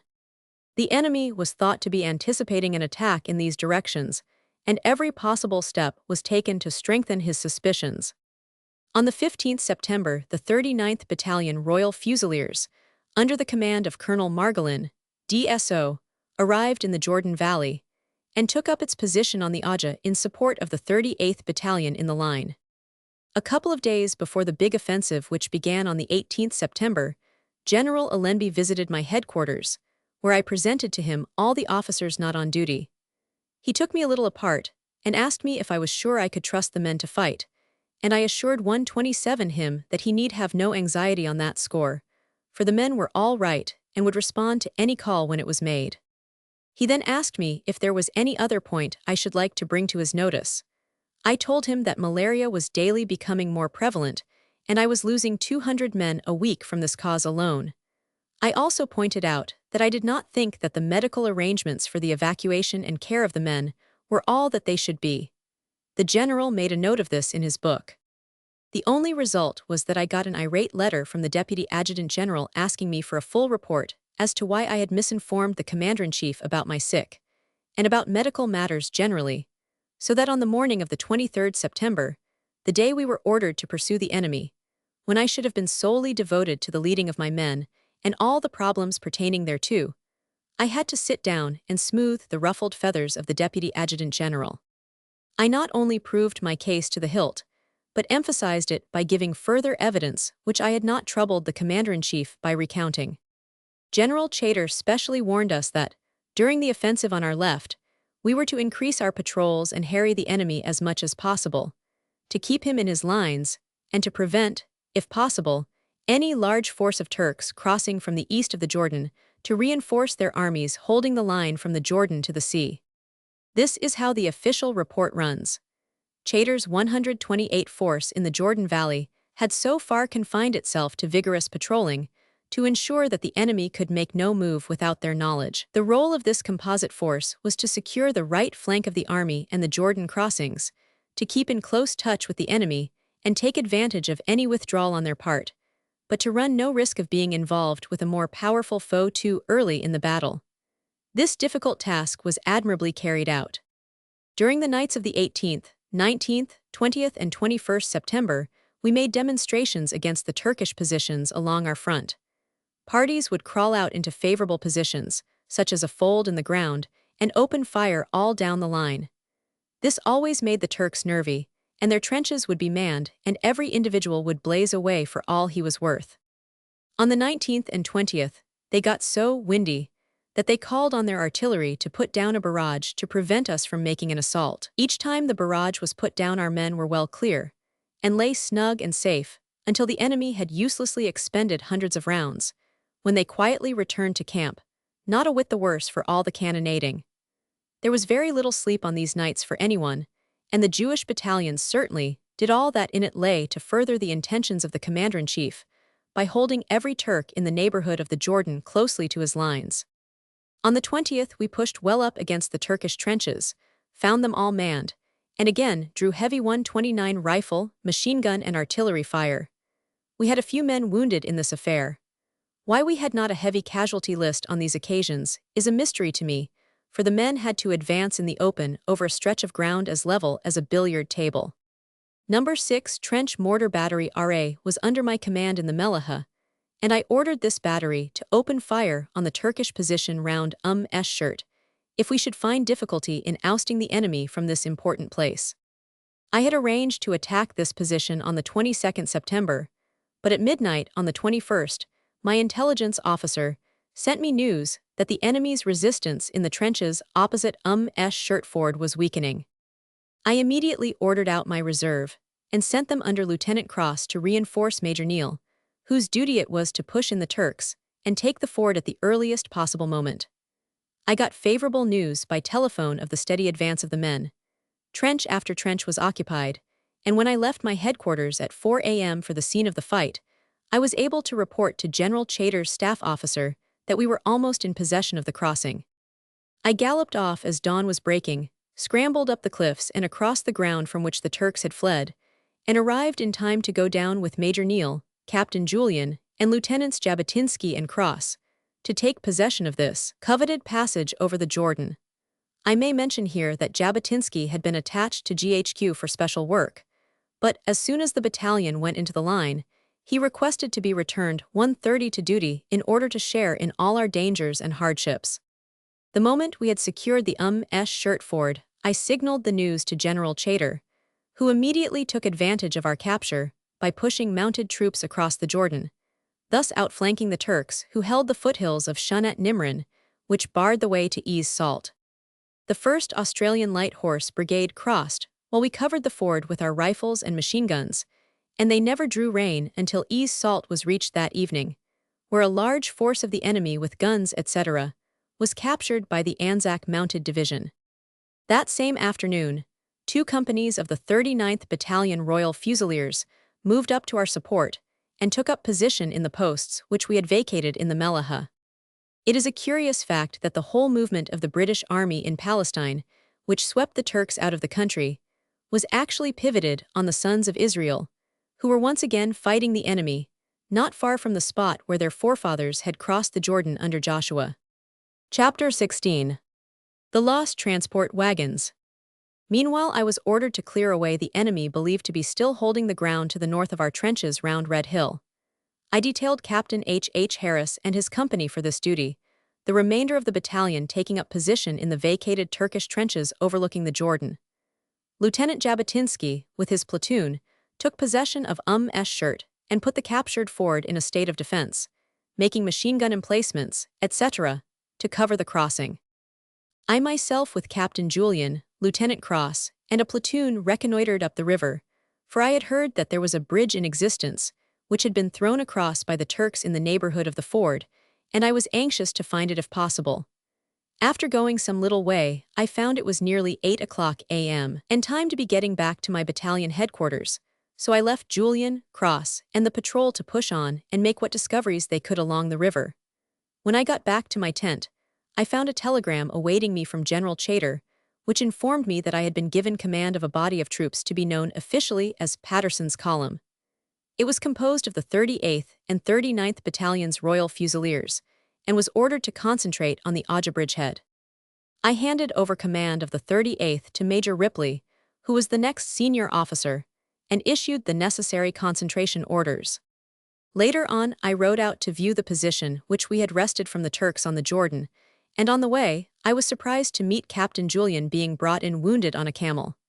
He was in considerable pain, but quite cheery and able to give me a full account of what had happened. It seems that soon after I had left them, the party was ambushed by the Turks, who caught them, in the neighborhood of Red Hill, with machine gun and rifle fire. Julian, Cross, and Private Mildemer fell. The remainder of the patrol melted into a fold of the ground and made their escape. Julian, although severely wounded in the foot, also managed to get away, aided by Corporal Elfman, who gallantly helped him to safety, although under heavy fire from the enemy. Reinforcements had been sent out as quickly as possible to the scene of the fight by the nearest company, but by the time they arrived the Turks had gone. No trace could be found of Lieutenant Cross's body, but Private Mildemer was found lying dead where he fell. On receipt of this news, I sent another party under Lieutenant Bullock to give burial according to Jewish rites to the gallant man who had fallen, and to make a thorough search of the locality for Lieutenant Cross's body, but no trace of the missing officer could be found. Telegrams were dispatched to the hospitals at Amman, Dera, and to Damascus after we had captured that city, but nothing was known of him at any of these places. 133, and in the end, we all came to the sad conclusion that we had seen the last of poor Cross, and that the Turks must have thrown his body into the Jordan after he had died from his wounds. His loss cast a gloom over the battalion. I was also exceedingly sorry to be deprived of Captain Julian's services with the transport, just at the moment when we were ordered to start off in pursuit of the enemy, for he was an ideal transport officer, and never once let the battalion down while he served in that capacity, and he had held this important position from the day he joined us. It was not long until we had a sharp reminder of his loss, for that same evening our transport trekked off and could not be found anywhere. Someone, I never could discover who, gave the transport sergeant orders to leave his lines on the Aja and report, with all wagons, etc., to Major Ripley in the Melaha. In the darkness, he failed to find the major, and on the morning of the 23rd, not a single soul in the battalion knew anything about where the transport had gone, or how it could be found. They had completely vanished from the ken of everybody, taking with them our food, forage, cooking pots, and spare ammunition. The new transport officer, Captain Cunningham, who had been detailed to take Captain Julian's place, was unable to find any trace of them when he went to take over charge. They had mysteriously disappeared from their bivouac and gone off into the blue. This was a very disturbing factor in the situation, for we had orders to start off in pursuit of the enemy at 1:34 2 o'clock a.m. next morning. Cunningham, Quartermaster Smythe, and all available men who could be pressed into the service, were sent in every direction to run the transport to earth. Eventually Smythe came back to say that he had been tracking wagon wheels for at least 5 miles, but they could not be ours, for the tracks led steadily in a northerly direction towards the Turkish lines. After duly strafing Major Ripley for having, this early in his command, lost his transport, I set off in quest of the rovers. Luckily my charger Betty was in splendid condition, and I certainly put her on her mettle that morning. I took up the trail that Smythe had abandoned, followed it for 7 or 8 miles at a steady canter, and then lost all trace on hard ground. I had to cast round in a big circle before I found it once more. Then I went on again for another 3 or 4 miles when I met some Australians. On asking them if they had seen a column of wagons going northward, they said, "No, we have been along here for a couple of miles, but we have seen nothing." This was very disheartening news, and I almost felt inclined to give up the quest in this direction and turn back. But having come so far, I made up my mind to go on, even to the Turkish lines themselves, before I gave up the hunt. I was then about 8 miles short of the Turkish position, or what had been the Turkish position, at the foot of the hills towards which the track still led. When I had covered another few miles, to my inexpressible 135 relief, I at last caught sight of the transport, steadily pursuing its way northward. I made Betty put on an extra spurt and soon caught them up. It is lucky that there was no grass about, or the prairie itself would have caught fire when I at last overtook the transport sergeant. The language addressed to the jackdaw by the Cardinal Lord Archbishop of Rheims was angel talk compared to mine. When I ordered him sharply to get back at once to where he came from, he was so confused that he promptly turned his horse round and began to ride off towards camp, leaving his baggage wagons still calmly proceeding in the opposite direction. I called the dazed sergeant back and told him very forcibly to halt the column and take the wagons back as quickly as possible to his original camp. I was never able to get any satisfactory information from the sergeant, who by the way was a Welshman and a Christian, as to what induced him to trek off into the unknown in such a mad fashion. I can only imagine that the devil, who lives in the Jordan Valley, had impersonated Major Ripley and had ordered the sergeant to push for all he was worth for the Turkish lines, leaving us without food, water, cooking pots, or ammunition, in fact leaving us beggars by the wayside. My chase of the transport wasted some precious hours, but I was back in camp soon after 10 a.m., where I found the battalion full of bustle and activity, preparing for concentration on the Aja bridgehead. On my return to headquarters, I found that Major Ripley was ill and only fit for hospital. He had had a 136 most nerve-shattering time while commanding his section, for his posts were very much exposed, and there was always the dread and anxiety of an attack in overwhelming numbers. Sleep rarely comes to soothe a man's nerves in such trying circumstances, especially in the awful heat we endured in the Mellahah. In fact, Major Ripley's features had wasted away so much owing to the worry and anxiety of all he had undergone that he reminded me of nothing so much as one of the mummified birds I had once seen in a cave of Upper Egypt. I never saw Major Ripley again in the battalion, but I am glad to say he made an excellent recovery and was eventually given a good staff job in Alexandria. I gave the command of the battalion to Major Neal, and from that moment I had no further anxieties, outside my own province, with which to contend. Chapter 17. We go up to Ramoth Gilead. When I took command of the column, I chose Captain Douglas Leadley as my staff officer, and a better man it would be almost impossible to find. I never knew Leadley to forget anything, and it was a great relief to feel that when once I had given him any instructions, I need have no further anxiety about them, for he was absolutely reliable and competent in every way. When Leadley came to me, Major Neal selected Captain T.B. Brown to replace him as adjutant of the 38th Battalion, and an excellent staff officer he made, as far as I could judge. The concentration on the Aja bridgehead proceeded as rapidly as possible, for the column had to move soon after midnight. I found that the 38th Battalion could not possibly concentrate in time, for Captain H. Harris's company was many miles to the north, where it had been sent in pursuit of the enemy. I therefore ordered Major Neal to follow me as quickly as possible to Shunet Nimrin, a position on the Moab foothills, some 10 miles to the eastward of the Aja. At 2 a.m. on the 24th, column headquarters and the 39th Battalion crossed the Jordan at the Aja bridgehead, scrambled up the steep Jordan cliffs, and marched on towards Nimrin.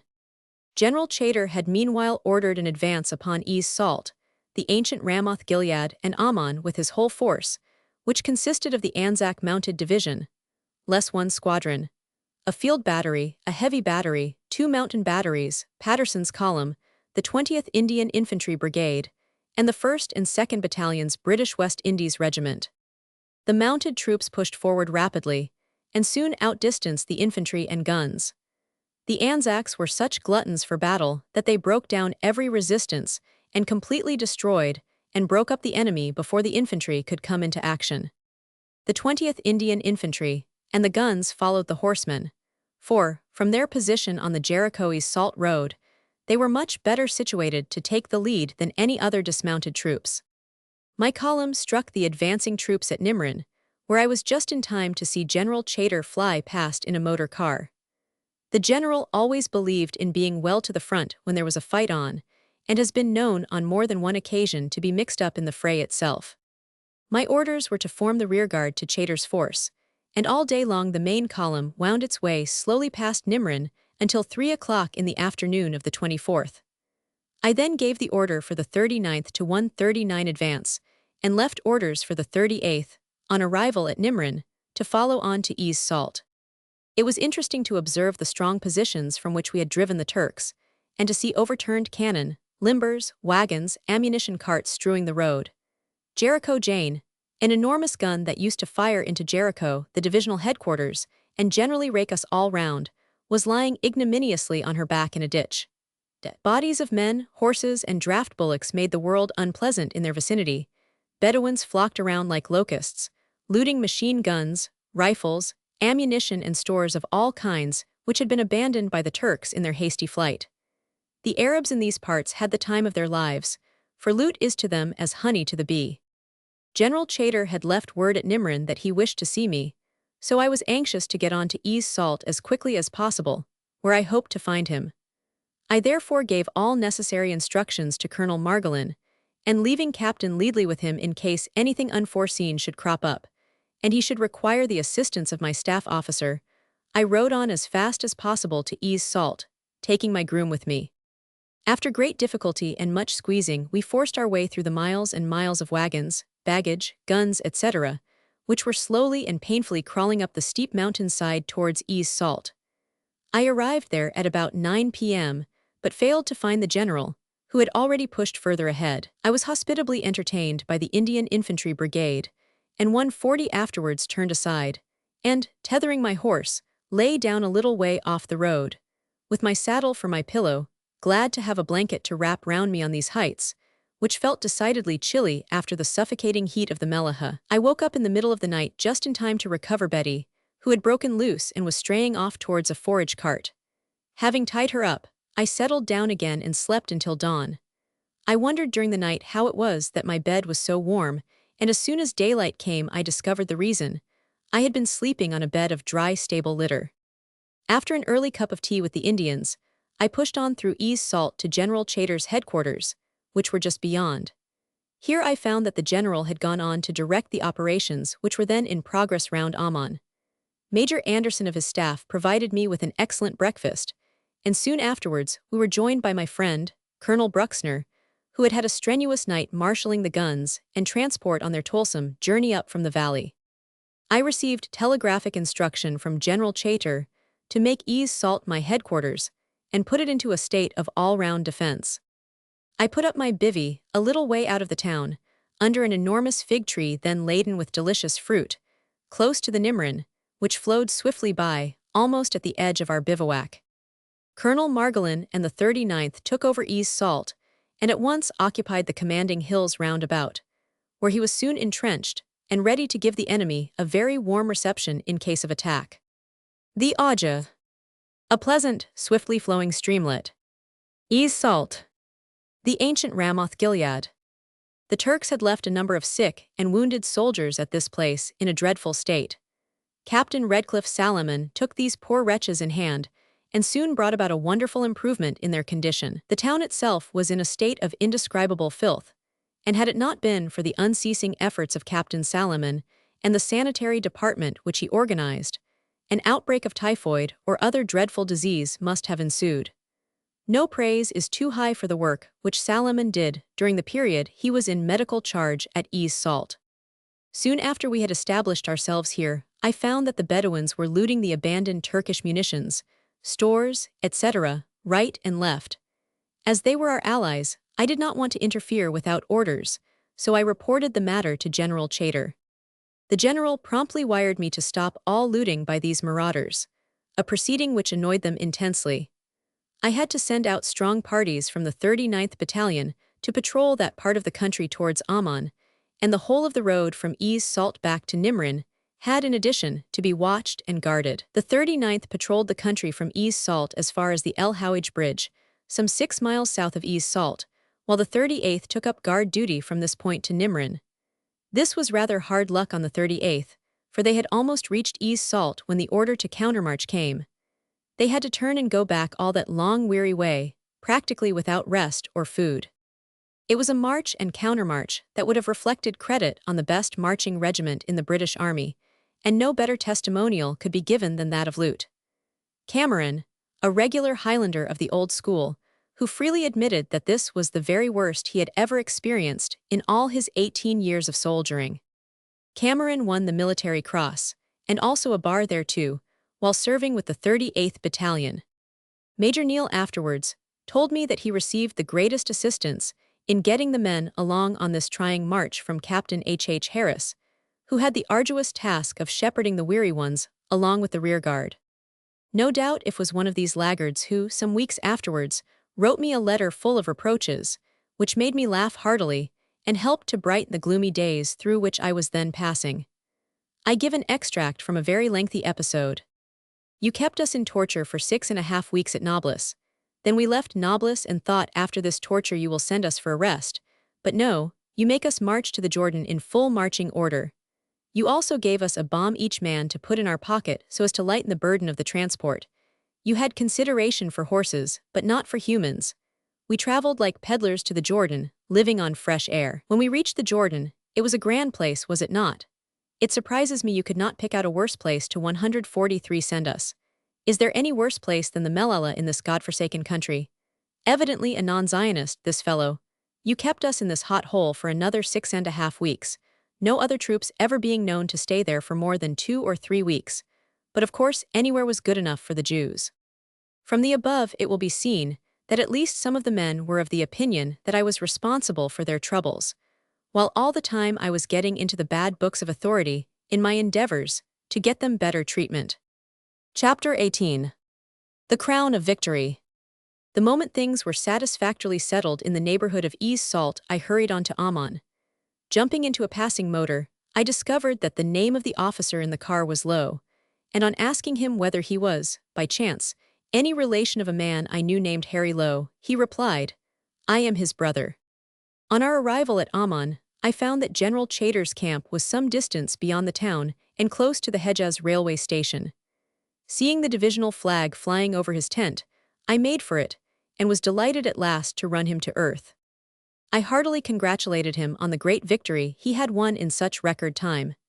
In 4 days his troops had covered over 60 miles. He had forced his way through the hills and mountains of Moab, a most difficult country, in the face of a superior force. He had captured the 2 ancient cities of Ease Salt and Amman, got astride of the Hejaz railway, and had completely routed the 4th Turkish Army. He had captured altogether some 11,000 prisoners, some 60 guns, about 150 machine guns, hundreds of tons of ammunition of all kinds, millions of rounds of small arms ammunition, large quantities of railway rolling stock, and all kinds of other material, foodstuffs, horses, mules, transport wagons, motor lorries, etc. Altogether as brilliant a piece of work as was done in this or any other theater of the Great War. Roman Arch at Amman. In the old citadel at Amman. I would have those who pin their faith to the sword make a special note of the fact that not a single saber or lance was carried by the mounted men. The hefty Anzac was able to do all that was wanted by the combination of man, horse, and rifle. Of course Chater's force lacked one great weapon, and that was a war correspondent to write up its deeds. While I was in General Chater's camp a sad accident happened. A signaling sergeant quite close to us was examining a dud aerial bomb when it exploded in his hands, killing him and wounding several others. I found Amman, the Philadelphia of the Romans, rich in old Greco-Roman architectural remains. A mighty amphitheater, still in a fairly good state of preservation, stands out boldly amidst the ruins. Judging by the number of shattered columns and broken arches strewn about over a wide area, it must have been a very important city in the days when Rome was mistress of the world. Little or nothing of the old Rabbah Ammon is left. The walls of a very ancient citadel still crown a hilltop close by the Roman city, but whether it is the citadel which so long resisted Joab, or a later structure, I cannot say. I remained at Amman all night, in the shadow of the great ruined amphitheater. Once it must have rocked 146 to the roar of the multitude encircling its spacious arena.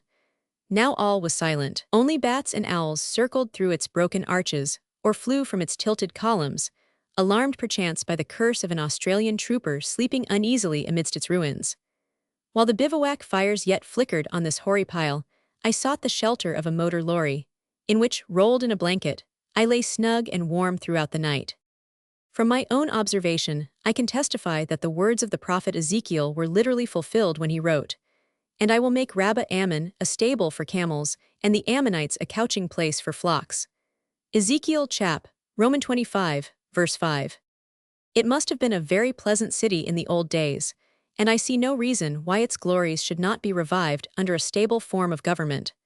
The country all round is fruitful, and its waters sweet and abundant. In the present straggling town, there is a large colony of Circassians, and in the two previous raids made by the British on this place, these people had in each case made a treacherous attack on our rearguard. The New Zealand Mounted Rifles suffered somewhat severely in the raid made on March 30th, 1918. I left the ancient capital of the Ammonites soon after daybreak, and as I journeyed towards Ease Salt, I had a magnificent view of the snow-capped Lebanons away in the far distance, while Gilead and Bashan lay spread out before me to the foot of Mount Hermon. Ease Salt and the hills surrounding it form the gateway to a vast, rich hinterland. I have never seen grapes as large as those that grow in Gilead, or tasted any to compare with them in flavor. Figs, too, were delicious and abundant in and about Ease Salt. Part of the great amphitheater at Amman. Circassian cart at Amman. Rumors now began to get about that the Turkish force, still on the Hejaz railway to the south of Amman, would attempt to break through and try to escape northwards to Damascus by way of Nimrin. General Chater ordered me to take steps to meet such an emergency, so I wired to Major Neal to put the place in a state of defense, and on September 28th I proceeded there myself and resumed command of the battalion. While Chater's force was holding the enemy on the Jordan, and later, chasing him through the Moab hills, the CNC was using the bulk of his forces in destroying the enemy holding the country to the west of the Jordan, and a very brief account of the operations may prove interesting to the reader. In the neighborhood of Jaffa, a Franco-British force was assembled consisting of 5 divisions of infantry, a French detachment about 4,000 strong, the 5th Australian Light Horse Brigade, 2 brigades of mountain artillery, and 18 batteries of heavy and siege artillery. Carefully concealed in the orange and olive groves round about Jaffa and Lud lay the 4th and 5th Cavalry Divisions, the Australian Mounted Division, less 1 brigade, and 4 squadrons of French colonial cavalry, Spahis and Chasseurs d'Afrique. All these were ready to dash north, the moment the infantry and artillery had broken a gap in the enemy's line to the north of Jaffa. With this highly mobile force, a brilliant victory was achieved, but of course the historian will not give to the EEF campaign the extravagant praise which has been lavished upon it by an ill-informed public, ignorant as yet of the fact that in the field of operations, the strength of the British to that of the Turk was as that of a tiger to a tomcat. The bulk of the Turkish forces were on or south of a line drawn from Jisr ed Dami, on the Jordan, through Nablus and Tul Karam to the Mediterranean. His fighting strength on this front was, roughly, 17,000 infantry, 1,000 cavalry, and 266 guns. His line of communication was long and bad. He was about 1,200 miles from his base at Constantinople, and owing to incomplete tunnels at Ammanus and Taurus and a change of gauge at Ryak, there were no less than 3 bad breaks in the single line of railway which had to carry his reinforcements, munitions, equipment, and food, both to the Palestinian and Mesopotamian fronts. His troops were badly fed and badly led. Medical arrangements were very poor. There was considerable friction between the Turks and Germans, and the Turkish army was composed of a mixture of races, many of them hating their masters with a fierce hatred. Here were all the elements of a debacle on a grand scale. On the morning of September 19th, one of the most triumphant cavalry marches ever recorded in the world's history began at Jaffa, and before the troops engaged in it drew rein in far-off Aleppo, 5 weeks later, they had covered some 500 miles through an enemy's country, 149 captured or destroyed over 50,000 Turks, seized Damascus, Beirut, and Aleppo, and brought to an inglorious end the Ottoman Empire. This was no mean record for a mere handful of mounted men to accomplish. We must not forget, however, that without the lavish help of the other arms, infantry, artillery, and especially the Air Force, victory on such a colossal scale could not have been achieved. It almost seems as if this crowning victory had been preordained to take place in the year 1918. Everybody knows that the Jewish era differs from the Christian era, but perhaps not so many are aware that the Jewish year 5679 corresponds to the year 1918 of our era. A peculiarity of the Hebrew language is that every numeral has a special meaning other than that connected with time or figures. In the dim and distant past, when seers, sages, and scribes were devoutly engaged in evolving such things, was it even then preordained that this crowning victory, this victory which will surely hasten the restoration of Israel, should take place in the year 5679? However that may be, it is certainly extraordinary that the figures 5, 6, 7, 9, being interpreted, should mean Ha'adareth, crown of victory. Chapter 19. The strategical value of Palestine. When Turkey, unfortunately for herself, ranged her forces on the side of our enemies in the Great War, she severed a friendship which had lasted for the greater part of a century. Our policy had for many years been to uphold the integrity of the Ottoman Empire because, with that power holding Palestine, our Egyptian interests were quite safe. Now that the Turkish Empire has practically ceased to exist, Palestine becomes of cardinal importance to our Eastern interests. Situated as it is at the gate of the three continents of Europe, Asia, and Africa, its strategical, political, and economic importance is beyond computation and out of all proportion to the size of this diminutive country. Students of strategy and military history will agree that Palestine, although some distance from the Suez Canal region, dominates that main artery of our trade and commerce. The eastern boundary of Egypt, running from Rafah on the Mediterranean to Aqaba on the Gulf of that name in the Red Sea, is, from a military point of view, worthless. History tells us that all down the ages armies have crossed the Sinai Desert and worked their will on the 151 dwellers by the Nile. Early in the war, we ourselves were unable to hold this Egyptian frontier and were forced to retire to the line of the Suez Canal. It is true we defeated the Turks there and drove them out of Egypt, but the risk to our communications was very grave. It is a risk that should never again be taken, and for the future the Suez Canal must be defended, at all events on the eastern side, from its strategical frontier, Palestine. With a friendly people established in the Judæan strongholds, and with sea power in our hands, the invasion of Egypt from the east or north would be a well-nigh impossible enterprise.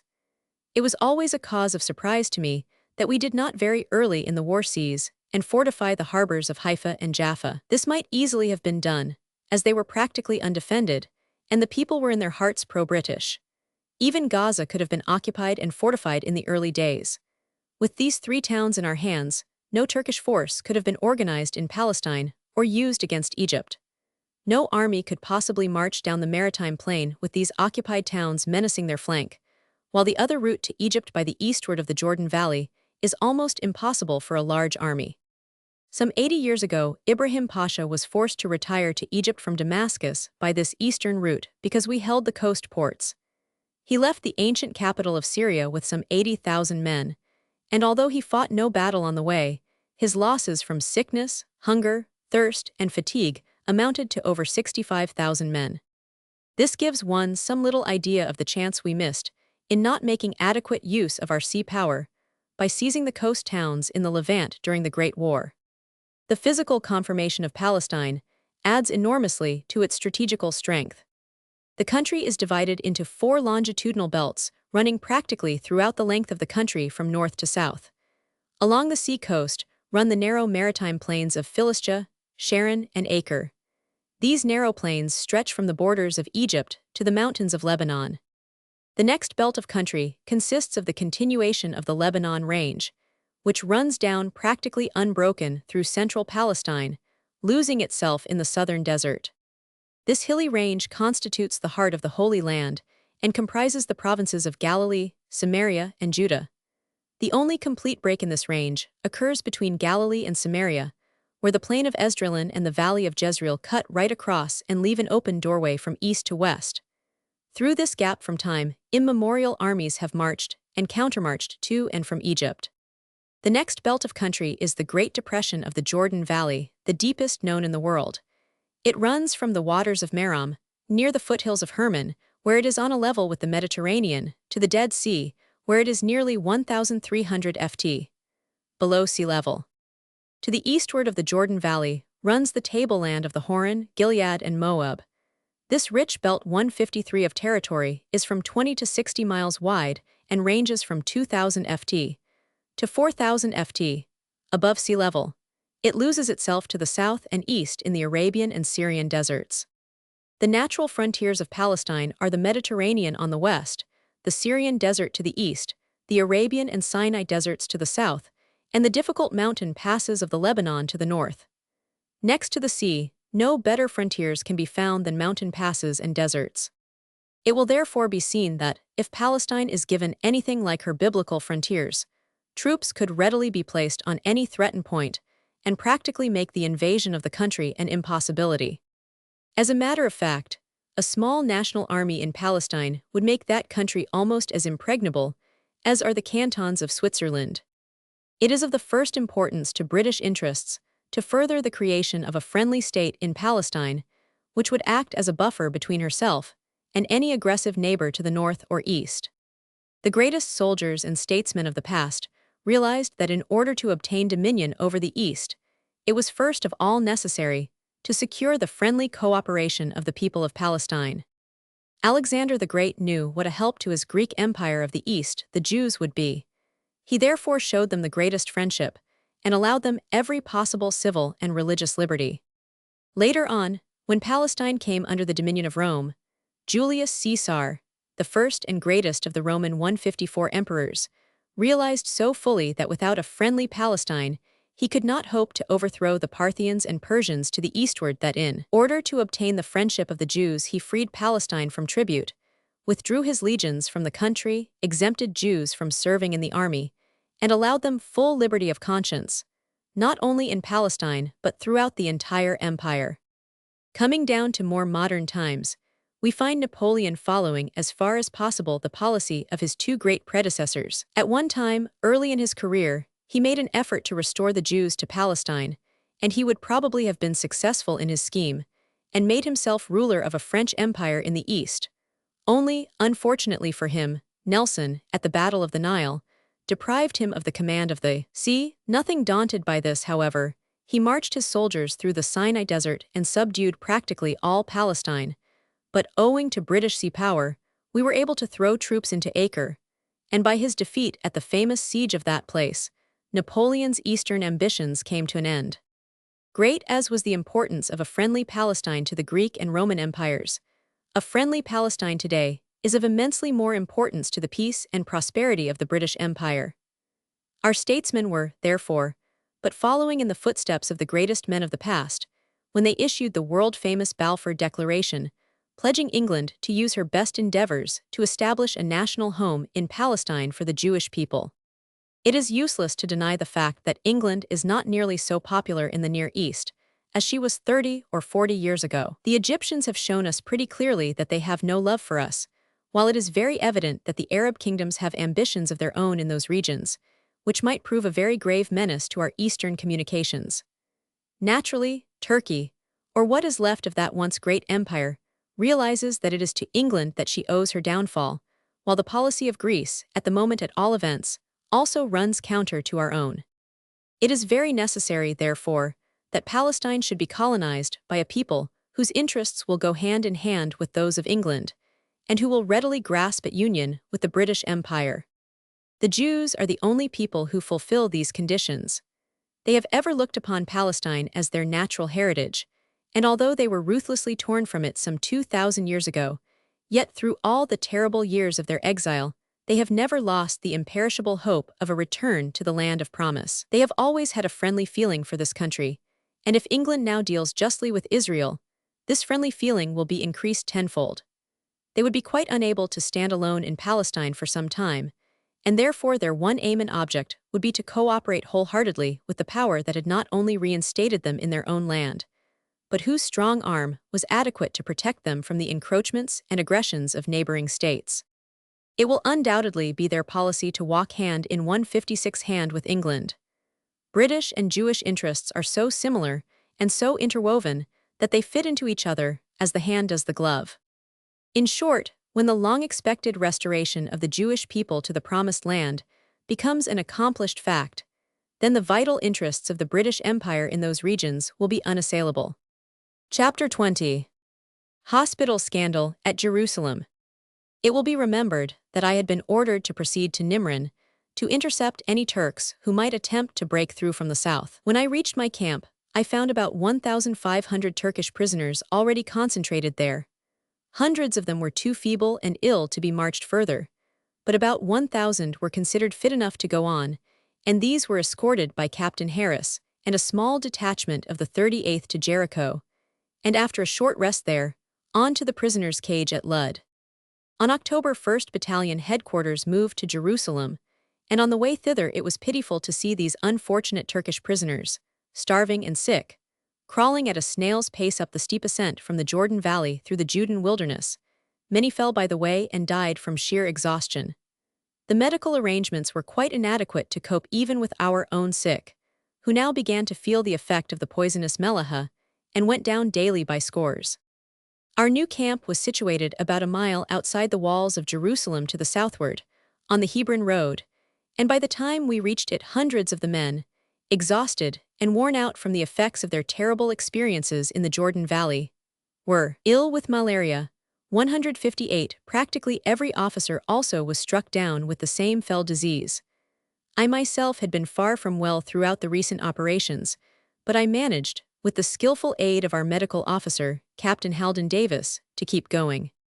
Unfortunately, just before we arrived in camp, there had been a terrific downpour of rain, which had thoroughly soaked the ground, and as there was no hospital accommodation available, the unfortunate patients had to lie on the wet earth, with only one blanket, and no medical comforts or treatment. There were no nurses or orderlies, and the men received no attention of any kind, except such as could be given by those of their comrades, who were still able to move about. As a result of this lamentable state of affairs, which could easily have been prevented by a little forethought on the part of the staff, many died of malaria and pneumonia, and one poor fellow killed himself by cutting his throat in his delirium. Captain Davis had been taken ill at Nimrin and removed in an ambulance to hospital. I made urgent appeals for another doctor, but without avail, and it was nearly a whole year before the authorities thought it worthwhile to provide a medical officer for this Jewish battalion, which at one time was almost 2,000 strong. Not only were the Jewish troops unable to find hospital accommodation, but hundreds of others also, British, Australian, New Zealand, and Indian. The whole thing was a grave scandal, which must be laid at the door of the responsible muddlers. It was distressing to see the German hospice on the 159 Mount of Olives, a building which was absolutely ideal for a hospital, used for staff purposes, while the sick and wounded men, who had suffered all the hardships and done all the fighting, were allowed to lie about on the wet ground in and around Jerusalem. The muddle was not the fault of the few medical men on the spot, for they worked like slaves. The whole of the blame for this wanton lack of organization rests with GHQ. I had written, in the previous July, recommending that hospital accommodation should be provided at Jerusalem for Jewish troops, but no notice was taken of my recommendation. If this had been acted upon, many deaths and much unnecessary suffering would have been avoided. In my own battalion, we lost over a score of men in this way, who, I am convinced, would not have died if proper hospital arrangements had been available, and had it not been for the timely arrival of Captain Salomon, RAMC, with the 39th Battalion, to whom I turned over all my sick, the death roll would in all probability have been much greater. The battalion numbers, owing to the hardships we had undergone, were reduced from a strength of nearly 1,000 to about 6 officers and less than 150 men. I can illustrate the pettiness of at least some of the GHQ staff no better than by giving the following correspondence. It will be remembered that I had reported to General Allenby in the Jordan Valley that the medical arrangements were not good. This apparently displeased some of the staff, for they hunted up a private telegram which 160 I had sent some months previously, on July 18th, addressed to the Secretary, Medical Committee, Jewish Regiment, London, in which I had said, "You should see Sir Neville Macready. Am strongly advising base to be at Jerusalem." On discovering this mare's nest, the DAG sent the following memo to General Chater. A 13,780. Subject: Medical. Arrangements for Jewish battalions. To General Chater. Headquarters. Chater's Force. Please find attached herewith a copy of a telegram purporting to have been sent by the officer commanding 38th Royal Fusiliers. Please call upon this officer to furnish his reasons and such explanation as he may have to offer for advising a course of action which concerns the CNC under whom he is serving, without reference to or obtaining permission from the CNC. Signed, Major General DAG. GHQ 1st Echelon. 17th September, 1918. All this ado because I had simply sent a private telegram to the Jewish Hospital Committee months before to say I was advising a hospital base to be set up at Jerusalem. This telegram was in reply to a cable from the committee in London asking if special hospital accommodation could be provided for Jewish soldiers. From the date on this memorandum, it will be seen that GHQ thought fit to send out such a communication on the very eve of the Great Advance. It would have been much more useful if the Deputy Adjutant General had devoted his attention to providing hospital accommodation for the unfortunate sick and wounded, instead of choosing such a moment to harry troops in the field engaged in a great offensive, the success of which meant everything to England. There was no excuse whatever for this memo, because on the 26th June, 1918, immediately on receipt of the cable from the hospital committee, I had sent the following to GHQ. 38th Baton, RF. No. A41213. 31st Inf. BRG, number 57D. 10th Division, number 1324A. Roman 20, Corps No, PCA 563. GHQ, 1st Echelon number A13780. Head Q 31st, Inf. BRG. I have received the following cable from the Hun, Sec. Medical Committee for Jewish Units. The Matron-in-Chief, QAIMNS, sanctions Jewish nursing staff for service in Palestine. Can you arrange Jewish wards in existing military hospitals or other special provision? Committee awaits reply. With reference to the above cable, I have to state that when I was organizing the Jewish Units 162 in England, I had recommended a Jewish base hospital, and the AG, Sir N. Macready, had sanctioned this, and given instructions, after I left England for Egypt, that it was to be based at Plymouth. The AG probably misunderstood my intention when he based it at Plymouth, as I had intended that the hospital should be based in Egypt or Palestine. I therefore wrote home and suggested that there was no need for a special Jewish hospital in England. I have no doubt that the above cable is the result of some negotiation with the AG, and I would suggest that this matter be referred to GHQ, 1st Echelon, so that they may get into touch with the WO and find out what has been decided upon in this question. Personally, I would recommend that the hospital should be at Jerusalem. Signed J.H. Patterson, Lt., Colonel. Commanding 38th Baton, RF.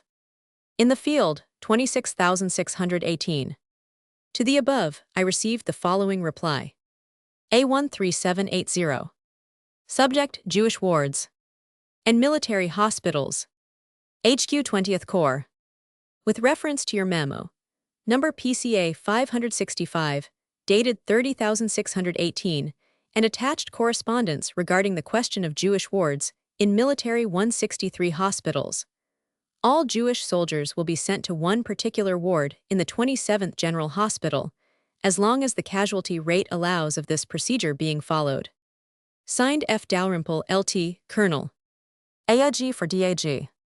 GHQ, 1st Echelon. 10,718. It will be seen, therefore, that if the DAG had only known what was going on in his own office, there would have been no need for him to trump up this petty inquisition, or trouble anybody for an explanation about a private telegram which had been sent to London a couple of months previously. General Chater had the good sense to retain the DAG's memo until active operations were over, upon which he sent it on to me. As an explanation had to be given, the following is a copy of my reply. Headquarters. Chater's Force. A41213. With reference to your MC, dated 131,018 Ray medical arrangements for Jewish battalions, I think that perhaps it will explain the situation if I point out that I was in direct touch with the War Office on all questions affecting the Jewish battalions, and I had several interviews with Sir Neville Macready on matters relating to this Jewish movement. In fact, I was looked upon in England as the responsible leader, and I had every conceivable kind of case to investigate and decide.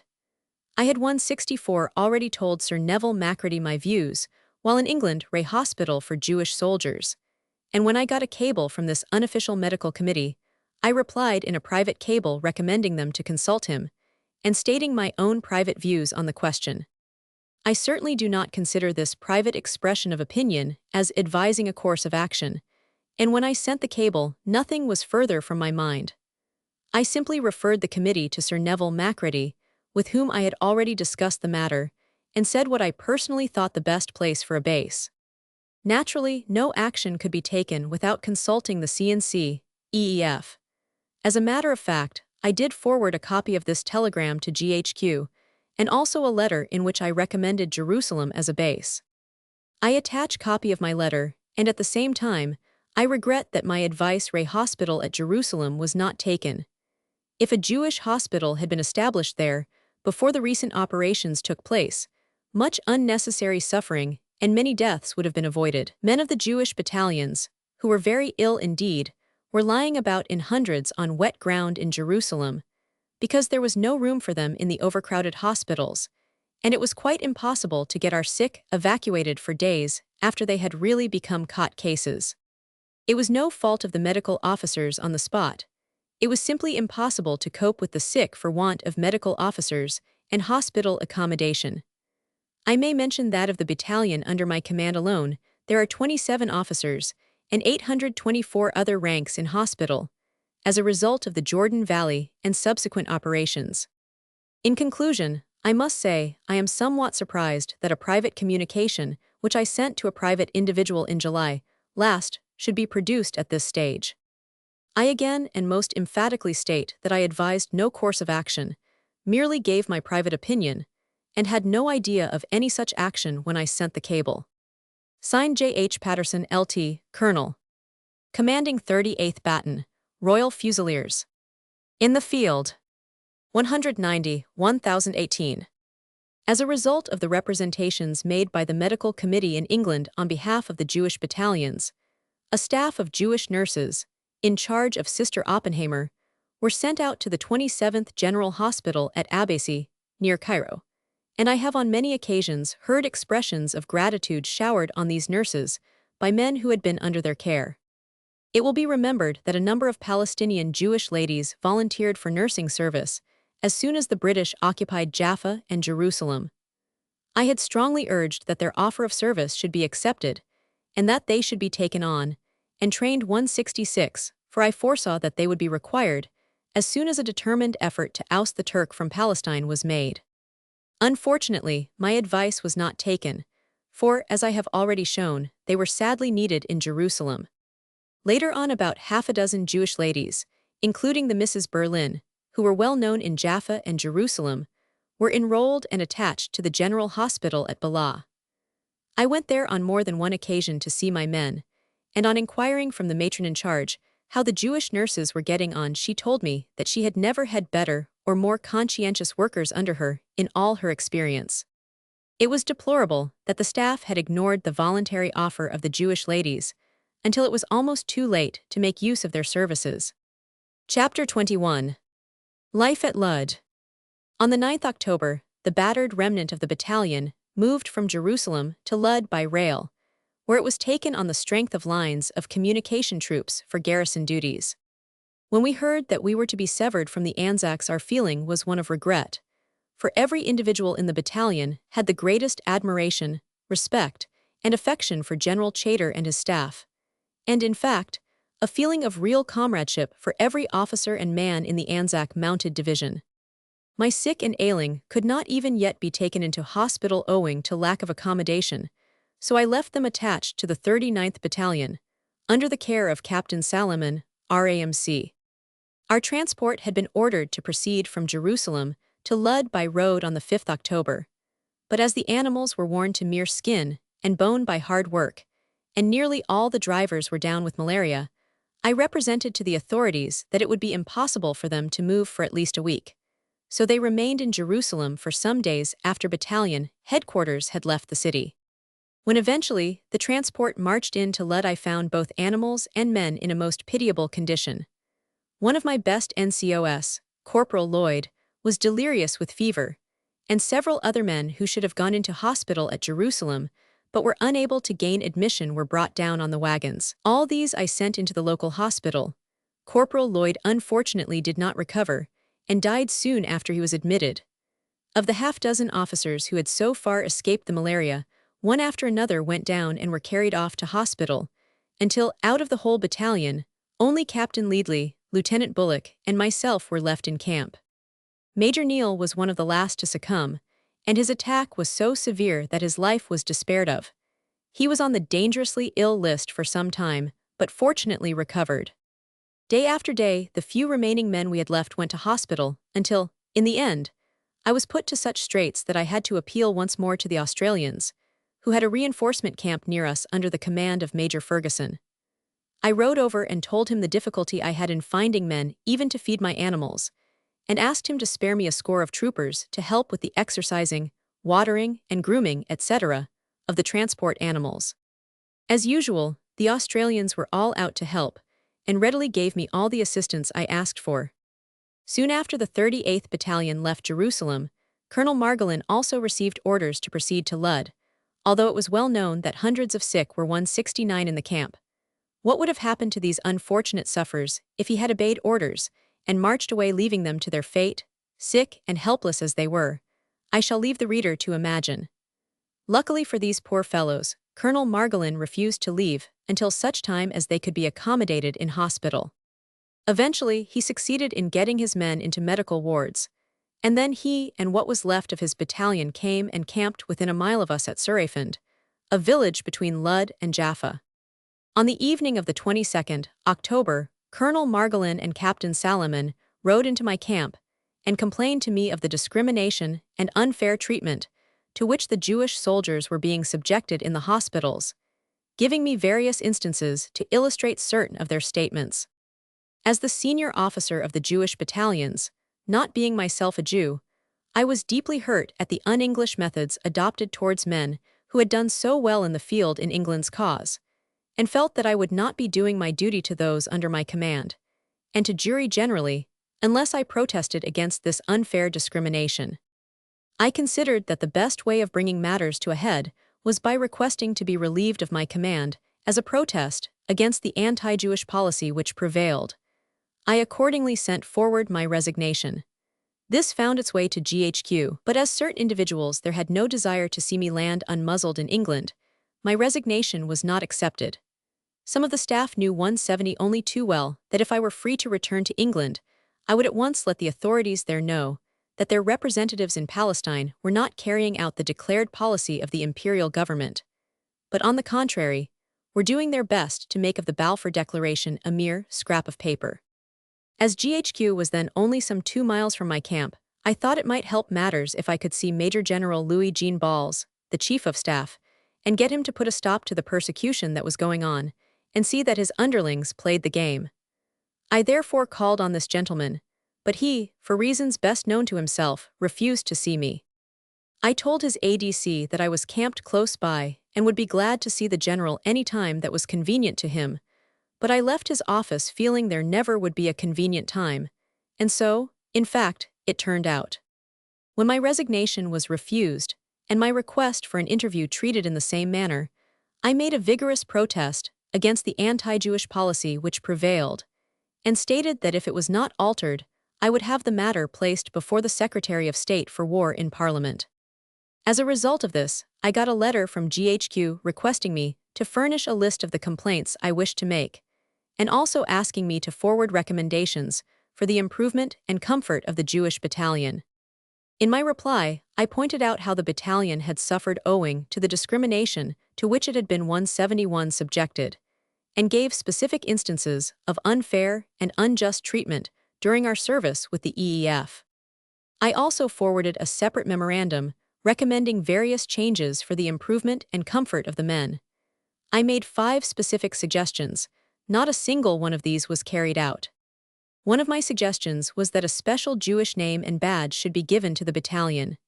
This had been promised by the War Office, but the fact that it was granted was purposely withheld from our knowledge by the staff, and it was only by accident, a whole year later, that I discovered this deliberate shelving of Army Council orders by GHQ in Egypt. This could not have been an oversight, because I had written more than once to inquire whether this distinction had yet been conferred on the battalion. Having seen the majority of my officers and men all carried off to hospital, and feeling ill and depressed in my lonely camp, I sat down late one night and wrote a letter of condolence to Mrs. Cross. I told her that, although we had wired to every Turkish hospital, from East Salt to Damascus, we could obtain no information about her husband. I wound up my letter by stating that, although there might still be some very faint hope, she must steel herself to face the facts, for I feared she would never see her husband again.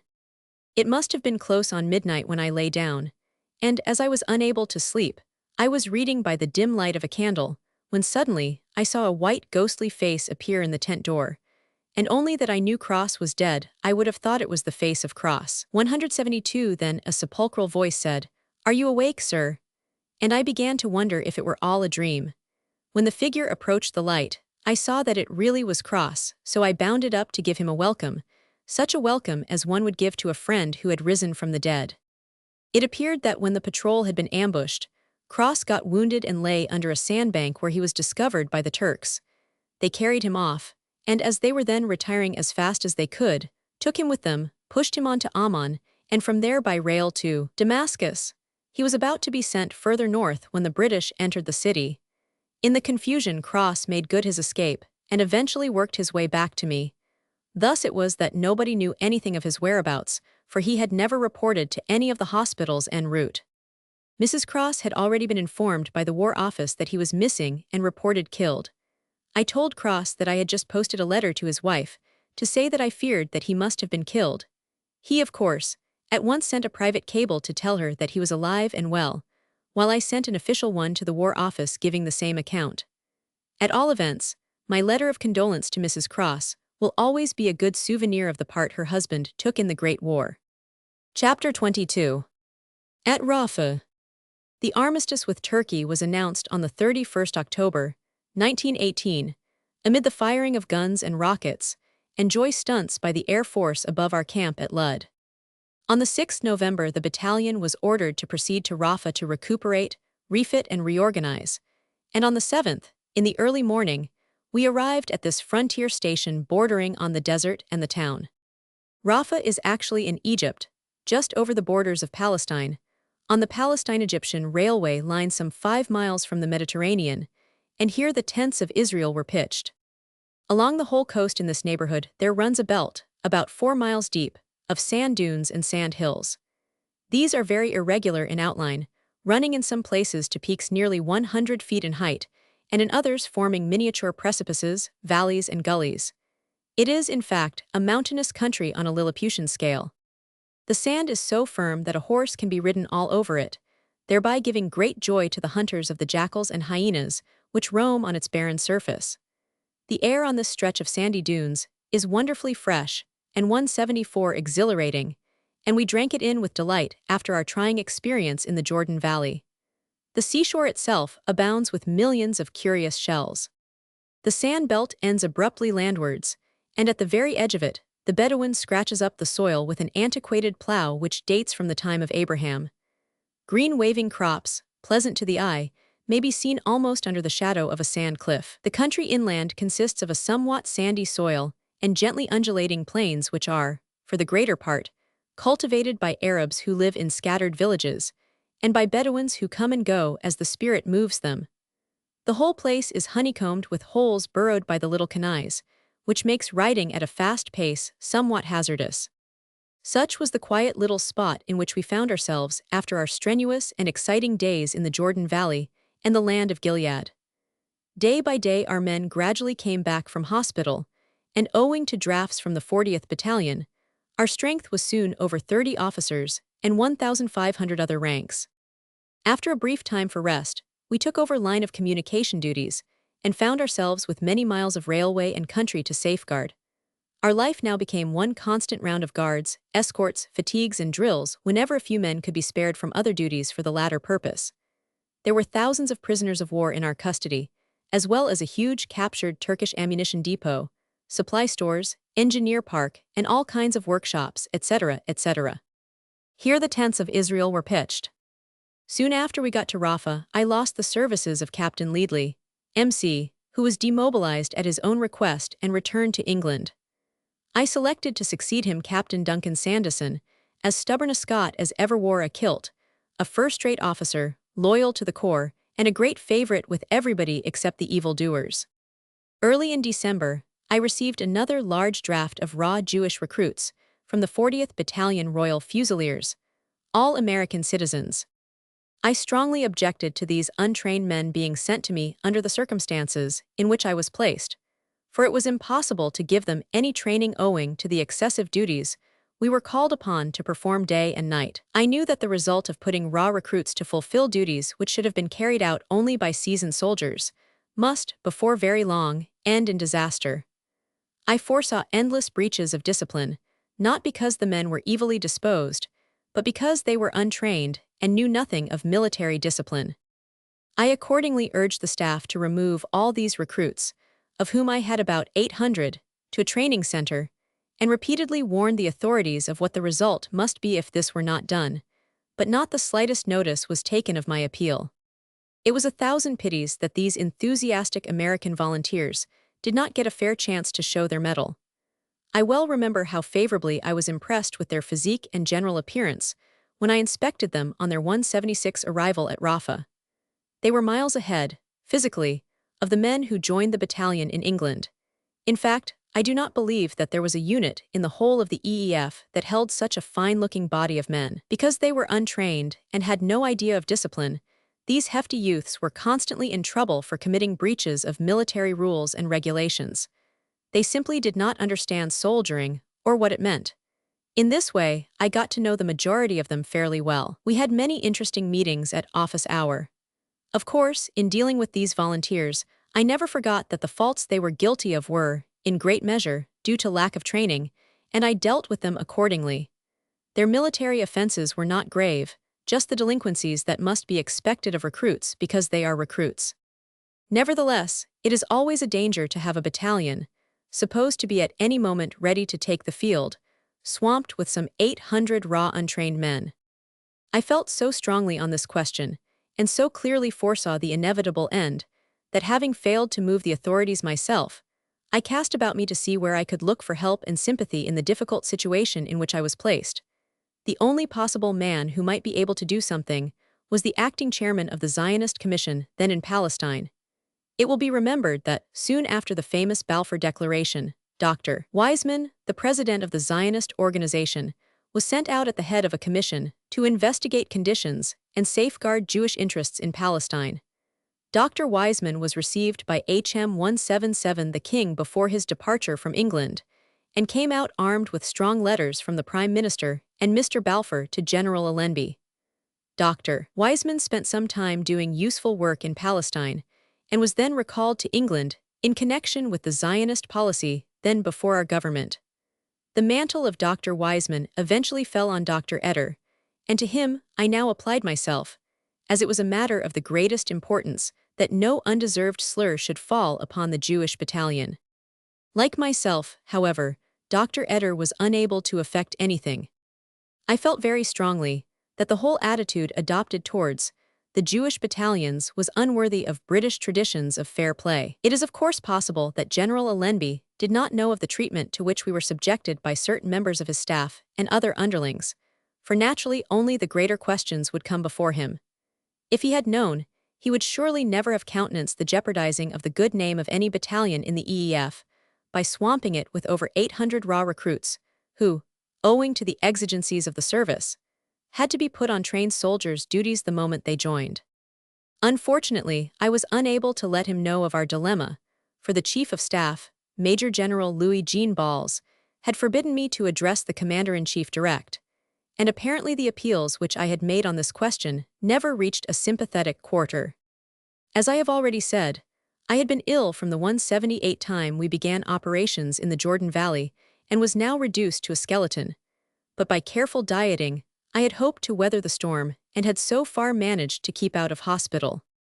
Thinking that a few days' change would improve my health, I applied for leave and went to Cairo. While I was there, I happened by chance to meet Captain Salomon in the street, and he was so shocked at my appearance that he straightway convoyed me off to Nasri Hospital, where I was taken in hand by Captain Wallace, RAMC. In a couple of weeks, he had me well enough to be transferred to the beautiful convalescent home at Serdar Raya, where the matron and staff of nurses were kindness and consideration personified. A short spell in this well-managed institution completed my cure, at the end of which I rejoined the battalion. Chapter 23. Return of the Anzacs. About this time, the battalion was inspected by the GOC lines of communication, and the following is what he wrote of the impression we made on him. Headquarters. Palestine lines of communication. 8th January, 1919. I was very glad to inspect your battalion, and I was much struck with the soldierly appearance presented by the men. Signed, E.W. Broadbent. General Officer, Commanding PL of C. Isolated as we were on the edge of the desert, we found life at Rafah somewhat dull and dreary. Sandstorms were the bane of one's life there. A calm scene or hot wind would blow for days at a time, enveloping the place in a cloud of fine sand and making life one long misery while it lasted. One's eyes, nose, and throat got choked up, while every morsel of food was full of grit. Calm scene is Arabic for 50. The hot wind is supposed to blow for that number of days, but thank heaven, it rarely lasted more than a week on end at Rafah. There were no other troops in the place to vary the deadly monotony. True, there were some engineers of the Railway Operating Division, but we found them somewhat selfish, for although they had an excellent concert hall, they refused our concert party permission to use it. Even at Rafah, the few underlings on the staff took their cue from above and did what they could to make our life as uncomfortable as possible, until they came to know us better.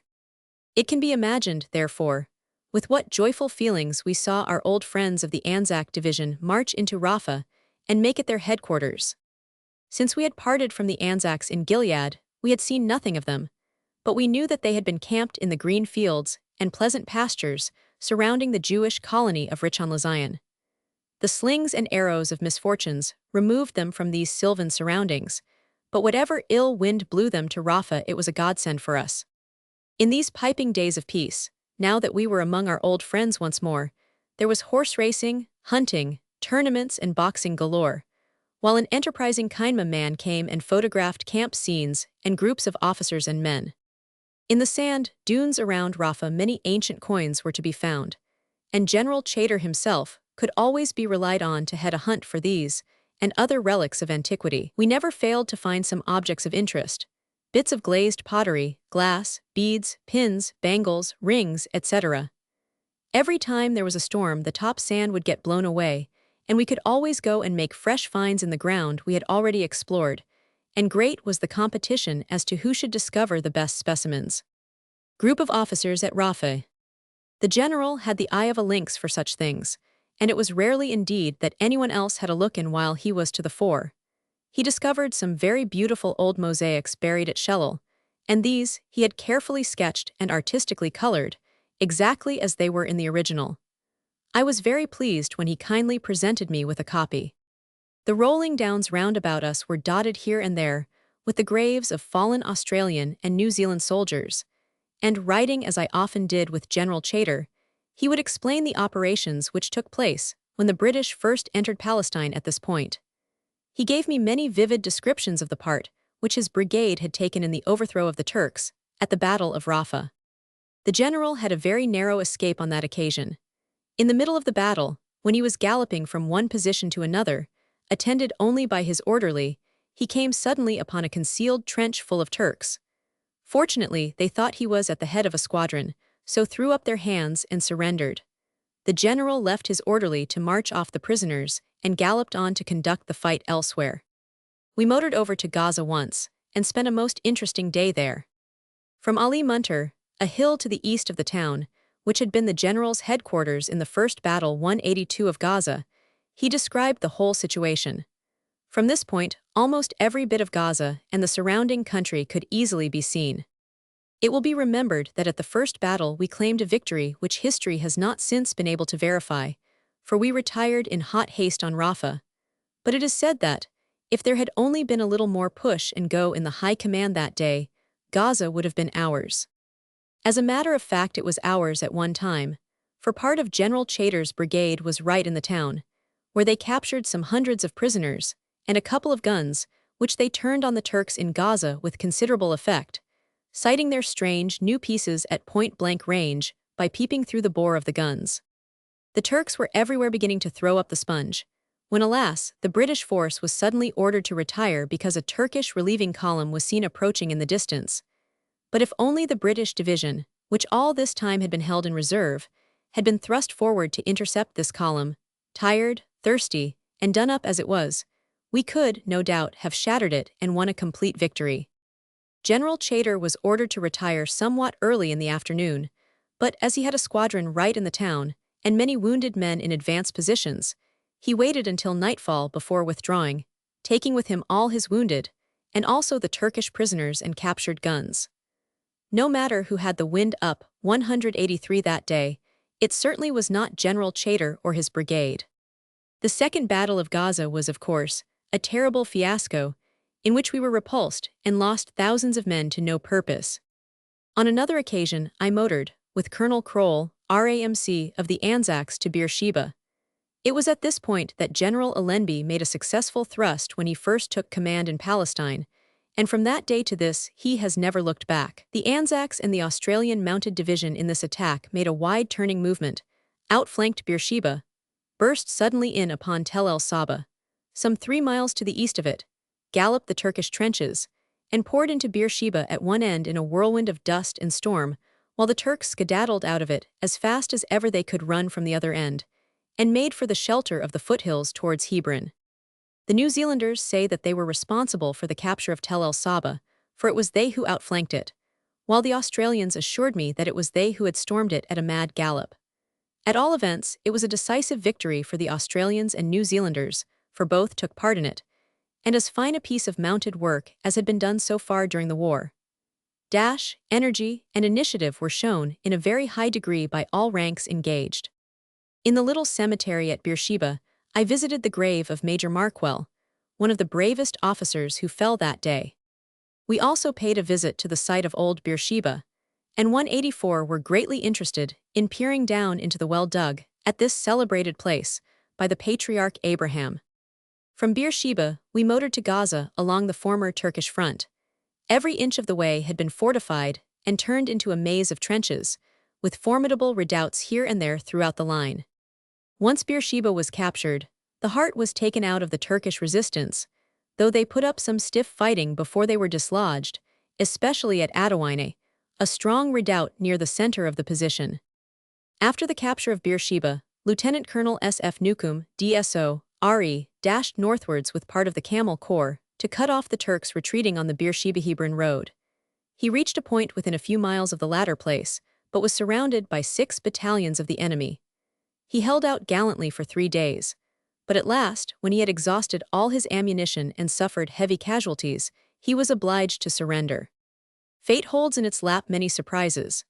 If Colonel Newcomb had not been captured that day, he would undoubtedly, with ordinary luck, have won distinction in rank, but there was another and better prize awaiting him at Constantinople.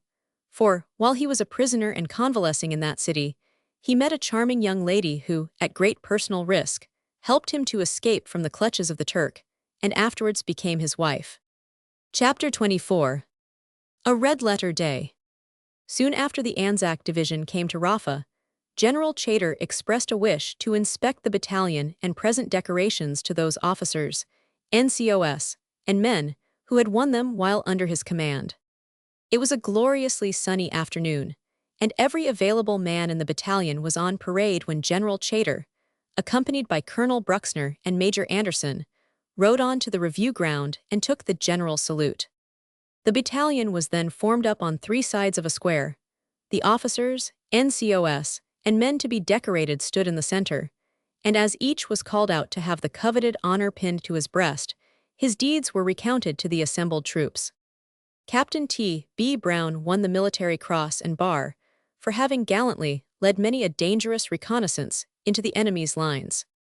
Lieutenant Flagellstone was also decorated with the Military Cross for good, gallant, and dangerous work successfully performed while he was acting as machine gun officer. Lieutenant Cameron and Lieutenant Bullock both won Military Crosses and Bars for good and gallant patrol and intelligence work in the Jordan Valley. Corporal Bloom, Lance Corporal Elfman, and Privates Angel and Robinson were all decorated with the Military Medal for various gallant acts performed in the Mellah and during the recent operations. Major Neal had the DSO conferred on him for his able handling of the battalion while it was under his command in Patterson's column. Captain Leadley received the Military Cross for his good staff work, and Company Sergeant Major Plant won the DCM for special services rendered by him during the whole time we were in the fighting line. At the end of the presentation, the general made the following address. Colonel Patterson, officers, NCOS, and men of the 38th Jewish Battalion Royal Fusiliers, I have specially come here today, first of all to present decorations to the officers and men who have won them in the recent operations under my command. Secondly, I want to tell you how sorry I am that I was not able to put you in the van in the advance on Ease Salt. I wish that you had been there, and I wanted you to be there, but the Indian infantry and other units were in a more favorable position from which to spring off, while you were still entangled miles to the northward in the heavy sandhills of the Jordan Valley. In any case, even 187 had you been in the van, you would have seen but little fighting, for the mounted men got well to the front and were able to effect the capture of Ease Salt and Amman before the infantry could possibly come up. I am pleased to be able to tell you, however, that I was particularly struck with your good work on the Mellahah front, and by your gallant capture of the Shirt Ford and defeat of the Turkish rearguard when I gave you the order to go, for I was then enabled to push my mounted men over the Jordan at that crossing, and so you contributed materially to the capture of Ease Salt and of the guns and other material which fell to our share, to the capture of Amman, the cutting of the Hejaz Railway, and the destruction of the 4th Turkish Army, which helped considerably towards the great victory won at Damascus. I briefly thanked the general for his praise of the battalion, and a march past the decorated officers and men concluded the pleasant ceremony. It was indeed a red-letter day for the battalion. It will be seen from the above what really good work was done by the Jewish battalion, and how much it was appreciated by the one man who was in a position to judge of our fighting abilities by actual experience in the field. Yet all mention of Jewish troops was deliberately suppressed by the staff at GHQ. True, Jewish troops were mentioned in official dispatches all over 188 the world, but the part of these dispatches relating to Jewish troops was never allowed to appear in the Palestinian and Egyptian papers. This naturally upset and humiliated both Jewish troops and the Jewish population generally, for it gave outsiders the impression that we had failed to do our duty, whereas, on the contrary, the Jewish battalion had done extraordinarily good work for England. It would, therefore, have been only mere justice and fair play if it had received recognition in the local Egyptian and Palestinian press, but it was rigidly excluded from all mention by what the Times truthfully branded as the most incompetent, the most inept, and the most savagely ruthless censorship in any country under British control. This omission was especially noted by all when the Commander-in-Chief in his speech at Cairo in December 1918 mentioned all nationalities who fought under his command, including Armenians and West Indians, but maintained a stony silence on the doings of Jewish troops in Palestine. Coming on the top of all our persecution, this was most marked. The following is indeed in his dispatch published in England, which must by some fluke or other have dodged the censor. General Allenby's dispatch. 31st October, 1918. In operations east of the Jordan.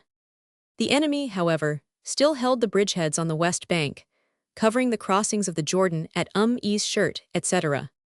Early in the morning of the 22nd September, the 38th Battalion Royal Fusiliers captured the bridgehead at Ease Shirt. Of the fighting troops, all have taken their share and have carried out what was required of them. I will bring to notice the good fighting qualities shown by the newer units. These include the 38th and 39th Jewish Battalions of the Royal Fusiliers. Signed E.H.H. Allenby, General. Commander-in-Chief, EEF. The Commander-in-Chief also wrote in reply to a letter of congratulation, which he received from the Secretary of the Zionist Organization of America. 22 November, 1918. Dear Sir, I have the honor to acknowledge your letter. You will be glad to hear that the Jewish regiment did consistently good work. I received letters of congratulations from many prominent people, but the most valued of all was from that wonderful and truly great man, Theodore Roosevelt. I only received this letter, written 3 weeks before his lamented death, towards the end of March, over 2 months after he had passed away.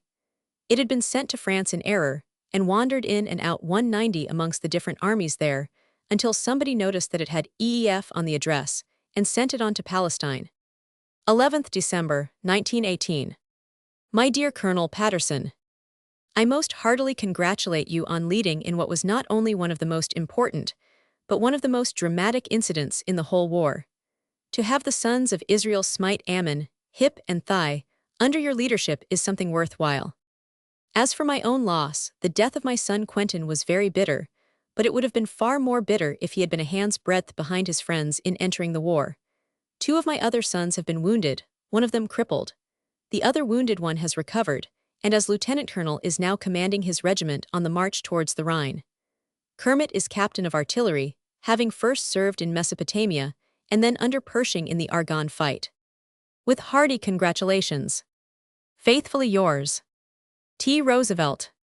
Although the staff denied us any local credit, our Zionist friends in the country knew what good work the battalion had done, and we were glad to receive the following official letter from the Zionist Commission. Zionist Commission to Palestine. Co-Chief Political Officer.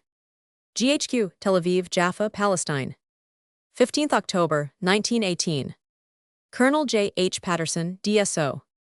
38th RF. Dear Colonel Patterson, it gives us great pleasure to express to you, and to the men under your command of the 38th and 39th Royal Fusiliers, on behalf of the Zionist Commission, our warmest congratulations on the successful part taken by the Royal Fusiliers in the last battle that brought about the liberation of the rest of Palestine. We have always followed with the keenest interest the doings of the regiment, and we are proud to know that it has done bravely and well. At a meeting of the Zionist Commission held yesterday, Lieutenant Jabotinsky informed us of the distinctions conferred upon 4 of the men of your battalion. It was resolved at this meeting to congratulate you thereon, and ask you to be good enough to convey the congratulations of the Commission to the men who had earned these distinctions. With our best wishes for your welfare, and that of the officers and men under your command. I am, dear Colonel Patterson, yours faithfully. Signed, Jack Mossery, Secretary. Soon after my return to England, I received the following letter from General Chater, which will, I know, fill the hearts of the old boys of the 38th with pride.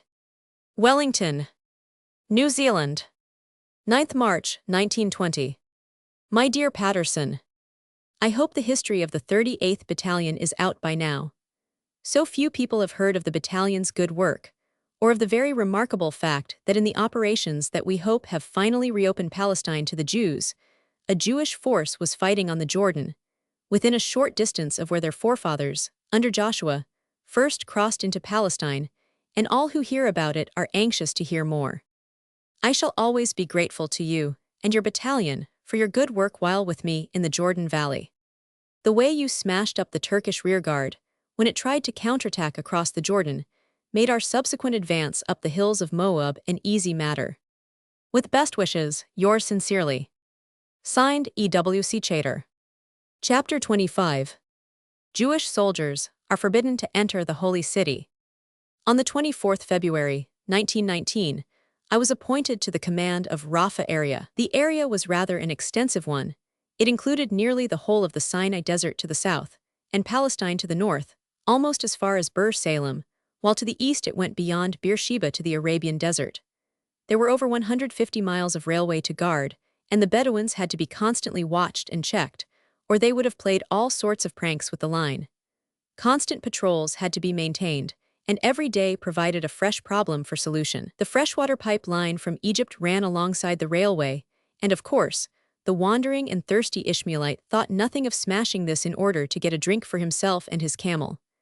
We had to be on the alert all the time and nip these little enterprises of our friendly allies in the bud. They did not hesitate to attempt to loot the supply stores of flour, forage, etc. stored at Rafah, and our sentries had many lively little encounters with these marauders, and I must say that the wily rascals took their chance of a bullet quite casually. While the Anzac Division was with us, I felt quite easy in my mind about being able to 194 keep these slippery customers in check. But it was quite another pair of shoes when the Anzacs were hurriedly called away to suppress the disorders in Egypt. In addition to the 38th Battalion, I had some Indian infantry holding Gaza and some South African troops holding El Arish.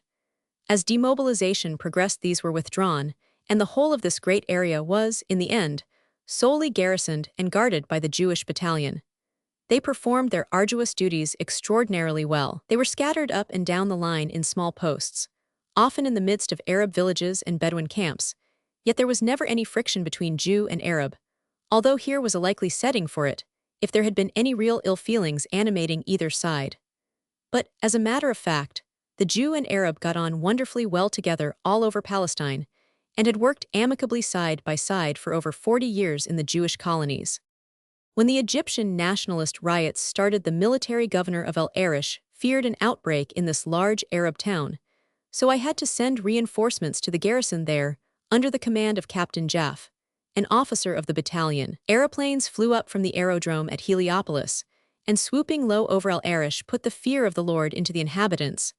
This demonstration, and the great personal influence of the military governor, Colonel Parker, kept these people quiet, and they gave us no trouble whatever. Later on, we had to guard a number of political prisoners who were sent up from Egypt as a result of the 195 disturbances there, and this added considerably to the heavy work of the battalion. At Rafah there was an enormous ammunition depot, covering acres of ground, and this was a constant source of anxiety, and had to be guarded on all sides, night and day. While the Jewish troops held it in custody, nothing untoward happened, but after they were removed, by some evil chance the whole place was blown up with considerable loss of life. Notwithstanding the heavy work exacted from the battalion, there was one great consolation for the men. No petty discrimination could now be practiced against them within my jurisdiction, and although I had 5 staff officers under my command, I found them quite good fellows, and willing to do all in their power to do the right thing by the Jewish troops. Discrimination against Jews was, however, still shown in other quarters. Early in April, the men were considerably upset on the receipt of orders from GHQ that no Jewish soldier would be allowed to enter Jerusalem during the Passover. The order ran thus: "The walled city of Jerusalem is placed out of bounds to all Jewish soldiers from the 14th to the 22nd April, inclusive." I cannot conceive a greater act of provocation to Jewish soldiers than this, or a greater insult.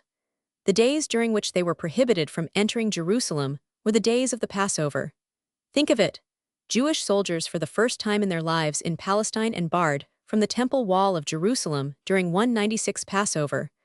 Only a Jew can really understand what it meant to these men, and the great strain it put on their discipline and loyalty.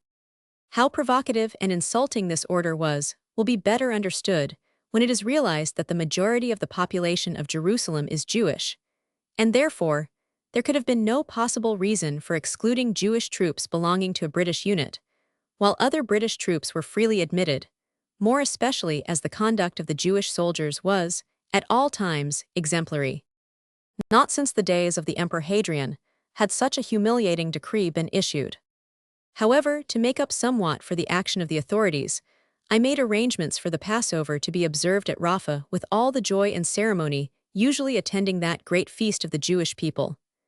At considerable cost, we provided unleavened bread, as well as meat and wine, all strictly kosher. As we were nearly 2,000 strong at this time, the catering for the feast had to be most carefully gone into, and Lute, Jabotinsky, Lute, Lazarus, and the Rev. L.A. Falk did yeoman service in providing for all needs. It was a wonderful sight when we all sat down together and sang the Haggadah on the edge of the Sinai Desert. The Zionist Commission and Miss Berger, an American Zionist, helped us materially with funds, and our friends in England did likewise. The acting chairman of the Zionist Commission sent me the following letter for the occasion. Zionist Commission to Palestine. Co-Chief Political Officer. GHQ, Palestine. Jerusalem, April 6, 1919. To the Colonel of the 38th Battalion.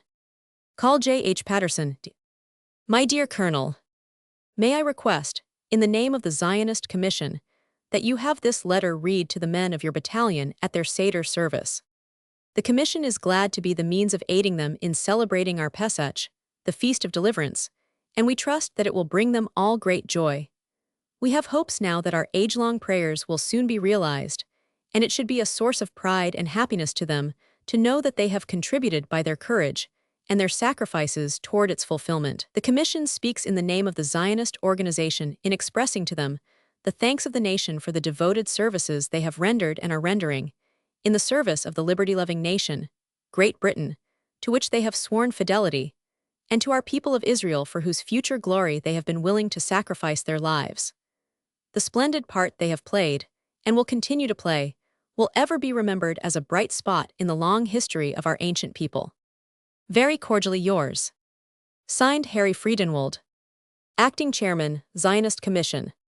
As Rafah was just over the border of Palestine, and therefore in the Galath, the feast had to be kept for 8 days.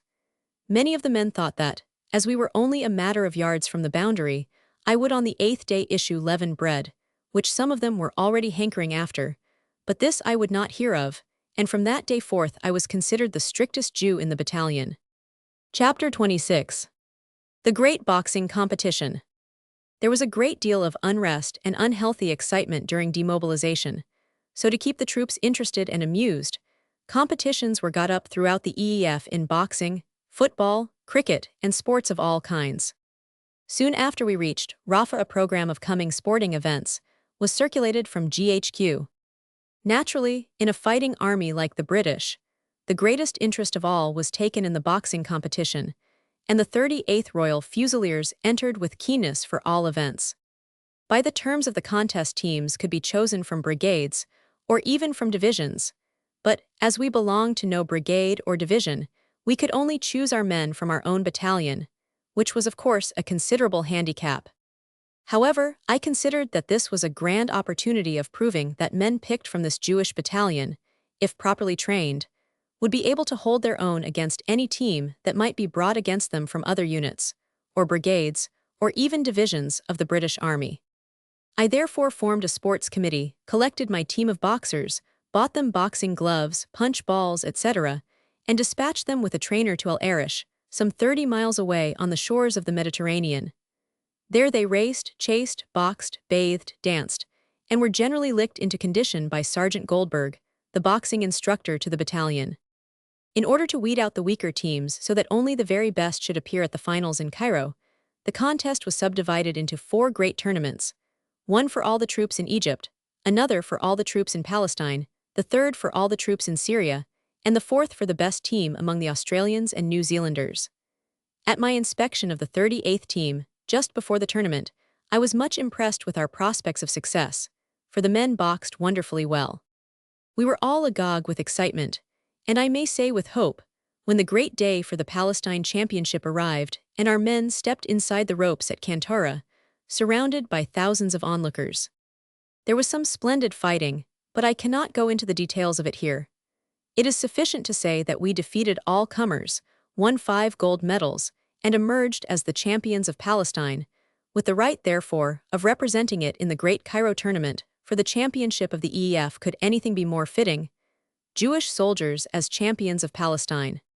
It can be imagined what jubilation there was in camp when our team returned to Rafah, and the ringing cheers 201 which roared out when, at one of our concerts, I presented the gold medals to the victors, whose names are as follows: Heavyweight Private Burak, Welterweight Private Tankanoff, Lightweight Private Cohen, Featherweight Private Franks, Bantamweight Private Goldfarb. The first round of this essentially British form of sport had been fought and won by the despised Jewish battalion. There yet remained the great contest at Cairo, where we would have to meet the champions of Egypt and of the Australian forces and of Syria. Real hard training was once more the order of the day at El Arish, and I can guarantee that no fitter men than ours stepped into the ring at Cairo on that glorious night of the 13th March, when the first rounds of the championship were fought in the presence of thousands of spectators from all parts. Again, the Jewish battalion won practically every contest, defeating all its opponents among the British regiments. Eventually, it was left in to fight out the final round of the championship for the whole of the EEF with the Australians, who on their side had defeated their opponents. It was a memorable night, the Ides of March, when this final contest took place. Excitement and feeling ran very high round the ring, and there was some magnificent fighting on both sides. In the end, it was found 202 that the Jewish battalion had tied for victory with the Australians. A decision, however, was given against us, on the grounds that we had not entered an officer of the battalion in the team. As a matter of fact, I had entered an officer of the battalion with the teams, but the judge, who was a British general, not an Australian, said that my team officer was only attached to the 38th for duty, and therefore could not be claimed as belonging to the battalion. Of course, practically every officer in the battalion was only attached for duty, but I suppose it really would not have been the right thing for one Jewish battalion to have defeated the whole of the Egyptian Expeditionary Force. In football, the men were almost equally good, and we were good runners-up for the championship of Palestine. In cricket also, that essentially English game, the battalion acquitted itself most creditably under Captain Pope's tuition, defeating all comers in the Bur-Salem matches, with the exception of the Flying Corps, while our Americans were, of course, unrivaled at baseball, at which they were real experts. They often gave exhibitions of their skill, to the great delight of all those who had never before seen the game played. Our concert party was also still well to the fore, and easily took first place in Palestine, its only possible rival being that of the 39th Battalion. I had only got to let it be known that T. Chekhov, our first violinist, would give a performance to draw a crowd big enough to pack our concert tent 4 times over. In the end, a covetous 203 man succeeded in wheedling T. Chekhov away from us. Colonel Storrs, the governor of Jerusalem, begged him from me so persuasively that I could not refuse him, more especially as it was to T. Chekhov's advantage to settle in the Holy City, where he took up the post of director of the School of Music. Chapter 27. Bur-Salem, an exciting race. Early in May we were transferred from Rafah to Bur-Salem. The advance party moved on the 6th, and on the 10th the battalion headquarters followed, and took over duties from the 7th Indian Infantry Brigade, which was then sent to Haifa. We were replaced at Rafah by the 40th Jewish Battalion Royal Fusiliers, which was now composed mainly of the Palestinian youths recruited by Major James de Rothschild and Lieutenant Lipsey. For a time, they were commanded by Lt. Colonel F. D. Samuel DSO, but he left for England while the battalion was doing garrison duty at Haifa. The command then fell to Colonel Scott, a most conscientious officer and a man in full sympathy with Zionist aspirations. While at Rafah, he had a most anxious time owing to the unwise action of the military authorities. The men of the 40th Battalion had enlisted for service in Palestine only, but the local staff ignored this definite contract and ordered part of the battalion to Cyprus. As this was a breach of their terms of enlistment, the men refused to go, and in the end the officials had to climb down and cancel all their unjust orders. 205. Why did the staff, when they knew all about this special contract for service in Palestine only, drive this excellent battalion almost to the verge of mutiny? There were many other battalions available for Cyprus. Happily, Colonel Scott brought his men safely through the rough time at Rafah, and he served on with them until December 1919, when the 40th was merged in the 38th Battalion. All through the early days of May I saw chalked up everywhere, on the railway station, signal boxes, workshops, on the engines, trucks, and carriages, the mystic words, "Remember the 11th May." This was, of course, the date on which all soldiers, rightly or wrongly, believed themselves entitled to their release, because it was 6 months after the armistice granted to the Germans on November 11, 1918. I heard it rumored that there was a conspiracy on foot in the EEF for a general mutiny on that day, and found that men from other units had endeavored to seduce my battalion from its duty. On learning this, I at once determined to nip the attempt in the bud, and so made it my business to speak to every man in the battalion, and on every isolated post, impressing upon them the responsibility which rested on their shoulders as Jews, and urging them on no account to be led away by the hotheads in other units. I told them that British troops could perhaps afford to mutiny, but Jewish troops, while serving England, never. I am proud to be able to state that not a man of my battalion failed on the 11th May, but just carried on 206 as usual. Mutinies took place elsewhere, and thousands of British soldiers at Kantara ran riot and had the place in a blaze. However, the matter was hushed up, concessions were made, the mutineers were not punished, so far as I know, and things gradually became normal again. Our effective strength when we left Rafah was 15 officers and 1,300 other ranks. Our duties at Bur-Salem, Lud, and Ramleh were exceptionally heavy, the men being very often on duty 3 nights in a week, and when they were off guard duties, they were immediately put on to prisoner of war escorts, etc., as there was a very large Turkish and German prisoners of war camp at Lud.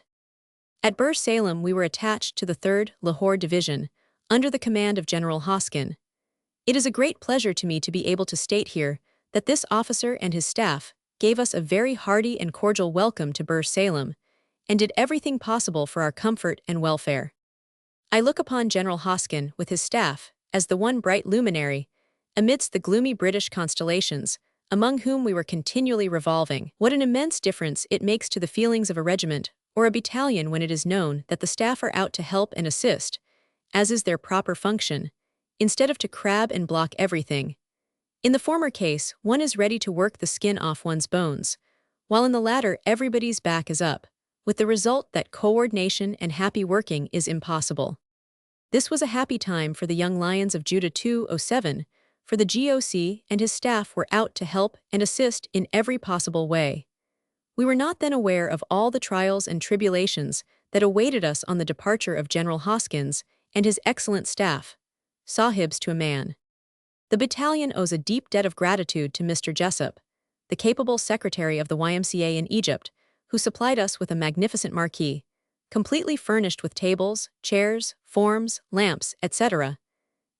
Only for this gift from the YMCA, we should have been very badly off indeed, for we were camped on a sandy waste without huts or any conveniences which other troops in our neighborhood fortunately possessed. It is a fact worthy of note that, although the wealthy Jews of Cairo and Alexandria contributed generously to the EEF Comforts Fund, not a single article of any kind was ever sent to the Jewish battalion to cheer them in their desolate surroundings. We asked for gramophones, etc., but got nothing, not even a reply. There were compensations, however, at Bur Salem.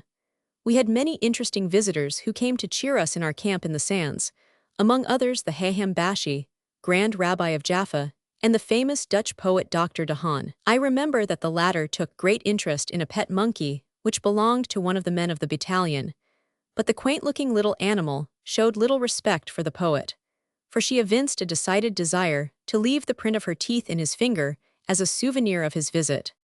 We were always kindly and hospitably received by the 2 citizens of Jaffa, headed by Mr. Bezalel Jaff, and by those of Richon LeZion, headed by Mr. Gluskin, when we visited those colonies. While stationed here, I spent many a pleasant evening chatting with Mr. Aharoni, a well-known naturalist, who lives at Rechoboth.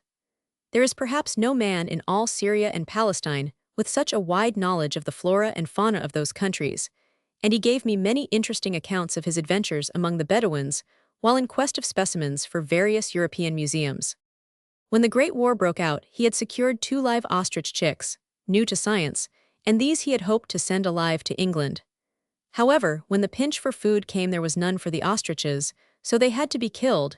They were stuffed, and may now be seen at Lord Rothschild's famous museum at Tring Park, Hertfordshire. This story of the ostrich chicks was related to me by Mr. Aharoni while I was celebrating with him the Feast of Tabernacles. Under the shade of boughs of goodly trees, branches of palm trees, and the boughs of thick trees and willows of the brook. And we did greatly rejoice, for the feast was a goodly one, and the pottage of Jevreth Aharoni was such as my soul loved. About this time, many military race meetings were organized in different parts of Palestine, Syria, and Egypt, and officers were encouraged to take part in them and get the men interested in the sport, so as to take their thoughts away from the absorbing topic of demobilization. On the 5th June, a race meeting was held at Surafend, a few miles from Bur Salem, and as we were all expected to support the program, I entered my charger Betty for one of the events. Betty was a beautiful dark brown creature, but somewhat skittish and wayward like many of her sex. I knew her little ways and how to humor her to perfection, and she always gave me of her best. More than once she managed to slip her fastenings in the horse lines and used her freedom to gallop off to my tent, where she would thrust her head through the doorway.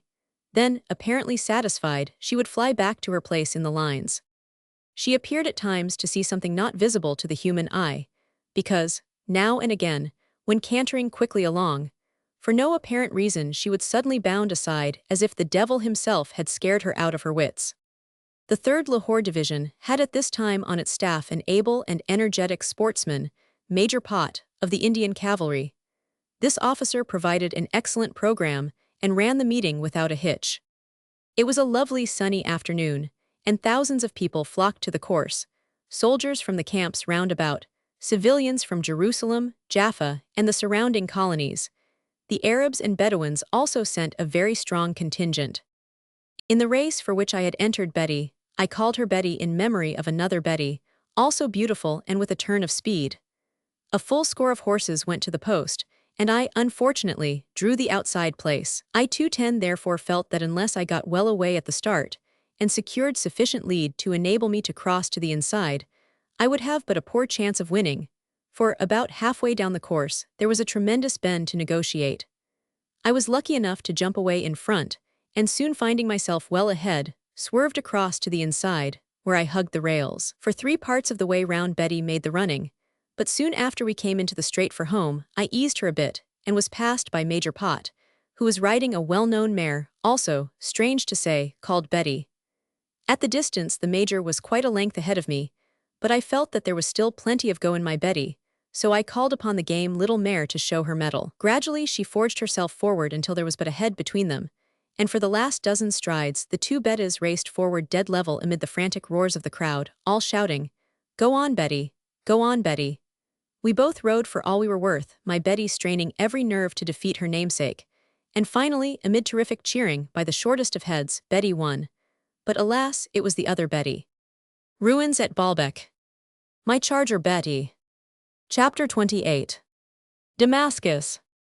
Towards the end of June I took part in the military races at Alexandria, and from the hometown of Hypatia I took ship and went to Beirut, a lovely seaport, nestling under the mighty and magnificent Lebanon. Here I was most hospitably entertained by my friends, the Bustroses. From the balcony of her palatial residence, Madame Bustros enjoys a view second to none in the world, and every imaginable fruit and flower grows and blooms on her estate. Beirut is undoubtedly a place of milk and honey, and is unquestionably within the biblical boundaries of the Promised Land. Ezekiel Roman 47:17 states, "And the border from the sea shall be Hazar-Enan, the border of Damascus and the northward and the border of Hamath." This was the northern boundary assigned to Israel and was actually occupied in the days of David and Solomon. My journey across the Lebanon was one long feast of the most beautiful scenery in the world. As we topped the range, my last peep of mountain and valley, stretching away down to Beirut, hemmed in by the glittering sea, was like a vision of paradise. Instead of going to Damascus direct, I branched off at Rayak and ran up the Baqa, the valley which stretches between Lebanon and Anti-Lebanon to Baalbek, where I spent a wonderful time amid the mighty ruins of that ancient temple to Baal. Baalbek is the most beautiful and impressive ruin that it has ever been my good fortune to look upon. Thebes may exceed it in size, but the wonder of Egypt had not the effect upon me that was produced when I stood under the magnificent columns of this great temple to the heathen god. I wandered through the vast pile, an insignificant speck amidst its gigantic pillars and fallen lintels, overthrown and shattered by the devastating earthquake which centuries ago wrecked this mighty structure. Who were the architects who designed it? And who were the engineers who set on high those stupendous blocks? Verily there were giants in those days. At Baalbek railway station, I came across one of the prettiest girls I had seen for many a long day engaged in selling peaches. She was a Syrian from Lebanon, which is noted for the beauty of its maidens.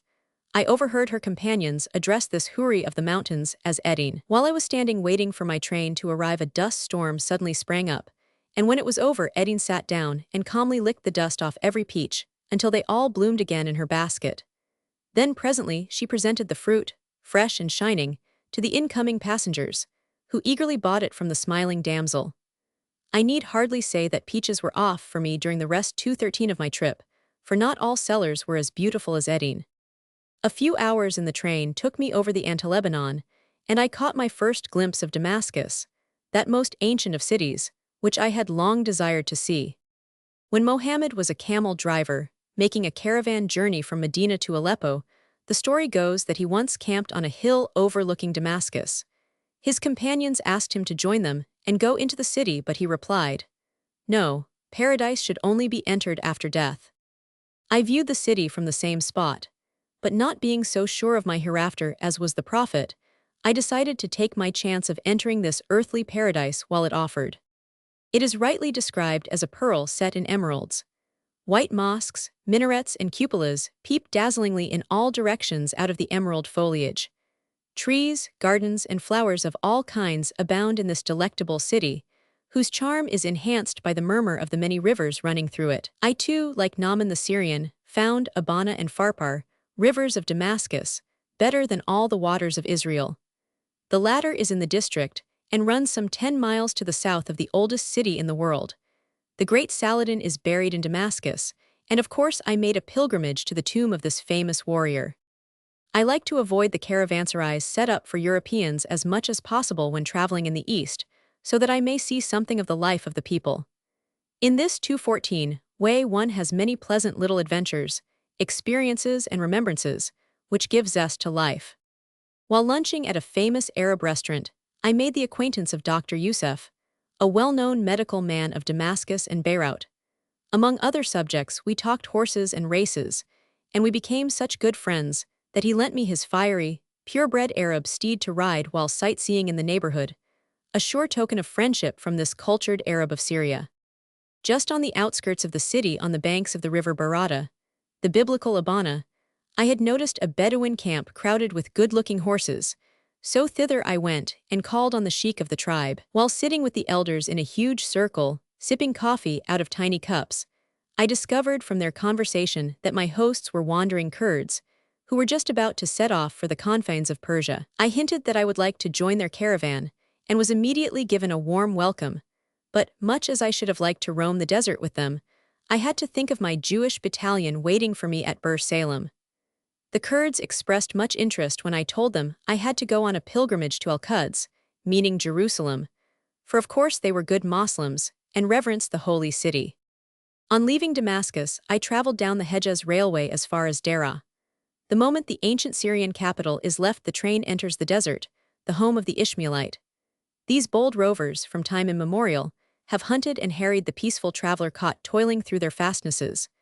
We were not 215 molested for the simple reason that troops of cavalry, British and Indian, were posted at strategic points all along the railway. A few months later, when we withdrew from these parts, the Bedouins began their old games and took a fierce joy in derailing trains and robbing and even killing the passengers. In this way, a good friend of mine, Comandante Bianchini, an officer of the Royal Italian Navy, met his untimely end at the hands of these desert marauders.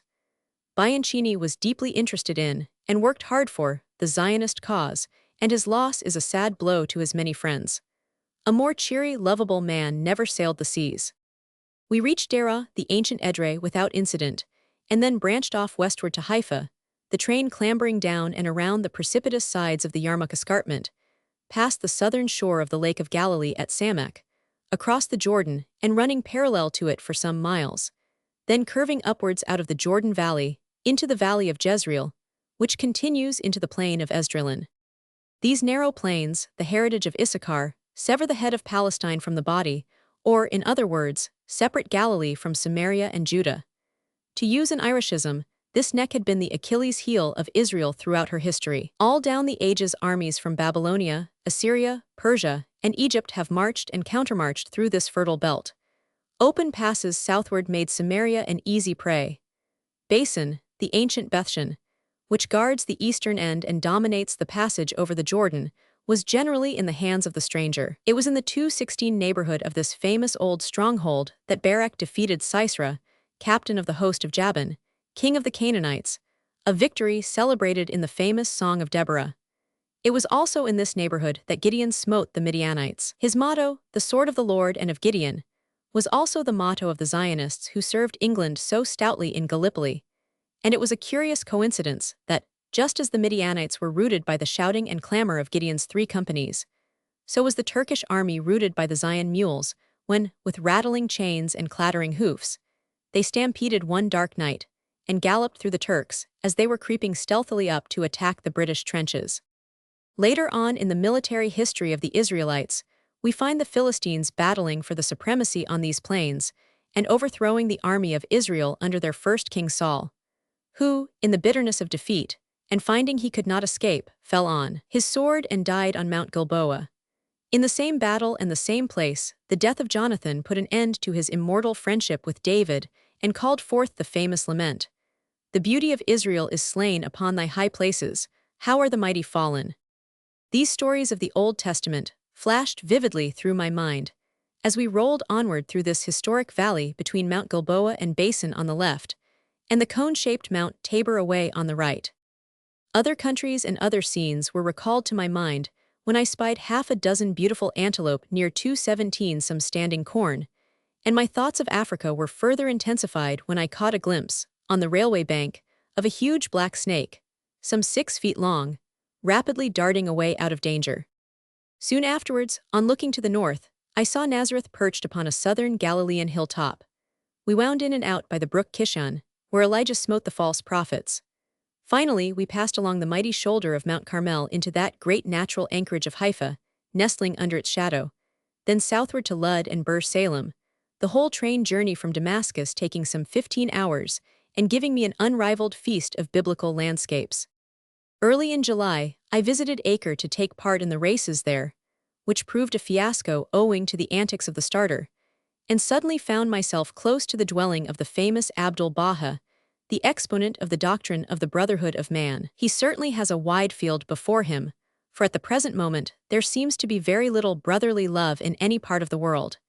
His particular mission is to unite the peoples of the earth and do away with all barriers of race, creed, and prejudice. Since patriarchs, popes, archbishops, mullahs, and ministers of all creeds have failed to make humanity realize the necessity of brotherly love, the League of Nations would be well advised to adopt the Sage of Acre and make him president of a League of Teachers, pledged to inculcate love for one's fellow men as the cardinal feature of his curriculum. One thing is certain: the League of Nations will never bring the 2018 world into harmony unless the young are taught to love and help their brothers, irrespective of nationality. It will be remembered that Acre was the town to which Napoleon laid siege after his wonderful march from Egypt with about 10,000 French infantry. This extraordinary man was able to cross the Sinai Desert with his army, without either roads, railway, or water supply, capture Gaza, Jaffa, and Haifa with ease, and only for the British fleet would undoubtedly have added Acre, and probably all Syria, to his spoils. Those who have traversed the Sinai sands in a comfortable railway coach can afford to pay a warm tribute to this redoubtable warrior, and to the no less redoubtable infantry of France. Chapter 29. Among the Philistines. When General Hoskin left Salem to take up a command in England, he was replaced by Major General Sir John Shee, under whom we had served for a short time in the line. If this officer had not been called elsewhere, I am quite sure that the regrettable incidents which I shall have to relate would never have taken place. But unfortunately, General Shee was away practically all the time we were attached to his division, and a senior brigadier acted in his place. This brigadier was apparently well aware of the anti-Jewish attitude taken up by certain members of the GHQ staff, and trimmed his sails accordingly, but unfortunately for himself, as the sequel will show, his zeal to second their ill-advised efforts carried him to such lengths that even those influential members whose policy he was supporting were unable to save him from the consequences of his own outrageous folly. No sooner had we come under his command than his anti-Semitic bias became apparent. Certain areas were placed out of bounds to Jewish soldiers, but not to 220 men in other battalions. Jewish soldiers were so molested by the military police that the only way they could enjoy a peaceful walk outside camp limits was by removing their fusilier badges and substituting others which they kept conveniently in their pockets for the purpose. They found that by adopting this method, they were never interfered with by the military police. Traditional British fair play seemed to have taken wings as soon as General Z appeared on the scene. I repeatedly made official complaints about the way the men were persecuted, but nothing was done to mend matters. As a British officer, I felt ashamed to hold my head up in my own camp, owing to the unfair and un-English treatment to which the men were subjected. It may well be imagined that this attitude of the staff made my command anything but an easy one. In the first place, knowing how all ranks were discriminated against, no officer or man wished to remain in the battalion.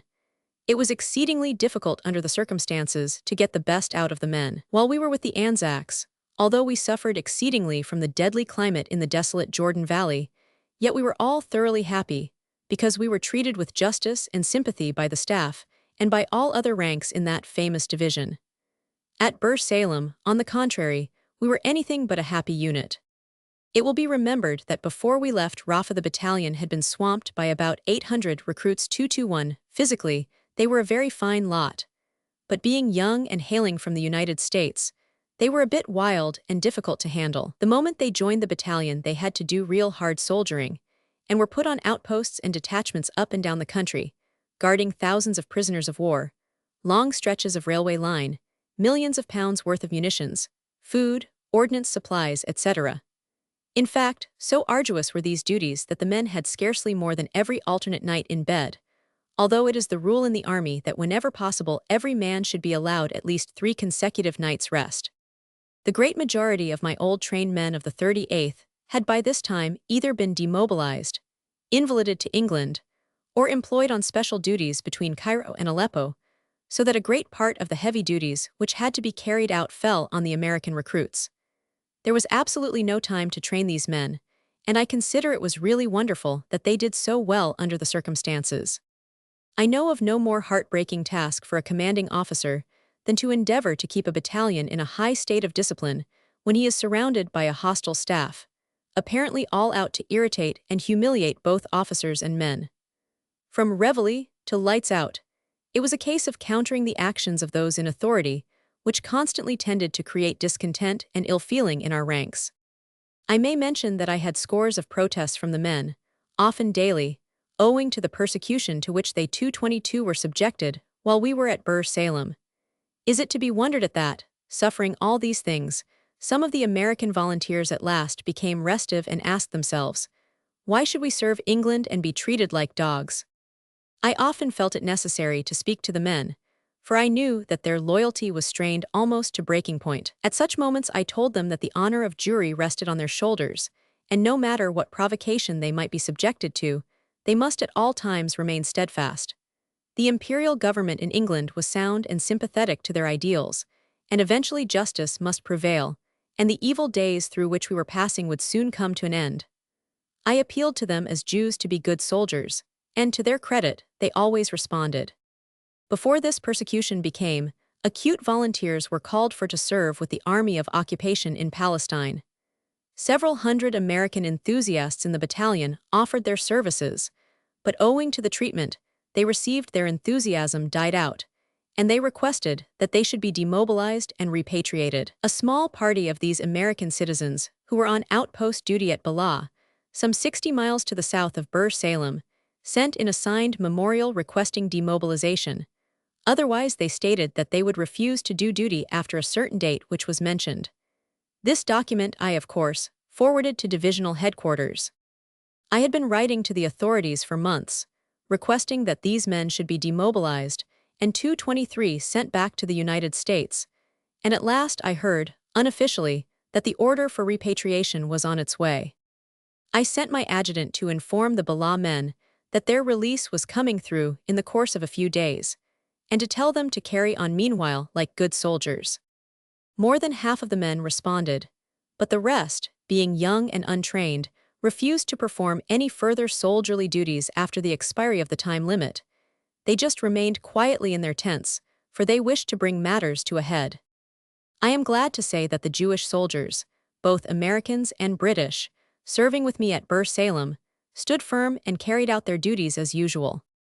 After personal investigation into the conduct of these foolish youths, at Ballah I remanded them for trial by Field General Court-Martial, and forwarded the charge sheets, with summaries of evidence, to General Z. I had framed the charge sheets most carefully, but apparently my drafting did not suit the general, for he framed fresh charges of mutiny, and sent his ADC with them to me for immediate signature.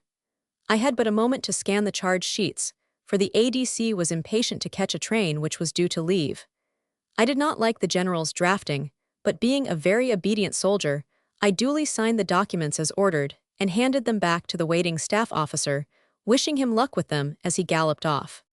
According to King's regulations, a soldier remanded for trial by court-martial has the right to request the 224 help of an officer to act as his friend at the trial, and of course, it is the bounden duty of such officer to do everything in his power to get the accused acquitted. The Ballah men petitioned Lieutenant Jabotinsky to act as their advocate, and he, somewhat unwillingly, assented to undertake the ungrateful task. He was not anxious to defend these men of Bala because he held that they should have carried out their duties faithfully to the end, even although they felt that they had a grievance against authority. The trial took place at Kantara, and in the course of it, Lieutenant Jabotinsky pointed out a fatal flaw in the charge sheets, with the result that the charge of mutiny failed and the court had to be dissolved. The president, who belonged to Major General Louis Jean Ball's late regiment, was furious at the fiasco and said, "This is all the fault of Colonel Patterson, and I shall report him." My adjutant, Captain Sanderson, a staunch and sturdy Scot, was present in court as prosecutor, and knowing all the facts of the case, at once turned on the president and said, "You have no right, sir, to make such a statement about my commanding officer."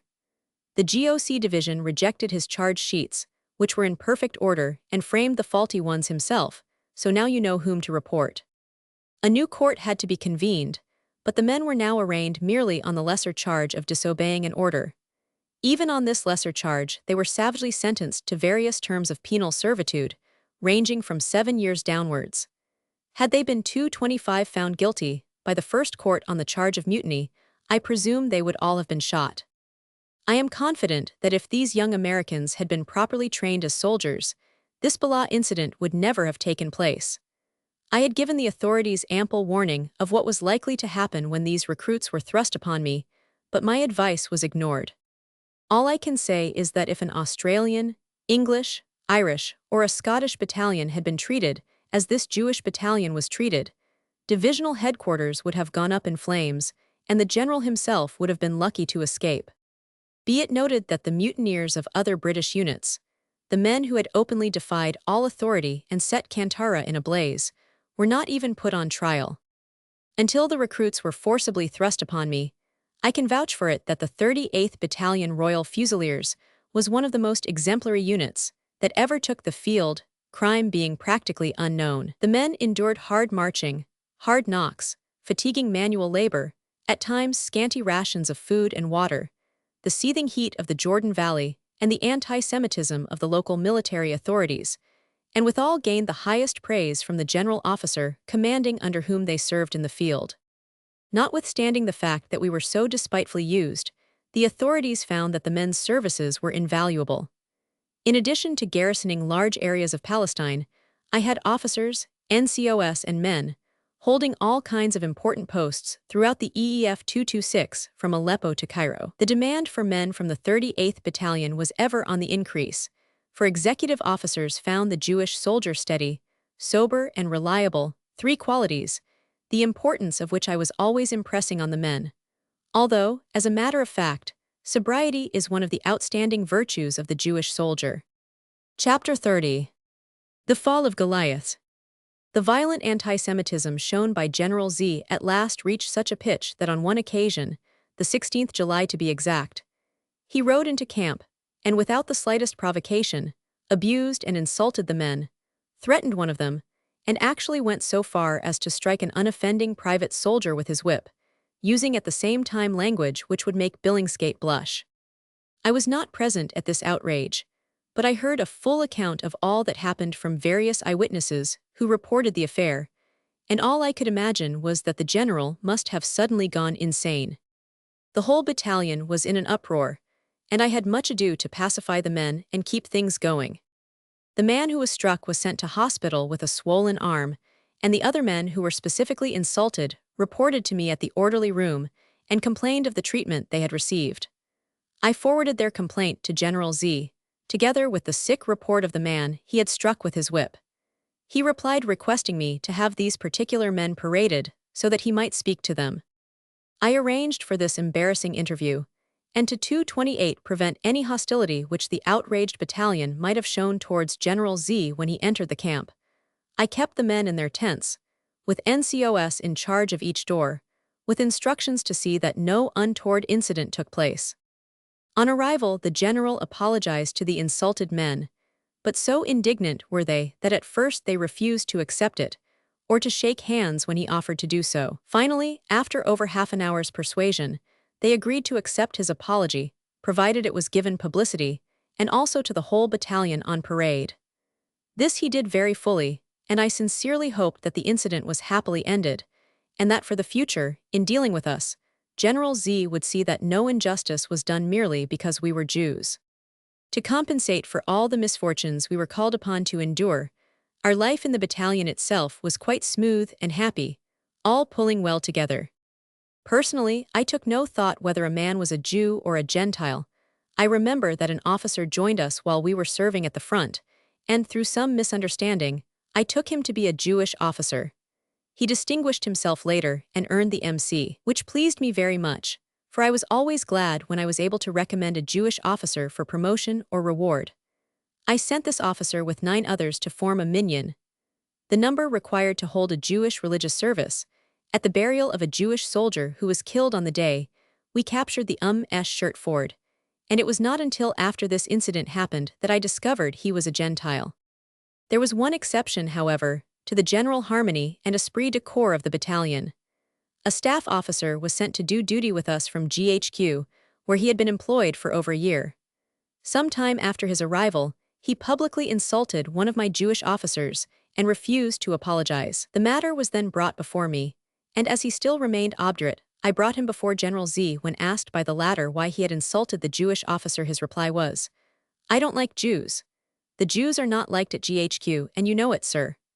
The general ordered him to apologize, which I must say he did most handsomely, but his remarks about the dislike of Jews at GHQ, though no news to me or the general, may be somewhat illuminating to the reader. Although we hoped that all unpleasantness with the general was over, I regret to say that this was not the case. I could give many instances of unfair treatment to which we were subjected, but I will not weary the reader by relating them here. After his apology, the general never again came near us, and every indignity, slight and petty tyranny that could be invented was put upon the battalion. The whole subsequent attitude of the GOC showed us that his apology was merely eyewash, and had simply been extracted from him by fear of the consequences of his outrageous behavior. In fact, in the end, I had to bring his conduct to the notice of the Commander-in-Chief, with the result that he was removed from his command and no longer troubled Israel. Chapter 31. Protests. In case any readers may think that my account is exaggerated, I give some letters of protest which I received from some of the officers in my battalion. From this, it will be seen what a difficult position I was placed in, owing to the policy of GHQ towards Jewish aspirations. A few interested parties, for their own ends, sedulously spread the rumor that there was no anti-Semitism shown in Palestine. I will leave the reader to judge whether these people were knaves or fools. Lud. 4719. A748. Sir, I beg to report that the men are discontented, not only in our battalion, but also in the other Jewish units, which cannot fail to influence our men still more. The causes of their discontent are much deeper than delay of demobilization. Over 37 THS of the 231 Judæans in this country are men who volunteered to serve in Palestine in the name of their Zionist ideals, and in reply to the pledge, embodied in the declaration which Mr. Balfour, on behalf of HM government, issued on the 2nd November, 1917. It is now a general impression among our soldiers, an impression shared by the public opinion of Palestine, that this pledge has been broken, so far as local authorities are concerned. Palestine has become the theater of an undisguised anti-Semitic policy. Elementary equality of rights is denied the Jewish inhabitants. The Holy City, where the Jews are by far the largest community, has been handed over to a militantly anti-Semitic municipality. Violence against Jews is tolerated, and whole districts are closed to them by threats of such violence under the very eyes of the authorities. High officials, guilty of acts which any court would qualify as instigation to anti-Jewish pogroms, not only go unpunished, but retain their official positions. The Hebrew language is officially disregarded and humiliated. Anti-Semitism and anti-Zionism is the fashionable attitude among officials who take their cue from superior authority, and honest attempts to come to an agreement with Arabs are being frustrated by such means as penalizing those Arab notables who betray pro-Jewish feeling. The Jewish soldier is treated as an outcast. The hard and honest work of our battalions is recompensed 232 by scorn and slander, which, starting from centers of high authority, have now reached the rank and file, and envenomed the relations between Jewish and English soldiers. When there is a danger of anti-Jewish excesses, Jewish soldiers are removed from the threatened areas and employed on fatigues, and not even granted the right to defend their own flesh and blood. Passover was selected to insult their deepest religious feelings by barring them access to the Wailing Wall during that week. No Jewish detachment is allowed to be stationed in Jerusalem or any of the other holy cities of Jewry. When a Jewish sentry is attacked and beaten by a dozen drunken soldiers, and a drunken officer disarms with ignominy a Jewish guard, nobody is punished. Leave to certain towns has become a torture because the military police have been specially instructed to hunt the Jew, and the weaker ones among our men escape this humiliation by concealing their regimental badge and substituting the badge of some other unit. In addition, army pledges given to them are also disregarded. Men who were recruited for service in Palestine are sent against their will to Messina or Egypt or Cyprus. Men who enlisted under the understanding that their pay would be equal to that of any British soldier suddenly discover that no allowances will be paid to their wives and children. Under these conditions, even some of the best among them give way to despair. They see no purpose in carrying on, conscious that the Great Pledge has been broken, that instead of a national home for the Jewish people, Palestine has become the field of operations of official anti-Semitism. They abhor the idea of covering with their tacit connivance what they, and not they alone, consider a fraud. They cannot formulate these grievances in full, nor gather the documents necessary to prove them, but under their desire to get out of the show, there is bitter disappointment, one of the most cruel even in Jewish history. You, sir, have always been in favor of speeding up their demobilization.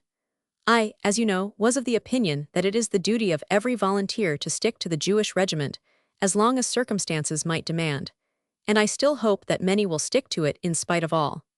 But even I myself am compelled to admit that things have reached a stage when no further moral sacrifice can fairly be demanded of men whose faith has been shattered. I only hope that those who give up the struggle will not follow the example of a few misguided irresponsibles who chose the wrong way to support a right claim. I hope that they will await their release in a calm and dignified manner, discharging their duties to the last moment, and thus giving 234 those who misrule this country a lesson in fair play, a lesson badly needed. I remain, sir, your obedient servant. Roman 20. To Lieutenant Colonel J. H. Patterson, DSO, commanding 38th Battalion, Royal Fusiliers, Bur Salem, 17/7/1919. To Officer Commanding 38th Royal Fusiliers. Sir, I have the honor to request that this application praying that I may be permitted to resign my commission in His Majesty's forces be forwarded through the usual channels, together with the undermentioned reasons for my taking this step after having originally volunteered for the Army of Occupation. My resignation, sir, is my only method of protest against the grossly unfair and all too prevalent discrimination against the battalion to which I have the honor to belong.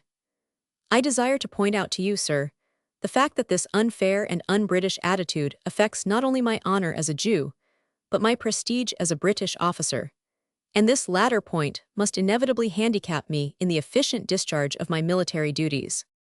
The disgraceful exhibition of yesterday morning is but a fitting climax to the endless series of insults and annoyances to which this battalion, because it is a Jewish battalion, has been subjected, almost since our first arrival in the EEF. Insults to a battalion as a whole, sir, are insults directed to every individual member of that battalion, and as long as I remain a member of His Majesty's forces, I regret to say I find myself unable to fittingly resent in a manner compatible with my own honor, and the honor of my race, the insulting attitude towards my race, and through my race, towards me, of my military superiors. In passing, may I point out that my being a Jew did not prevent me doing my duty in France, in Flanders, and in Palestine, and in the name of the countless dead of my race who fell doing their duty in every theater of war, I resent, and resent very strongly indeed, the abusive attitude at present prevalent towards Jewish troops. I have innumerable instances of petty spite, and not a few cases of a very serious character indeed, all of which I can readily produce should the occasion ever arise. I have the honor to be, sir, your obedient servant. Why wise? It was not only my Jewish officers who found life unbearable under these conditions, but the other officers also felt the strain. I received the following letter from one of my senior Christian officers after an outburst on the part of the staff. To the OC. 38th Battalion Royal Fusiliers. Sir, I have the honor to request that I be immediately relieved of my duties and permitted to proceed to England for demobilization. I am 40 years of age and have had nothing except my desire to do my duty to keep me in the service. The impossible conditions forced on the battalion by higher authority are too much for me, and I very much regret that I should have to trouble you with this application at the present time. I have the honor to be, sir, your obedient servant. SS. Bur Salem. 24th August, 1919. Letters such as these give some slight conception of the extremely difficult position in which I was placed. On the one hand, I had to ward off the blows aimed at the battalion by the local military authorities, while on the other hand, I had to do my utmost to allay the angry feelings of my officers, NCOS, and men, goaded almost to desperation by the attitude adopted towards the battalion. This anti-Jewish policy was directed not only against the Jewish battalions, but also, in a flagrant manner 237 against the Jewish civil population, upon whom every indignity was poured. In fact, the British military administration made of the famous Balfour Declaration, the declared policy of the British government, a byword and a laughing-stock. Early in 1919, the chief administrator then in office in Palestine, the man who represented the British government, offered a public insult to the Jews at a Jewish concert by deliberately sitting down and ordering his staff to do the same when the Hatikvah, the Jewish national hymn, was being sung, while of course all others were standing. This was as deliberate an insult as could be offered to the feelings of any people. England must be in a bad way when a man such as this is appointed to represent her as governor. Judge Brandeis, of the United States Supreme Court, visited Palestine about the time when these anti-Jewish manifestations were at their height, and was shocked and horrified at the un-English attitude he saw adopted towards the Jews and all things Jewish. I myself told him of the mockery of the Balfour Declaration as exemplified by the British military administration in Palestine, and said I thought it was a pity that Mr. Balfour had not added 3 more words to his famous utterance. The judge asked me what words I meant, and I said they were that Palestine was to be a national home for the baiting of the Jewish people. I know that Judge Brandeis went home hurriedly, very much perturbed at what he heard and saw, which was so contrary in everything to the spirit of the declared policy of England. He represented the state of affairs 238 in Palestine to Downing Street, with the result that the local military authorities were told that the policy as laid down in the Balfour Declaration must be carried out. This was a sad blow to those purblind ones who had looked forward to a long rule in the Middle East. For them the writing was already on the wall. I want it to be clearly understood that this attitude was merely the policy of the local military officials, who, by their attitude, were practically defying and deriding the policy of England, as expressed by the home government. Chapter 32. A trip to the Sea of Galilee. I had long looked forward to a visit to the Sea of Galilee, Lake Tiberias, and eventually, late in October, my ambition was fulfilled for taking advantage of Damascus Week. When leave was easy to get, I slipped off from Lud one morning at 8 and arrived at Samak on the southern shores of the sea at 2 o'clock in the afternoon. My first peep of the lake, as it stretched out before me and melted away in the purple haze to the north, was delightful. The coloring was superb, and as I sat on the edge of the rickety pier, I drank in my novel surroundings with all the enthusiasms of a rapturous pilgrim. The lake glistened and glinted in the brilliant sunshine. The abrupt, arid-looking hillsides deepened the silent mystery that seemed to hang over it. Away to the right was the spot where the Gadarene swine, possessed of the evil spirit, rushed down to the sea and destroyed themselves. Peering through my glasses straight north, I could see in the shimmering distance the dense groves of evergreens, which told me that this was the place where the 240 Jordan plunged down from the waters of Merom, through a rocky gorge, and entered the lake. Away to the left, I caught a glimpse of a few trees and houses, and I realized that I was looking at Capernaum, the place in which it will be remembered the worthy Roman centurion built a synagogue. Glancing further west, and somewhat nearer to me, I saw the site of Bethsaida. Sweeping further westward, and yet nearer, the round towers and rectangular walls of Tiberias itself stood revealed, while close to my left hand, at the southwest corner of the lake, the thriving Jewish colony of Kinnereth overlooked the spot where the Jordan rushed out of the lake on its way to the Dead Sea.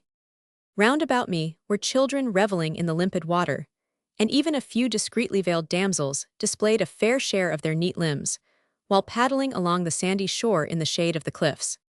Suddenly, into all this old-world scenery, there dashed a lively motorboat, which had come from Tiberias to collect passengers. We scrambled down from the crazy pier, and within an hour found ourselves climbing up the rickety gangway leading to Tiberias, a city which stands today much as King Herod Antipas, the builder, left it, although in the meantime it has been much devastated by earthquakes. I was agreeably surprised to find a clean and fairly comfortable hotel, most capably managed by Frau Grossmann. It was still hot at Tiberias, and yet, by some mysterious means, Frau Grossmann always managed to produce a bottle of cold beer for dinner, a most grateful drink in this thirsty valley. In the early morning, I hired a boat with a good-humored Arab crew of 3, and made an expedition across to Capernaum. Fish are still as plentiful here as they were in the days of Simon Peter, and the Capernaum fishermen still cast their nets as they did in apostolic times, and wear just as little clothing. As I wandered among the ruins, I met a striking Franciscan, Father Vendelin, who was hospitality itself. He was a venerable German, a very fine-looking man, standing over 6 feet high, full of Christian charity, and apparently resigned to the blow which had fallen upon his nation. Besides being a monk, he was also an architect, and had built many monasteries, convents, and churches for the Franciscans in many parts of the world. But he had been a soldier before he became a monk, and I noticed, as he smoked a pipe and related to me his varied career, that his eyes glowed, and his broad shoulders were thrown back, as he described how he charged at the head of his squadron of hussars in one of the battles of the Franco-Prussian War. The good father took me round what was left of the synagogue, built by the worthy centurion, whose servant was healed. It must have been a fine piece of architecture in its day, and it is 1,000 pities that it has been leveled to the ground by an earthquake. On my return to the hotel, I found that 2 nursing sisters had arrived from Egypt to spend a few days at Tiberias, and at dinner, I suggested that they should join me in my boat on a voyage of discovery, which I intended to make across the lake on the following morning, and to this they readily agreed. The military governor of Tiberias had very kindly arranged for a mounted escort and a horse to be ready for me at the north end of the lake, where the Jordan enters it, as I wished to make an exploring expedition as far as possible up the river towards Lake Merom. We left Tiberias at dawn and had a most delightful trip across the lake, breakfasting in the boat on the way. Sister Cook, who was blessed with a charming voice, was moved to song, and the time passed so pleasantly that before we knew where we were, we found ourselves stuck on a sandbar in the Jordan River itself.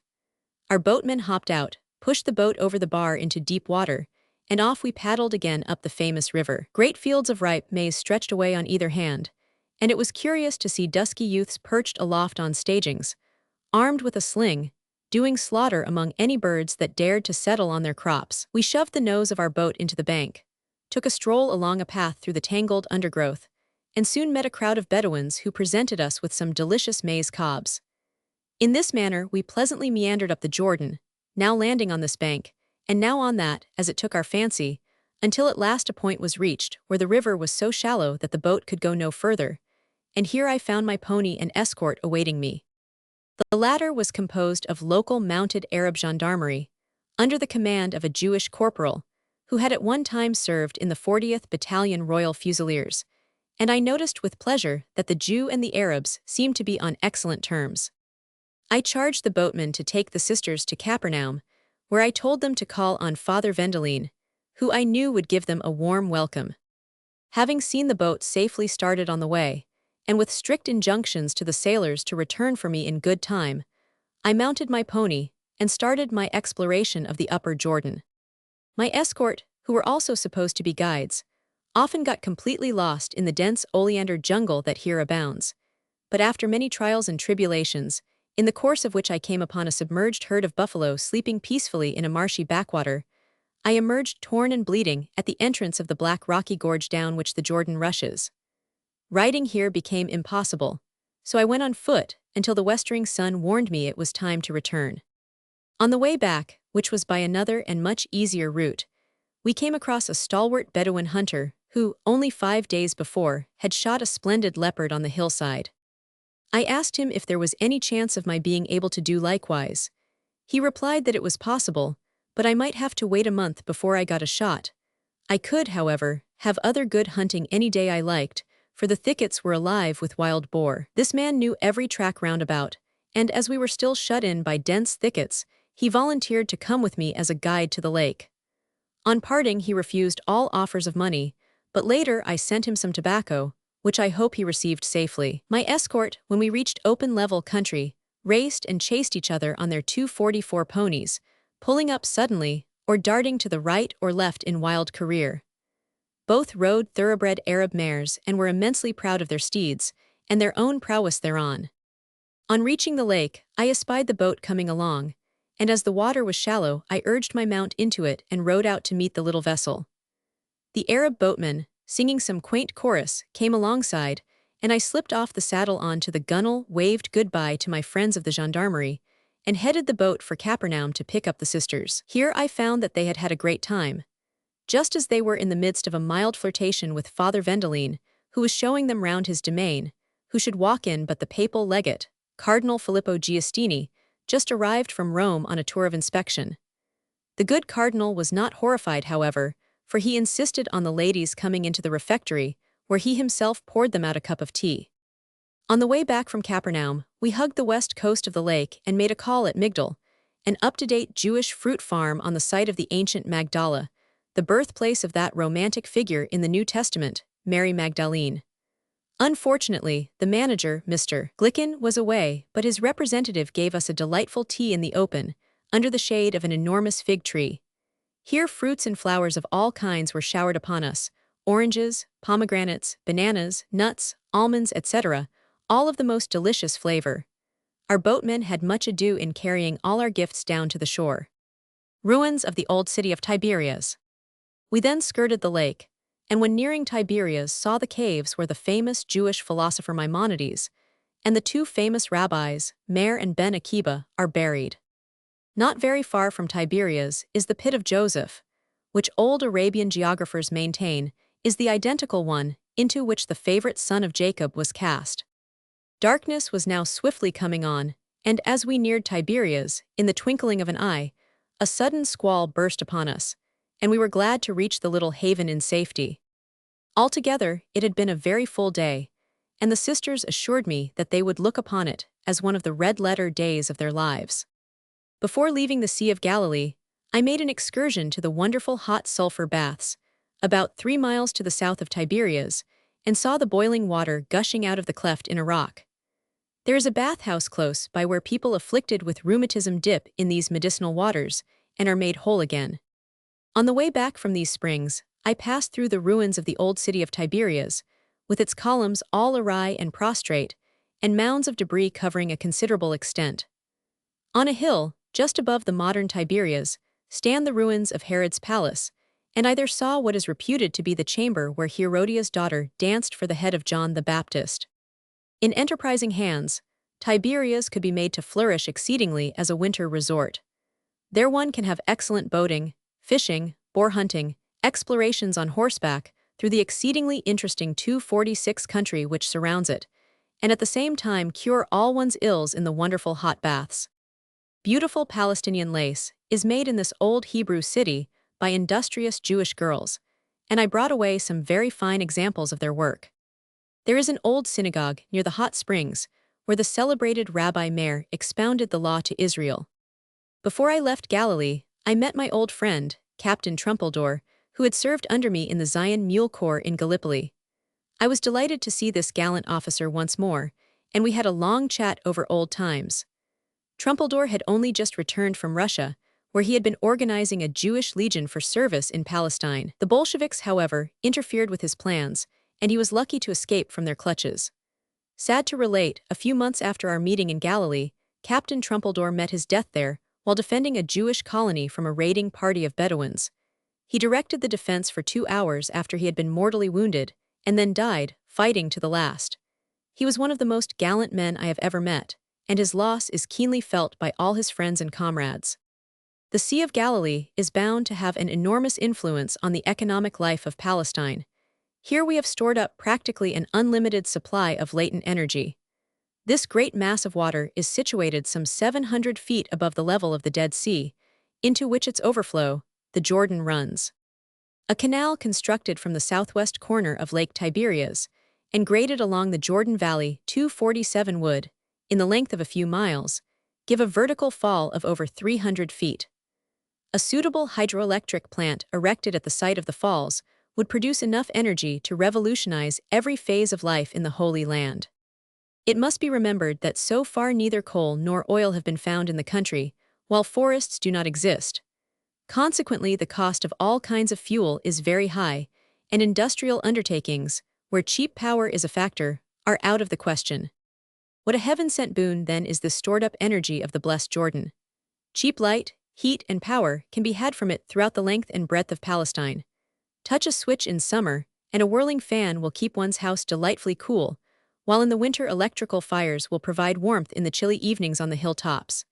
Evil-smelling paraffin lamps and stoves will be a thing of the past, for of course, electricity will provide all that is necessary in the way of fuel and light.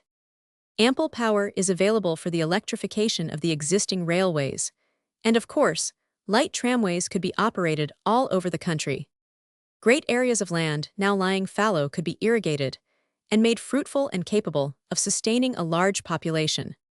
If Palestine is to become a home for any large number of the Jewish people, this great source of economic life must be turned to account, and all the land blessed by the amazing benefits which electricity can shower upon it. Jewish brains, Jewish capital, and Jewish workers 248 will undoubtedly carry out this scheme, and gradually the country, which is now arid and neglected, will be turned once more into a land flowing with milk and honey. The hills will again be terraced and crowned with fig and olive trees, and the valleys and plains will abound with ripening corn. The country, which for hundreds of years has been at a standstill, lends itself to all kinds of industrial enterprises, such as fruit farming, olive oil and soap factories, fishing and canning, etc. The trade and commerce that will flow through Palestine is not to be measured by the paltry revenue returns now shown. When the country is developed, the old trade routes with the hinterland reopened, and the ports at Haifa and Jaffa improved, its importance, commercially, will be enhanced beyond all recognition. Chapter 33. Strange Methods of the EEF Staff. It will be remembered that Lieutenant Jabotinsky was responsible for the idea of forming a Jewish Legion to help England in her great struggle for world freedom. The British government was impressed with the possibilities he placed before it, and eventually he was summoned to the War Office by Lord Derby, then Secretary of State for War, and to the War Cabinet by General Smuts, to expound his proposals. These high officials did not disdain to meet and confer with Jabotinsky on the Jewish Legion question, although at that time he was merely a private soldier, serving in the 20th Battalion of the London Regiment. They knew that he held a very high place in the Zionist movement and was looked up to by the Jewish masses the world over as one of its most brilliant young leaders. This fact was also known to the staff of the EEF. But when, as an officer, in August 1919, Lieutenant Jabotinsky sought an interview with the Commander-in-Chief, hoping that he might induce the local authorities to change their anti-Jewish policy in Palestine, he was not only refused a hearing, but methods were immediately 250 employed to strike him down, which I can only describe as despicable and un-English. Jabotinsky was, of course, pro-British to the core. During his service in Palestine, he had been for a time specially attached to the Zionist Commission with the sanction of the Commander-in-Chief. While he was employed in this capacity, he brought about the acceptance of a program by the Jewish colonists, expressly calling for a British mandate for Palestine. All through his military service with the battalion, he, to my personal knowledge, did his utmost to allay the feelings of resentment felt by the Jewish soldiers at the bad treatment they received at the hands of the military authorities, treatment utterly undeserved and uncalled for, but apparently deliberately adopted to further what appeared to be the local policy of making the practical application of the Balfour Declaration an impossibility. Hostility to all things Jewish was so open that only those who willfully shut their eyes could fail to see the game that was being played by certain interested parties. Jabotinsky saw that the line of action adopted must inevitably lead to outbreaks against the Jews, and naturally wanted to ward off such a calamity. Do not let the reader imagine that there was bad blood between the Palestinian Arabs and the Zionists. That both had dwelt together in unity and conquered for over 40 years is proof to the contrary. The anti-Jewish outbreak, which actually took place later on, was carefully fostered, and the hooligan element amongst the Arabs openly encouraged to acts of violence 251 by certain individuals, who, for their own ends, hoped to shatter the age-long aspirations of the Jewish people. There can be no doubt that it was assumed in some quarters that when trouble, which had been deliberately encouraged, arose, the home government, embarrassed by 1,000 difficulties at its doors, would agree with the wire pullers in Palestine and say to the Jewish people that the carrying out of the Balfour Declaration, owing to the hostility displayed by the Arabs, was outside the range of practical politics. To these schemers it must have been somewhat galling, to say the least of it, to find certain men openly fighting them, foot by foot and inch by inch, for the realization of the ideals expressed in the famous declaration. One of these men was Jabotinsky, a man with a notable name in Jewry, therefore a thrust at him would also be a blow to Jewish prestige in Palestine. He was a mere foreigner, a Jew from Russia, and presumably without influential friends. A man, surely, on whom officialdom could safely pour out the vials of its unjust wrath, without any fear of evil consequences to itself. At all events, contemptible methods were adopted in order to strike at the man who had dared to let the authorities know that their local policy was a menace to his people dwelling in the Holy Land, and a serious danger to the restoration. When Jabotinsky saw that certain members of the staff were adopting measures towards Jewish soldiers and Jewish ideals in Palestine, which must inevitably result in disaster, and being loath to believe that the 252 Commander-in-Chief could be privy to such a policy, he addressed the following letter to General Allenby. Sir, I was the initiator of both the Zion Mule Corps and the actual Jewish battalions. Today I am forced to witness how my work is breaking into pieces under the intolerable burden of disappointment, despair, broken pledges, and anti-Semitism, permeating the whole administrative and military atmosphere, the hopelessness of all effort and of all devotion. The common opinion is that you are an enemy of Zionism in general and of the Jewish Legion in particular. I still try to believe that this is not true, that things happen without your knowledge, that there is a misunderstanding, and that the situation can yet improve. In this hope, as the last attempt to stop a process which threatens to impair forever Anglo-Jewish friendship throughout the world, I beg you to grant me a personal interview and permission to speak freely. This letter is entrusted to your chivalry. Signed V. Jabotinsky. I knew nothing whatever about the dispatch of this letter, and although I am aware that red tape will hold up its hands in holy horror at the audacity of it, it must be remembered that Jabotinsky's position was an exceptional one. He was not a British subject, and not used to the routine of British red tape. Members of the 253 British Imperial War Cabinet thought it good policy to hear his views, and no doubt, when he entrusted this letter to the chivalry of General Allenby, he felt confident that if he was making any deviation from ordinary routine, it was for a good purpose and would not be counted against him. It is an open, straightforward, honest letter, a heartfelt cry from a man who sees that the whole structure which he has been at such pains to build is in serious peril of being overthrown by the machinations of the anti-Jewish people on the staff. And now a curious thing happened. It was known to the staff that Jabotinsky was at the time staying in Jaffa, and that he was to be found almost daily at the house of a friend who was living there. About a week after he had sent his letter to the Commander-in-Chief, a staff major from GHQ, EEF, appeared in Jaffa and took up his quarters in the same house as that in which Jabotinsky's friend dwelt. When the inevitable meeting took place, the staff major, who, by the way, knew Jabotinsky well, remarked that the Commander-in-Chief had received his Jabotinsky's letter and would probably send for him one of these days, but that in the meantime, it would be well if Jabotinsky stated his grievances then and there to himself. You can speak to me openly as to a friend, said the major. I have some influence at GHQ, and I shall be glad to assist in righting any wrong done to Jews. On hearing this, Jabotinsky unhesitatingly explained the situation, both as to its effects on the regiment and 254 on Jewish aspirations in Palestine. The result of this friendly conversation was a mendacious report written by the staff major to the Deputy Adjutant General at GHQ, EEF. Sometime afterwards, by a mere chance, I saw a copy of this report, and so far as it referred to Jabotinsky, it was practically untrue from beginning to end. If the responsible authorities at GHQ knew of the method adopted to lure Jabotinsky into the friendly conversation, which served as a pretext for a gross libel on his character, it reminds one of the good old days when governments had recourse to agents provocateurs. What GHQ certainly should have known was that the accusations leveled at Jabotinsky by a member of their staff were absolutely untrue.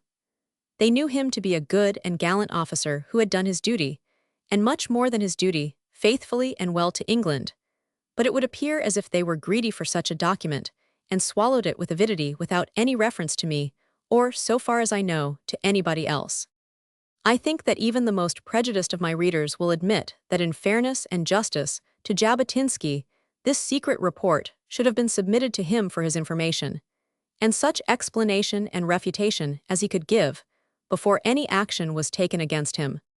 It is strictly laid down in the King's regulations that all adverse reports must be shown to the officer whose reputation is affected. But, as I have shown over and over again, the staff of the EEF were apparently a law unto themselves, and above even King's regulations. I knew nothing whatever of all that had been going on. I knew nothing of Jabotinsky's letter to the Commander-in-Chief. I knew nothing of his interview with the staff major from GHQ, and needless to say, I knew nothing of the report which the latter had written. My first inkling of the situation was through an official letter emanating from the Deputy Adjutant General, which stated that the Commander-in-Chief has his own duly constituted advisors on matters of policy and is not prepared to grant an interview to a lieutenant of the 38th Battalion Royal Fusiliers to discuss such matters. From this moment, GHQ lost no time in getting rid of Jabotinsky. On the 29th August, 1919, I received an urgent order to send this officer to Kantara for immediate demobilization. This took me by surprise, for I was very short of Jewish officers, and stood much in need of Jabotinsky's services in the battalion. I wrote and protested against his demobilization, stating that I needed his services, but the only result was the receipt of the following peremptory memorandum. A direct order was conveyed for Lieutenant Jabotinsky to proceed to demobilization camp, Kantara, forthwith. If he has not already gone, this officer will leave for Kantara by rail today. Noncompliance with this order will lead to disciplinary action being taken. Please report departure. The above was signed by a staff officer. As a result of this piece of prunism, Jabotinsky had to proceed to Kantara, where at lightning speed he was demobilized. He wrote a protest to the Army Council, which I forwarded with my own views on the case. The appeal was a lengthy one, but I will merely quote the following passage. With the deepest reluctance and regret I must say that I consider this action shows ingratitude. I do not deserve it at the hands of the British authorities. From the first days of this war, I have worked and struggled for British interests.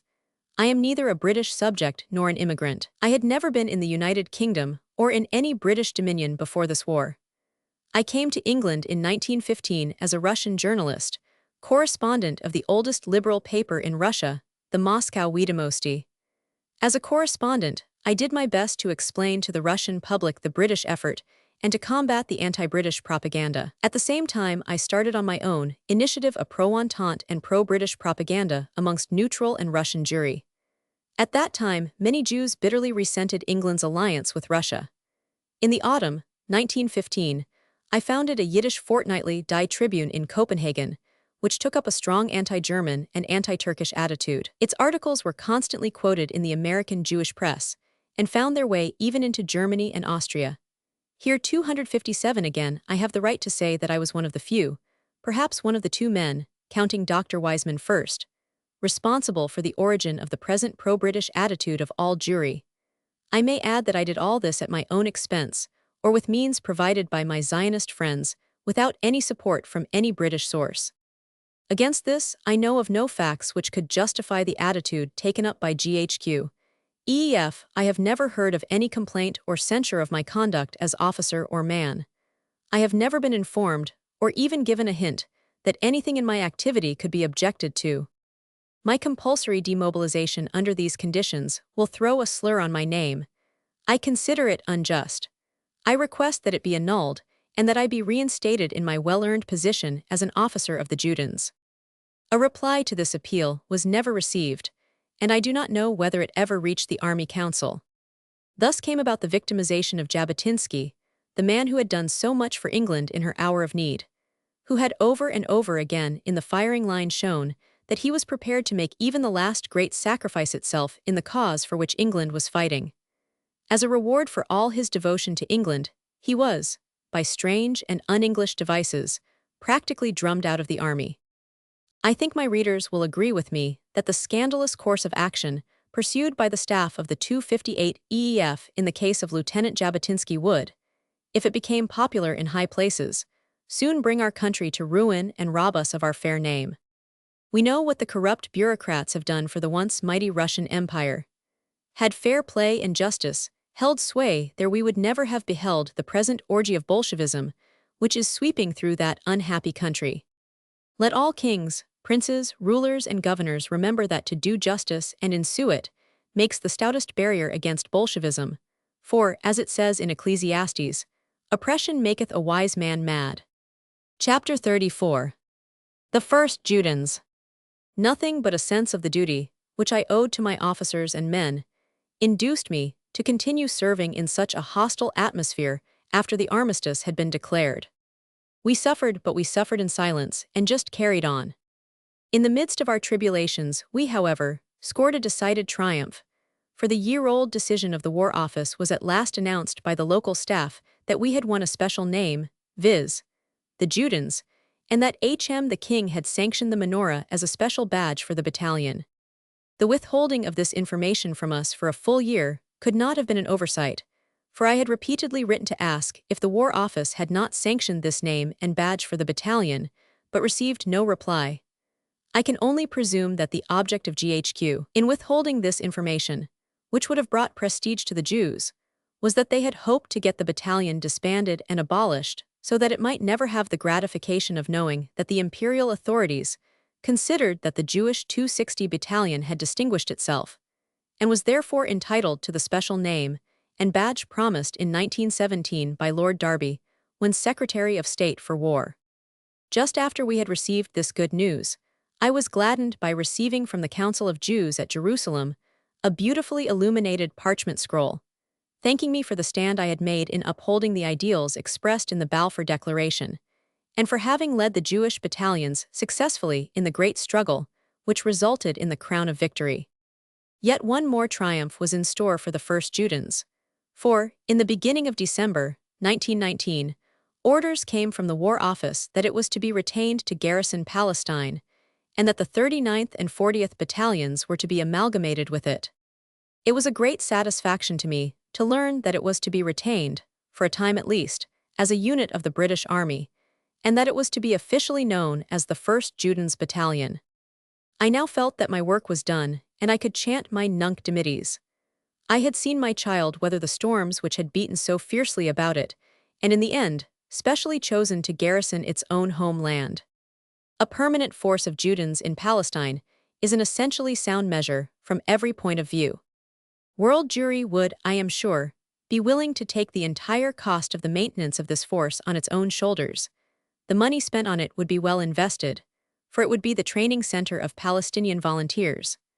Such a training would instill a sense of responsibility and enable young Jewry the more readily to follow 261 steadfastly in the simple but sublime footsteps of their heroic forefathers.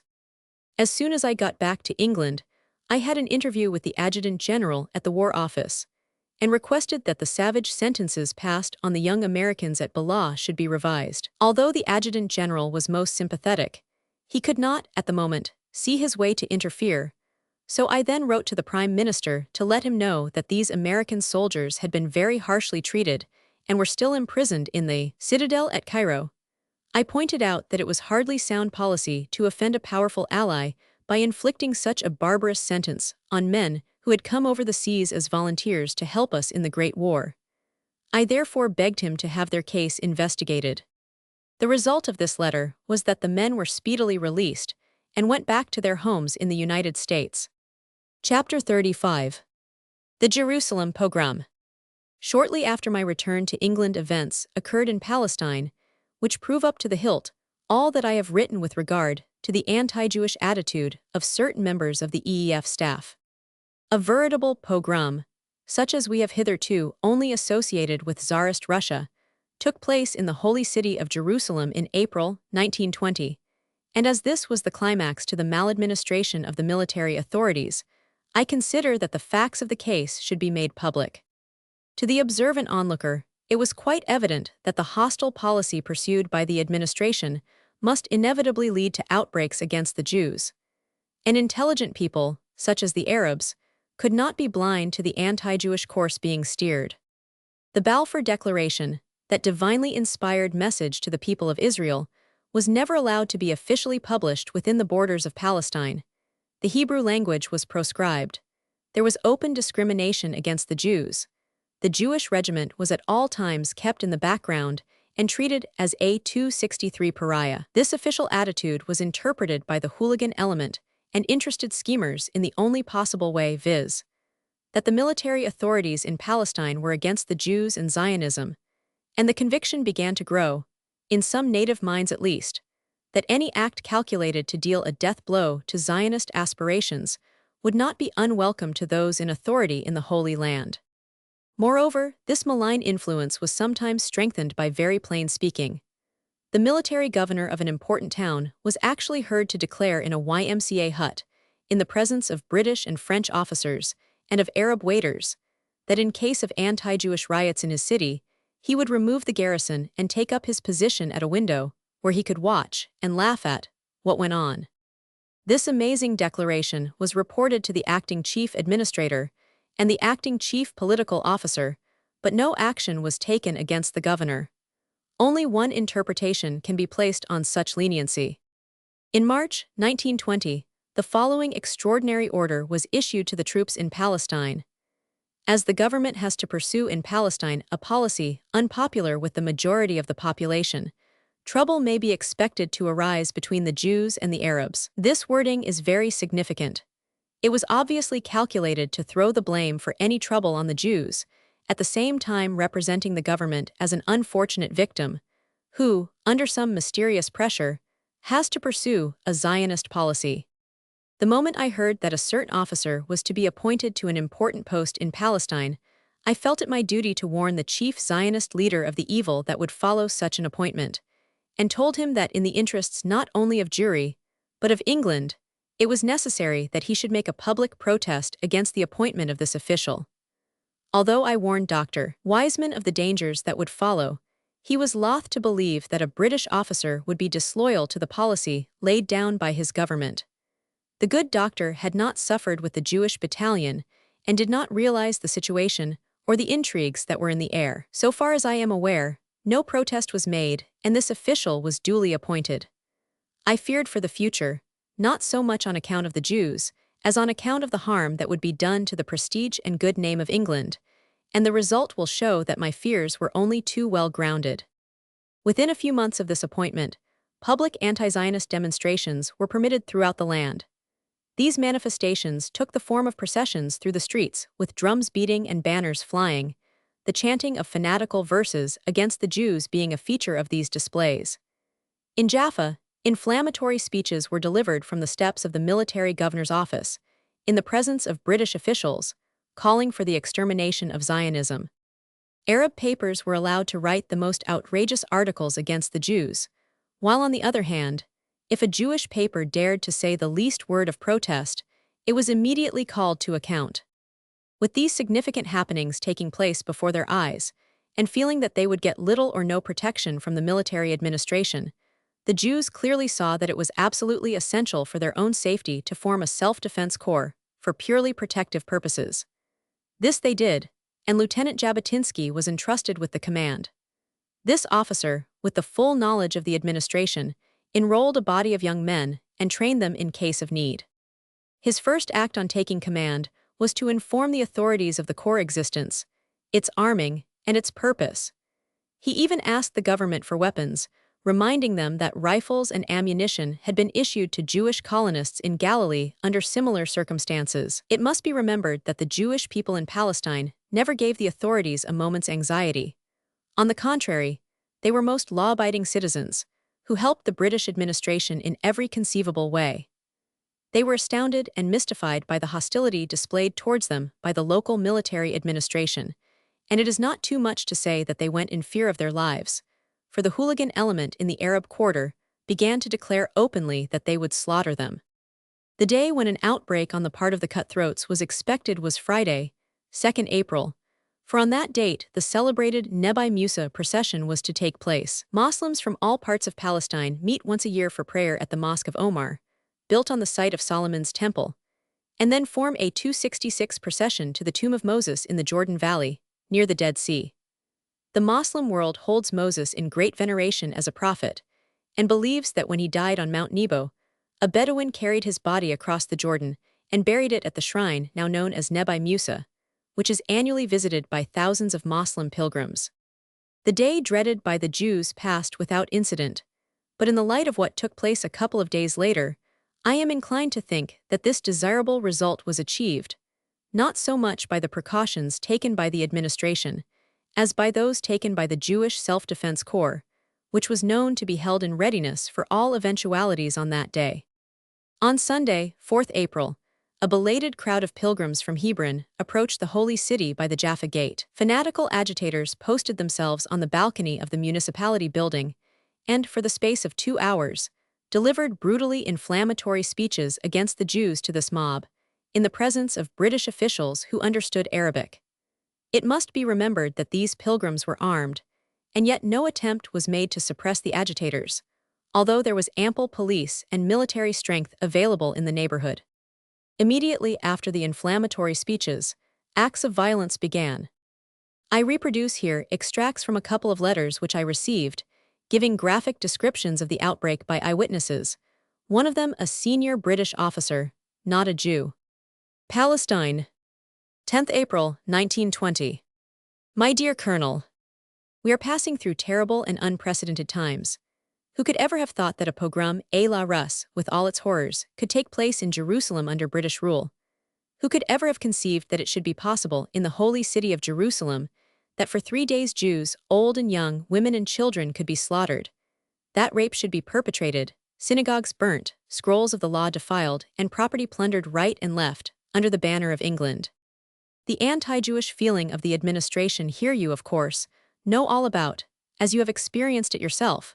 But latterly the notorious Syria Januba, an Arab daily in Jerusalem, printed day after day inflammatory articles against the Jews. Anti-Jewish demonstrations were allowed to take place and inflammatory speeches were allowed to be made against the Jews. The evil men amongst the Arabs openly declared that they would slaughter the Jews at the festival of Nebi Musa. The government was warned by the Jewish press and by Jewish responsible leaders, but these were not listened to, and as a matter of fact, the feast was proclaimed with great pomp, Lord Allenby and Major General Louis-Jean Balls, the chief administrator, being present. Signed Roman 20. Palestine, 11th April, 1920. My dear Colonel, with my wife I went up to Jerusalem to spend the Easter weekend, and a very nice weekend it surely was. Long before this letter reaches you, you will have learned something of the happenings in the Holy City, but as my wife and I saw the first blow struck, and had very personal experience of the immediately ensuing bother, you may be interested. The happenings here have raised all sorts of questions, and while for the moment the trouble is over, I fear the end is not yet. On the morning of Easter Sunday, we were standing on the balcony of the new Grand Hotel, watching the progress of an Arab procession just arrived from Hebron. As the procession reached the entrance to the Jaffa Gate, it just had the appearance of the usual show of this kind, a bit noisy, but apparently well behaved.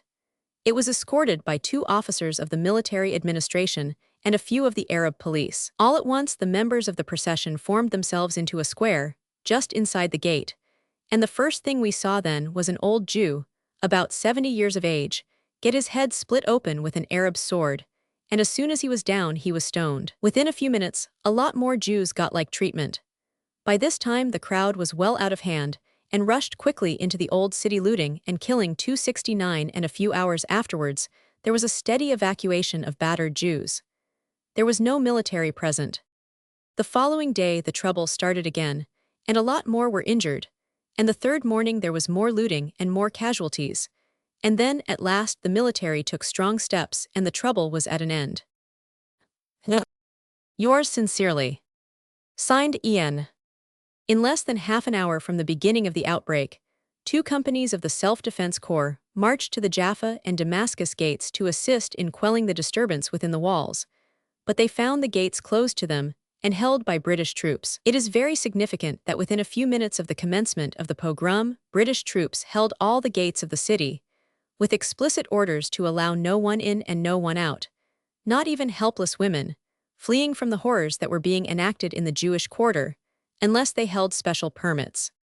For nearly 3 days the work of murder, rape, sacrilege, and pillage went on practically unchecked, all under British rule. There is only one word which fittingly describes the situation, and that is the Russian word pogrom. It means a semi-lawful attack on Jews. The assailants believe that they may murder, rape, burn, and loot to their heart's content, with the silent blessing of the authorities, and it is a very 270 significant fact that all through this Jerusalem pogrom the hooligans' cry was, El Dawle Ma'ana, which means the government is with us. The attackers were absolutely convinced of the truth of their battle cry. During these 3 terrible days several Jews were killed, hundreds were wounded, many of these being old men, women, and children. Rape was perpetrated, synagogues were burnt, and tens of thousands of pounds worth of Jewish property was looted or destroyed. The pogrom was confined to that part of Jerusalem within the walls of the Old City, where the Muslims greatly outnumber the Jews. In fact, the latter are here a small and helpless minority. They take no part in politics, not even in political Zionism, but are absorbed in religious practices and observances, and abhor all things worldly. Even self-defense is repellent to them, and all forms of violence anathema. These harmless people dwell in half a dozen narrow, tortuous streets and bazaars, in one corner of the Old City. This Jewish quarter is quite easy to defend. A few armed men posted at the narrow entrances could hold any mob at bay. Why did not the military authorities see that this was done? It was not until the 3rd day that effective action was taken. In the meantime, hell was let loose on these unfortunate people. Even the wretched few who got to the city gates, unless they possessed special permits, were refused permission to escape, and were forced to return to the devilries being enacted by the murdering, raping, looting mob. It is a black page in our history, and those responsible should not be allowed to escape just punishment. To cover their own blunders, the local administration looked round for a scapegoat, and arrested Jabotinsky and some score members of the Jewish Self-Defense Corps. Jabotinsky was tried on a ridiculous charge of banditism, instigating the people of the Ottoman Empire to mutual hatred, pillage, rapine, devastation of the country, and homicide in divers places. In fact, the Ottoman Penal Code was ransacked to trump up these absurd charges against him. Jabotinsky had been guilty of nothing, except that he had organized the Self-Defense Corps with the full knowledge of the authorities, many weeks before the outbreak, and it was owing to the existence of this corps that the pogrom did not take much more serious dimensions. By far the greater part of the Jews, and practically all the Zionist Jews, dwell outside the Old City in the modern part of Jerusalem, and it would naturally be upon these that the mob would have fallen, but not a Jewish house outside the city walls was raided, for the simple reason that the Jewish Self-Defense Corps was there, and ready to act. The Self-Defense Corps did nothing whatever against the British authorities, and many members of it were in fact used by the administration to police the environs of the city.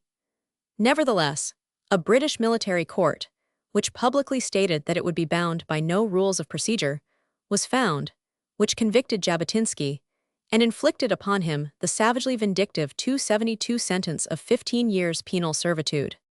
This trumping up of the preposterous charges mentioned is a disgrace to British justice, and the whole history of this atrocious outrage is a foul stain on our fair fame. It may be noted in passing that 2 Arabs caught raping Jewish girls during the pogrom received the same sentence as Jabotinsky, whose only crime was that he was a Jew.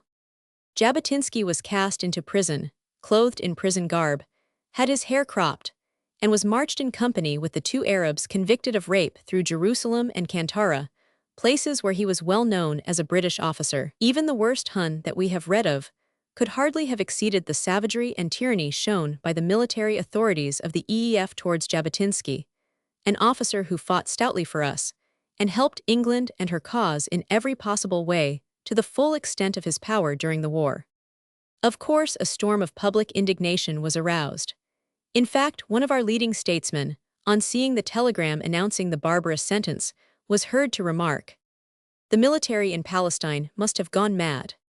The matter was raised in the House of Commons, and Mr. Churchill, who was then Secretary of State for War, was called upon to make a statement. The War Office took action, and in a very short time, the sentence was annulled. It apparently required this outrage to open the eyes of the home government to what was going on in Palestine. As soon as they realized the situation, matters began to move in the right direction, and one of the first steps taken was the removal of the military administration, which had failed so hopelessly to carry out the policy of the imperial government. Chapter 36. The Dawn. While Jerusalem was yet plunged in sorrow and filled with lamentation, the glad tidings arrived from San Remo that the Allied Council had endorsed England's promise of a national home for the Jews in Palestine, and that Great Britain had been appointed the mandatory power. England, to emphasize her determination to deal justly with Israel, wisely decided that the ruler of Palestine should be a Jew, and appointed Sir Herbert Samuel as first High Commissioner of the Holy Land. When the great roll call is made of those who have helped in bringing about the restoration, the name of Baron Edmund de Rothschild will take a high and honorable place. His boundless munificence to the Zionist cause and to the Zionist colonists in Palestine has helped the movement enormously. Palestine will loom larger and larger in world importance as the years roll by. We have seen that it is the very keystone of our policy in the Near and Far East, and when it is colonized by a friendly people working hand in hand with England, then the vexed question of our interests in those regions will be solved. There is plenty of room in Palestine for both Jew and Arab, and in fact, one is the complement of the other.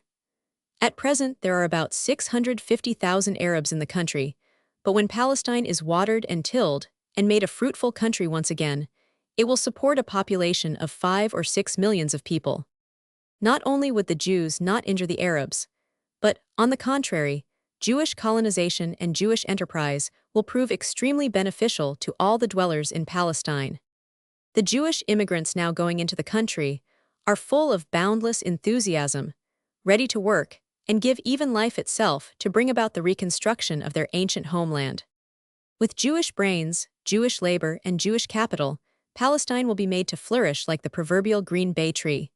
The land will be irrigated and afforested, water power will be harnessed and made to supply light and heat. Trade of all sorts will spring up, fresh markets for goods will be opened, the wonderful natural harbor of Haifa will be improved, and all of this will naturally bring increased wealth and comfort to the Arab as well as to the Jew. Even at the present moment, the Jewish colonies are a joy to behold, and the land in their immediate neighborhood has gone up in value threefold.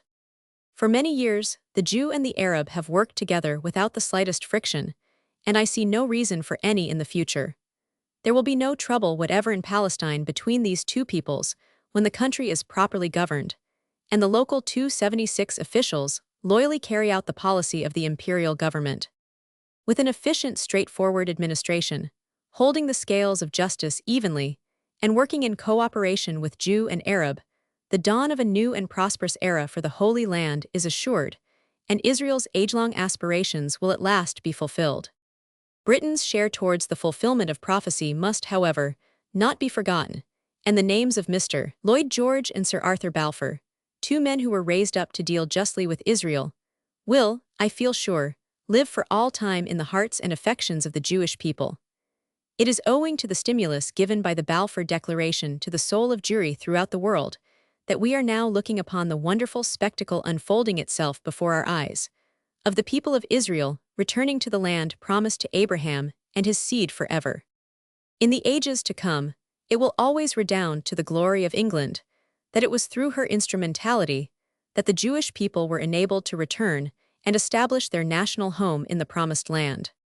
Weeping may endure for a night, but joy cometh in the morning.